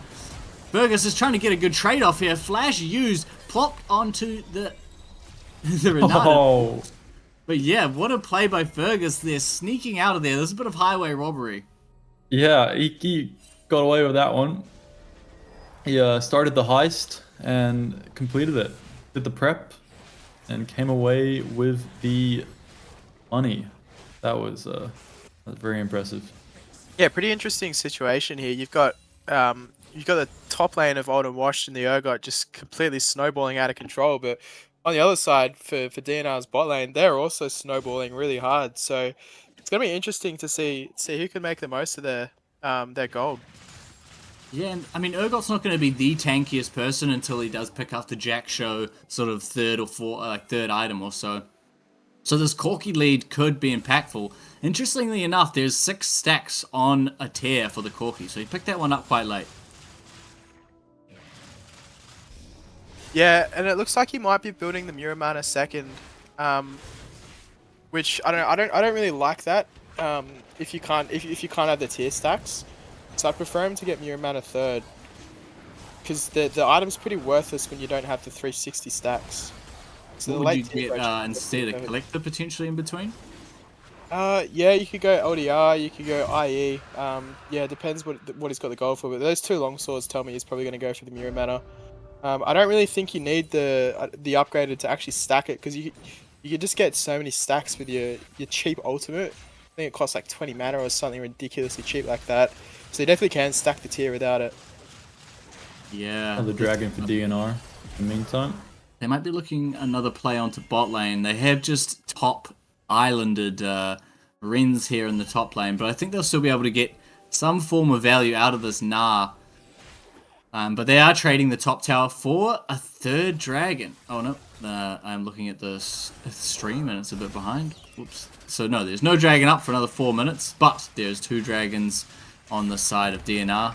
Yeah, this top lane is completely opened up. Oh, not even close to a Triforce for this Gnar as well. It's got to feel bad. Yeah, Because Gnar's Rise, on the other hand, suffering. is feeling pretty good, you know? He's getting through this lane in mid-game decently well against this Syndra. And I think once he has that 3-item power spike, he might just be Thanos in this game. Oh, a nice Zenith Blade, but here's Brayden to turn back onto this. A nice hostile takeover. Gets everything sorted out, but Fergus is blood hungry. He wants anything he can get right now, and Golden Features escapes on pixels of HP. Gryff is roaming down now. Brayden is going back in. A nice stun back onto them. Does the Rise get in here to deal some more damage? It doesn't matter, because Domo on the crab is available, and he is going to take down Fergus. Abe picking up the kill credit for that one as he TPs back top. That was a nice heads-up play by Domo, taking some of his advantage and moving it down to the bot lane. Yeah, isn't even going to lose a plate. Look at that.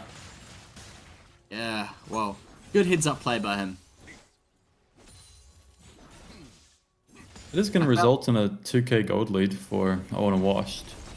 Yeah, I felt like that play was dead before it even started for Do Not Redeem, but they really tried to force the issue.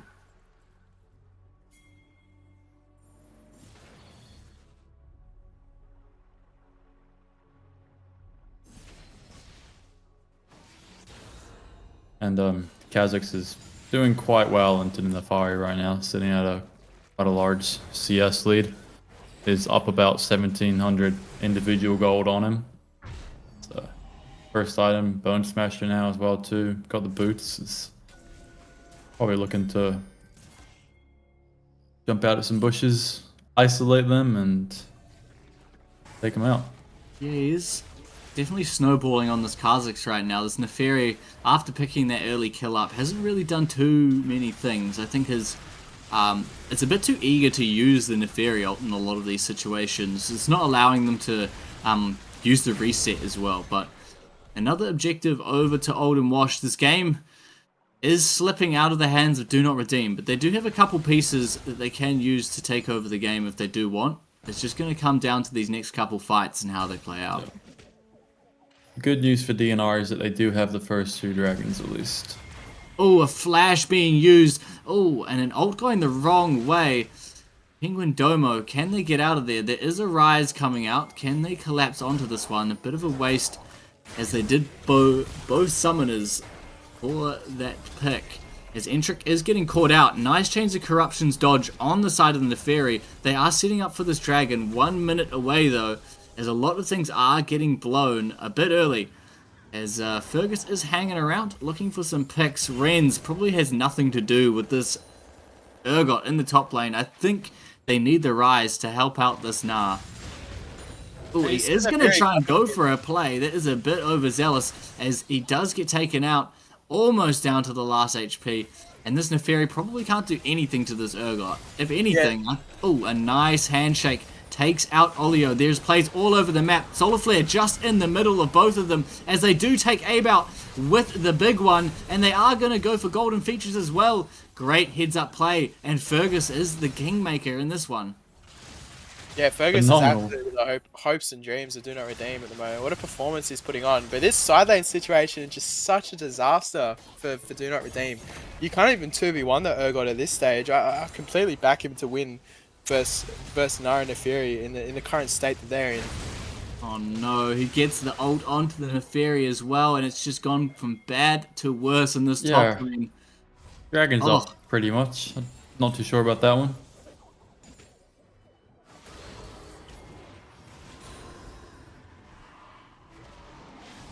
This will be the first dragon for Old and Washed now. Don't think Kazakh's going to have too much trouble taking that when Entrik is still in the grave. Yeah, and this Kha'Zix is going to go for the Cyclo Sword second, so we'll be just dealing massive amounts of damage, and if he's able to find a good pick onto this Corki, it's going to be all she wrote. Rise is wrapping around. Scoping around. There is no magic resist onto the side of this Urgot, so there is a world in which they do just one-hit him.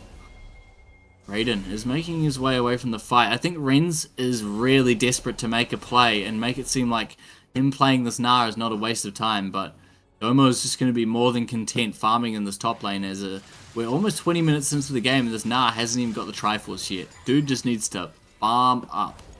Yep. Yeah, you can see the mirror matters. The Manamune's been completed by the Corki, but it's only at 159 stacks.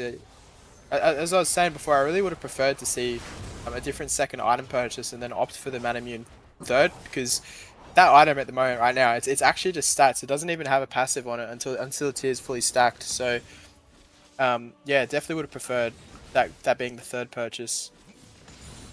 Yeah, I honestly think it was just a mistake. He got a little bit of early gold and was like, hey, hell yeah, I'm going to buy my Triforce components, and then fully forgot about getting the tier. As you know, when nothing much is happening in game, you're like, oh, I just need 400 gold for my tier. But then when you go B and you're like, oh, I have 1300 gold, I can get a phage and a refillable.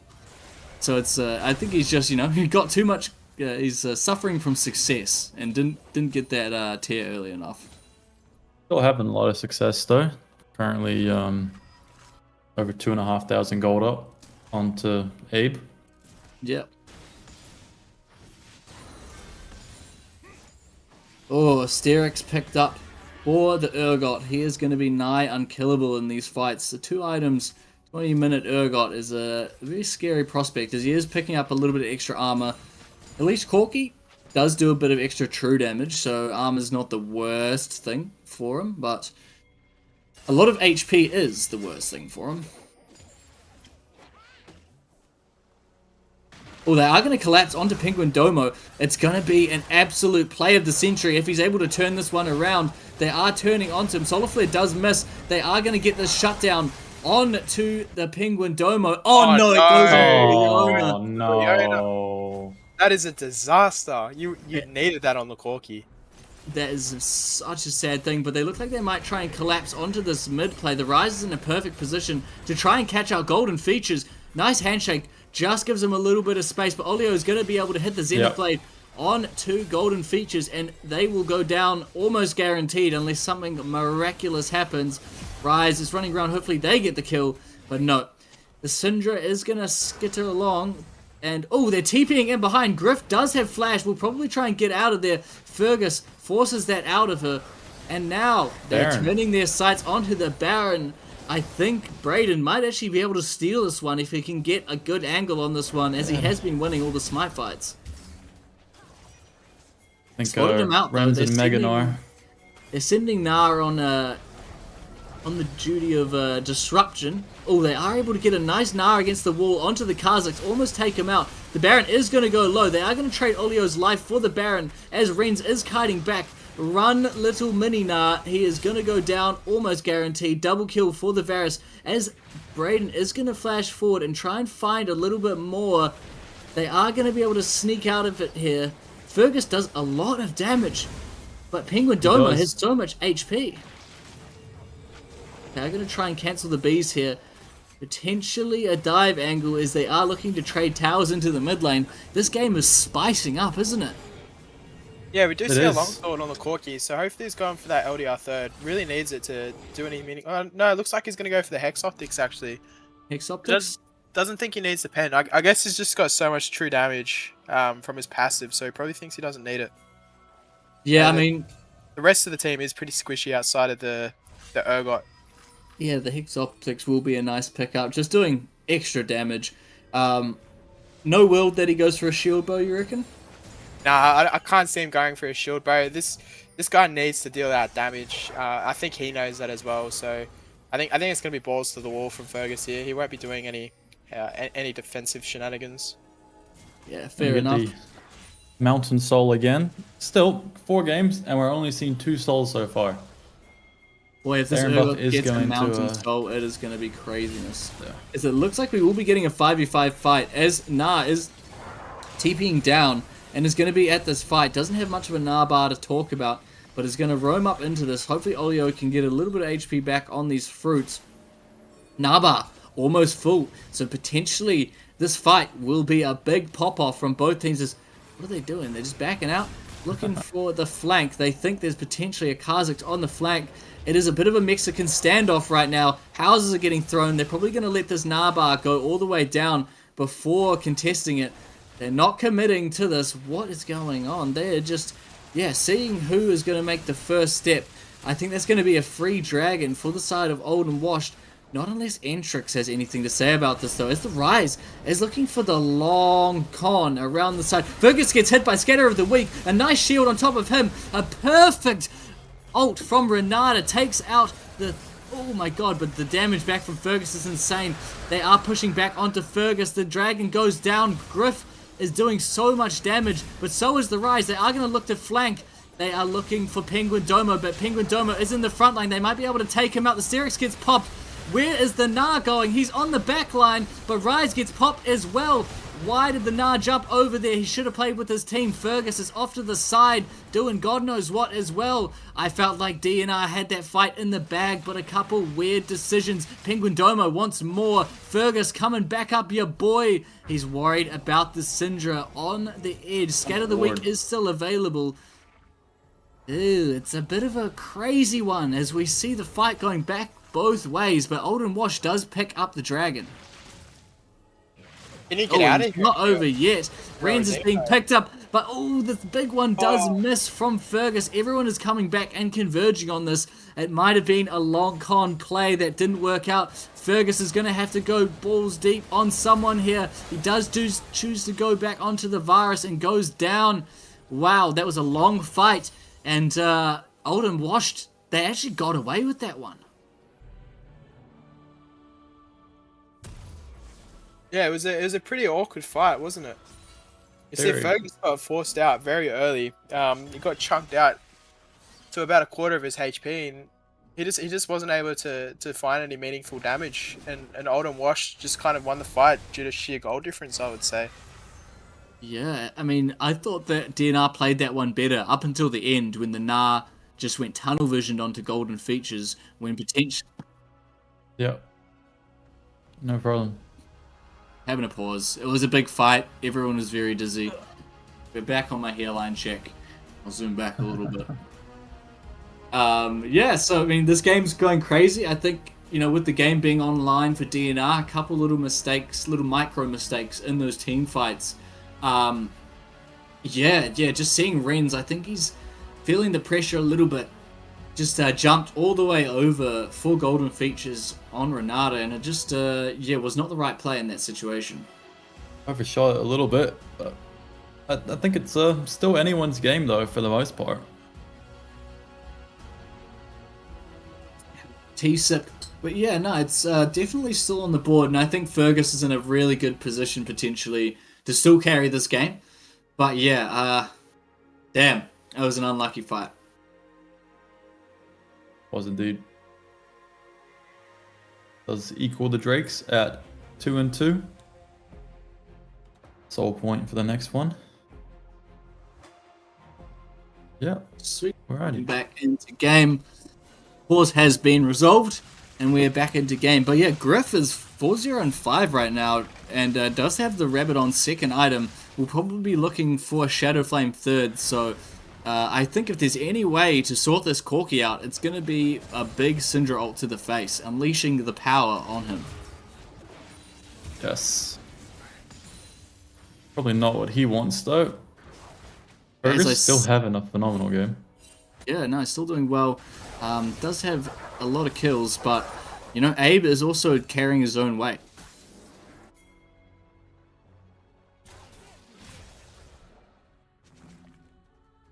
Baron is up in a minute now. Nar does have Triforce. Yeah, he's got the Triforce finally. And Yep. we got the Dead Man's Plate onto this Urgot, so he's going to be sprinting it down, right down the middle of the whole team. Nice pickup. Being able to get that item, and it's huge. It's a 4.3k gold lead in this top lane. They are looking for a pick. The teleport comes in. They don't know that BRDN is here, but the Neferi ult will go straight onto Gryff. The damage might not be there as they do pick it up. Nice scatter of the week. Here comes Domo on the backline. He's very speedy on this crab right now. He's going to be able to find a good pick onto Oleo. Oleo's definitely going to go down there, trying to get a solar flare off onto the background. He just eats him up on the backside. Oleo is probably all it's going to be. Yeah, ate him up like an Oreo, to be honest. And it's 13 seconds till Baron. They can reset, come back on full HP, and just take this thing, I think.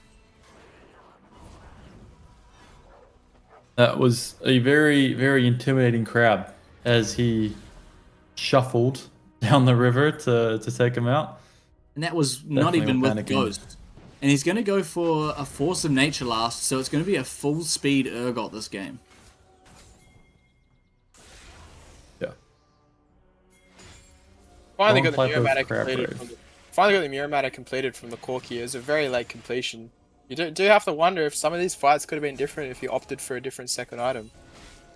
Potentially, I think even in that last fight on the Dragon, as I said, like a Collector could have been a great buy. Like, it's nothing worse than seeing super low HP bars at the end of a fight and thinking, you know what, I should have bought that damn Collector.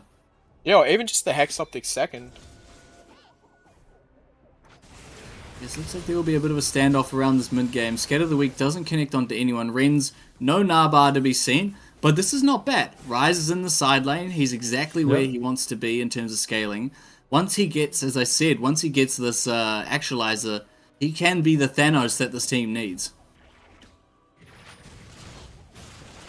Posturing around trying to fight. Fergus does get caught up at the Scatter of the Week yet again. A beautiful 4-man solar flare onto the backline, but here comes the Rise, and Domo is angry as well. Gets the kill onto the... Oh, they're going straight back in, but unfortunately Entrik can't find the kill. There's a lot of flashing health bars here, but oh my god, on the backside, BRDN is finding the kill, and Fergus is going to be the last person alive. It's going to be getting taken down by Domo, who's the very speedy crab, and that might just be GG. That might just be OBL. To the side of Old and Washed. A little bit of a bad fight taken there. A beautiful solar flare catches 4, isn't able to be capitalized upon because there's no AoE. Yeah, very unfortunate. It was a great solar flare, but again, they could not get onto it. Maybe if they just, I don't know, if there was a way to chunk them and take Dragon, I'm not too sure. And Oleo is standing right in front of the Alamo right now. Solar Flare does connect onto the backline. They are focusing down the Nexus towers, and they are going to move on to the Nexus. They are not old, they are not washed, and they have redeemed the code. GG, your finals champions are old and washed. What a phenomenal game. And in the end, Old and Washed come out. They come out victorious. They are going to win Div 1 for this split of the OBL. Yeah, I mean, they didn't go down without a fight. Got to give our due diligence to Do Not Redeem, but this was Old and Washed's day, and this was Old and Washed's tournament. Was indeed. Huge carry number from PenguinDomo there at the end. Yeah, look at that. That's massive. I mean, even the Gnar did more damage than the Rise in the end, which is odd. Congratulations to Old and Washed, but if you're on the side of Do Not Redeem, you can't be disappointed with your run this tournament. Being the second seed and then making the run all the way to the finals and to take a game off Old and Washed and people were thinking a reverse sweep was on the cards. So an incredible run from the Do Not Redeem boys. Yeah, and shout out to the sub of the century, PenguinDomo, just coming in and closing out the tournament with a classic, clinical Urgot performance.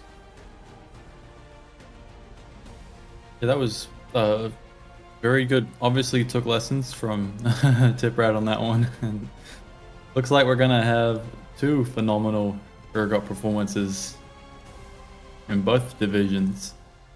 Yeah, that was pretty dominant in general. Yeah, looks like we will be getting old Gryff into a bit of an interview, a bit of a finals winners interview, and try and hopefully Corey can drag him in here, and we can get a little bit of an interview going with this guy, and see how he's feeling.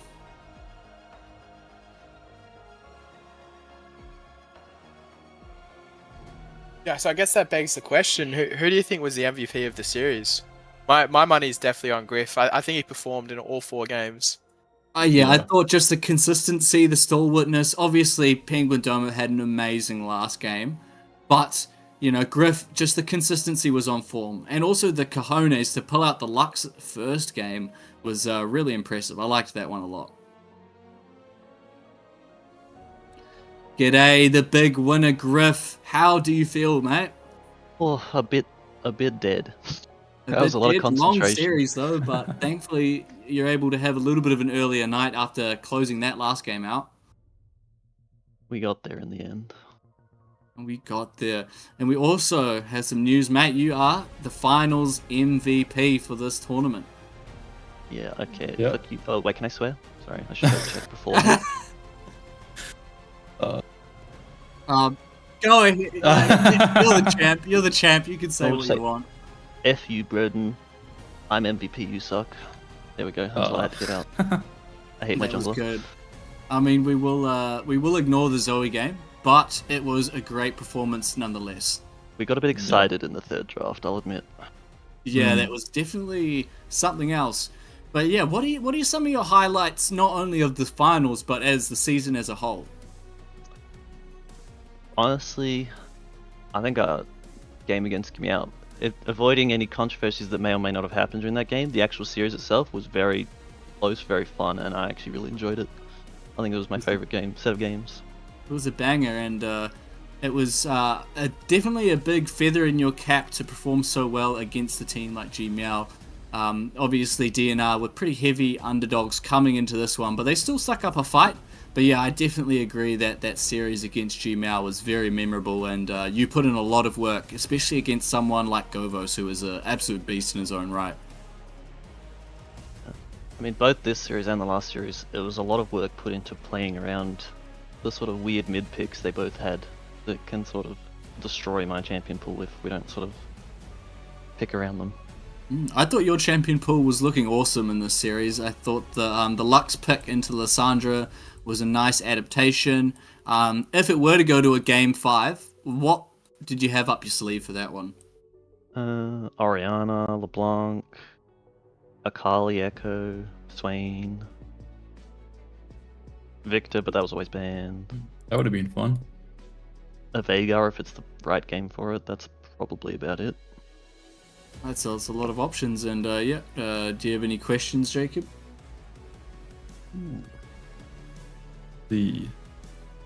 Out of each game, what do you think was the hardest one to win lane? Win lane or do lane? Well, just in general, just do lane against. Let me just check the matches. You are. I guess the Lissandra, just because, you know, if she gets on me with that E, I'm probably dead to any gank that happens, you know. I have to play her as if Entrik's always there unless we've got vision of him. Yeah. Which is part of the reason I picked the Lux, because I can just wave clear under tower if I really want to. Yeah, it was a really nice pick, definitely for that reason.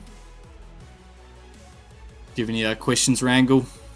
Yeah, Gryff, I'm curious. How many tournaments have you won now? I know you've won a couple in the past. In my life? Have you been keeping including count? best of ones, like a single night, like single elimination bracket best of ones. A 20 win's a 20 win, man. Ooh, probably like around 50 plus. Wow. Damn. I have to get Maybe a bit less. cabinet. It's like around that. 50. We'll say 50 plus minus 10, probably. My best guess. That's pretty good. I have been playing tournaments for like 10 years, so it's a lot of time to play them. Damn. Well, How then, How does the OBL compare to all the other tournaments you've played? How did you find this tournament in particular? I thought this one was a lot of fun. It was slightly too long, which I think most people would agree with. When it you know, there was a few too many weeks of gameplay. But overall, you know, I liked the efforts put into the stream and the banter in the general chat that was allowed. Because sometimes, you know, like some of the old tournaments, they would clamp a bit too hard on the general chat banter, you know. And I know it's not quite up to MGS standards, but I've played Summer Society before, and you couldn't even say anything bad about someone. No, we definitely appreciate that. And just circling back, obviously, you guys had a little bit of drama in the semi-finals against Gmeow. And how did you guys react to that as a team? You know? Well, actually, honestly, my jungle may have gotten very passionate after after we thought that may have been what happened, and kind of locked in. To be honest, he wasn't planning on losing Tez in the first place. Obviously, he was really wanting to win, but after that, after the game one where we thought he might have been stream sniping, he decided he was not losing. And a little follow-up: have they made up since? I don't believe so, but then again, Tezza has been a bit missing from general chat, so... Yeah, all good. So, yeah. I don't believe so, though. I think if he did it, or didn't do it, and one of them apologized to the other one, that'd be fine. But, there's been no apology anywhere, so I think that'll be a feud lasting many weeks to go. I think that just adds to, you know, the tournament when there's a few rivalries going on. Gives us something to talk about at least. Hopefully you guys can rematch next season in OBL and we can see where this rivalry takes us. But yeah, obviously thank you for your time, Gryff. You've obviously deserved a nice sleep tonight, and also send our congratulations to the rest of your team. Everyone played amazingly well. Just one last question. How was it having Domo come in and sort of be the superstar substitute for you guys in the series? You know, we've played with Domo a bunch. He's filled for scrims well. I've played with Domo for like 2 years before this. You know, I've been on teams with him. I've won tournaments with him before, so I know how to play with Domo. So, you know, the fourth game we just said, it's Urgot time. And it was Urgot time. Got it all over them. Played an amazing game there at the end. Yep, so yeah, send congratulations to the whole team. We'll be most likely catching a couple of your members next week for the All-Star game. We will also find out the MVP of the league and the all teams. Now, I just want to ask you, Gryff, who do you think was your MVP of the entire season? Entire season? A tough one. I mean, you know, I sort of have to say my jungler for part of it. Because he sort of set me up the whole time. But outside my team, I'd say Fergus. He sort of just, you know, owned every game he was in, pretty much. He was kind of popping off. He was terrifying. But also, I will shout out my favorite mid laner, Fade, for picking Ziggs into Cassidon. Very true, very true. That was a pretty baller move. Yeah. Right. Thanks for having me. We enjoyed that one. Yeah, no, thank you for coming on so much. It's been great talking. Enjoy the win, and we will catch you next week. Too easy. Nice. All right. Any final thoughts? You know, as the first OBL split, it was a big one. You know, we ended it with a best of 5 bang, which I think was very fitting to celebrating these two teams. But yeah, no, it was a season. If they yeah. Let's have a chat with Oleo. Hey, Oleo. Obviously, unfortunate about the finals there, but you guys put up an amazing fight. Big shout out to all you guys making it a show. How did you feel about that series from your perspective? We definitely feel like it wasn't our best showing. We were just discussing about it. We definitely felt a bit unconfident. Obviously, Ultimaster are a very, very good team, so they definitely made it difficult for us the whole time. Even when we were kind of felt like we were ahead, it felt like we were still playing from behind. Obviously, their macros like fucking really, really good, so that definitely brought us down a bit, but we're happy we took a game off them still. We're happy we made it to finals, honestly. That was... Of course, you should be. Should be really happy. Frankly, every game was close. Like, you guys put up a really good fight at every point of the game, and it was really just a couple little macro decisions and transitions between objectives that got you guys down. But I thought you guys played incredibly well, despite the circumstances, and I was very impressed with you guys as a team. Yeah, I think the bot lane duo was definitely your strong point as well too.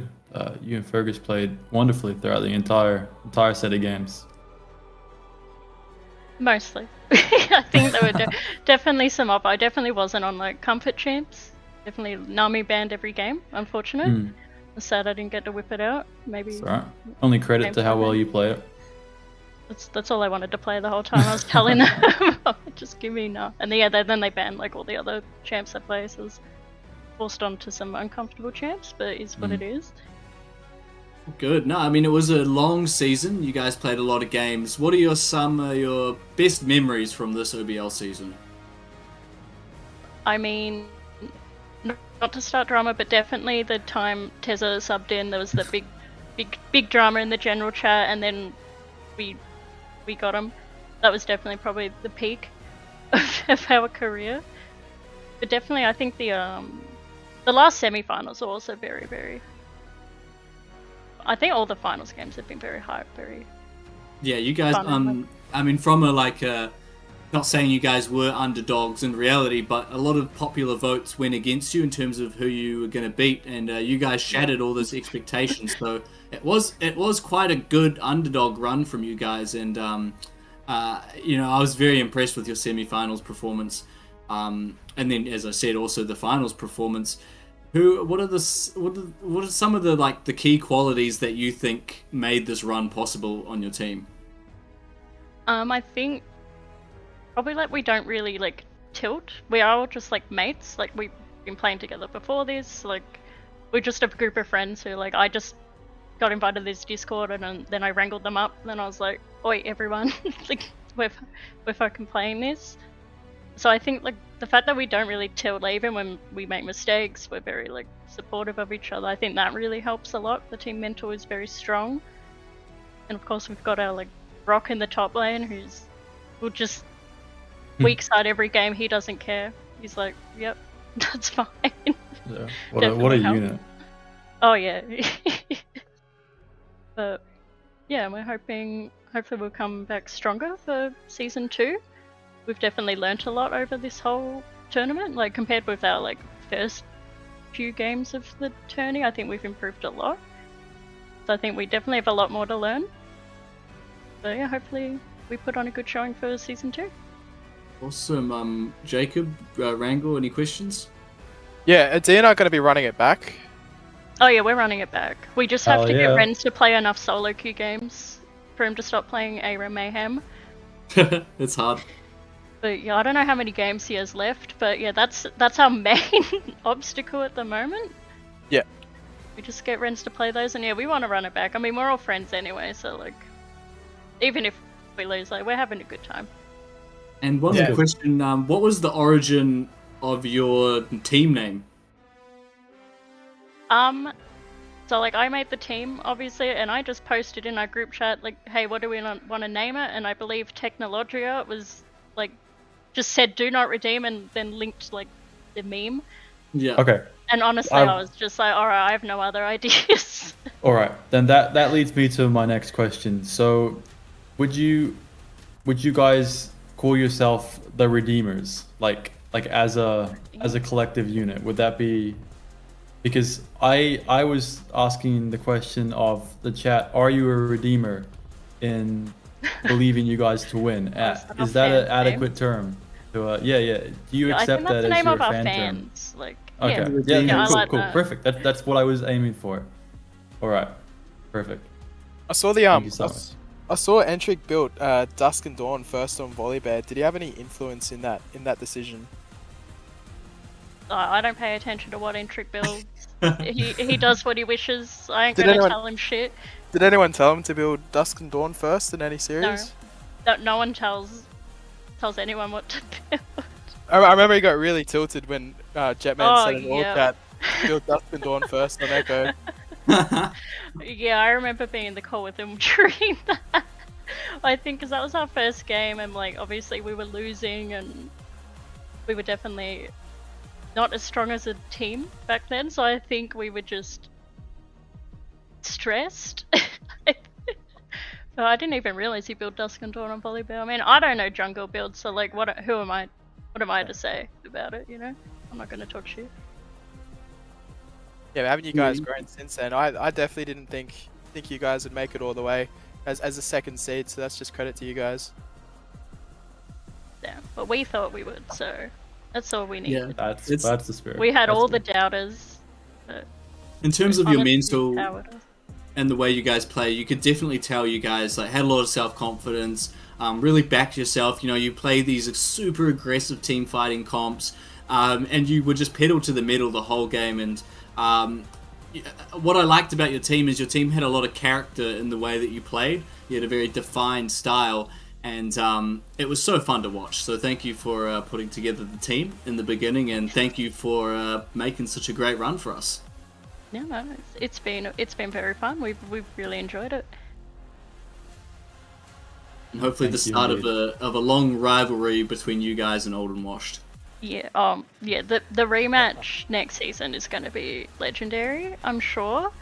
Hopefully, we're going to devise some ways to work around what they play. I think they definitely worked out how we play and kind of like played really well around like what we like to do. So hopefully, we'll figure some stuff out for next season. You guys definitely Sounds have great. the tools, and now you guys have a little bit of downtime just to get everything together. But you know, coming second in a tournament like this with so many great teams is an absolute achievement. So congrats to you guys. Yeah, Yep. thanks very Thank much. you so much. Look forward to seeing you next season. Yeah, peace. Thank you. And just before we wrap it up at the desk, I have been asked by Gryff just to shout out You Can Dream. Wasn't able to make it to the Good point. finals today, but you know, that was their top laner for the full season. So shout out to them. I was able to watch them in the top lane a couple times, and they are an absolute unit as well. But was replaced by PenguinDomo today, probably due to scheduling issues or something like that. But yeah, shout out to the season. You know, we are all done. Yeah, it's been a great season. Been great casting with you, Grunky, for so many of the matches, and it's been great having Wrangle on as well too, to help out with some of these big matches we got going on. Yeah, likewise. Phenomenal boys. time. Yeah, nice shot for Wrangle for jumping in later in the season. He's been an absolute weapon on the cast, and having his insight is invaluable. Obviously, shout out to Corey for setting up this whole Yep. stream. You've come in clutch just at the end and made an awesome stream for us to cast for. Shout out to Dirty Tip Rat as well, who was also adminning that, currently dealing with a young one, so shout out to him as well. Obviously, Dio, Blake, Chef, Fancy, all of the guys and gals and people behind the scenes who make this project possible. It was a great season. Next season's going to be even better. And then obviously the biggest shout out to my man Jacob, who was an absolute beast, jumping on the stream. Couldn't have done it without you, and made this an awesome product. Thanks, Grunky. Couldn't be here without you either.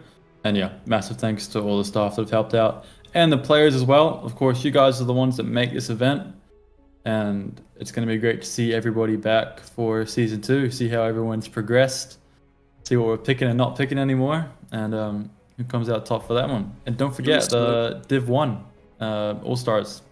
Yeah, Friday next week, so tune in. Quick shout out to Imposter, Lumen, Scarian, Blue Liquor. Big shout out to Meg. All you guys are legends. They were on my team this split, and you guys are beasts. I just want to jump in as well, say thank you again to both Grunky, Jacob, and Wrangle. Thank you for such a good cast tonight. Pleasure being able to do the observing and stuff for you guys. Thank you. Thanks. Epic. No, it was a good time. That is all, unless Wrangle has anything extra to say. Nah, that's all from me. Beast. Too Sounds easy, good. and we'll see you guys in a week for the All-Stars. Yeah. Enjoy your week, everybody. Bye.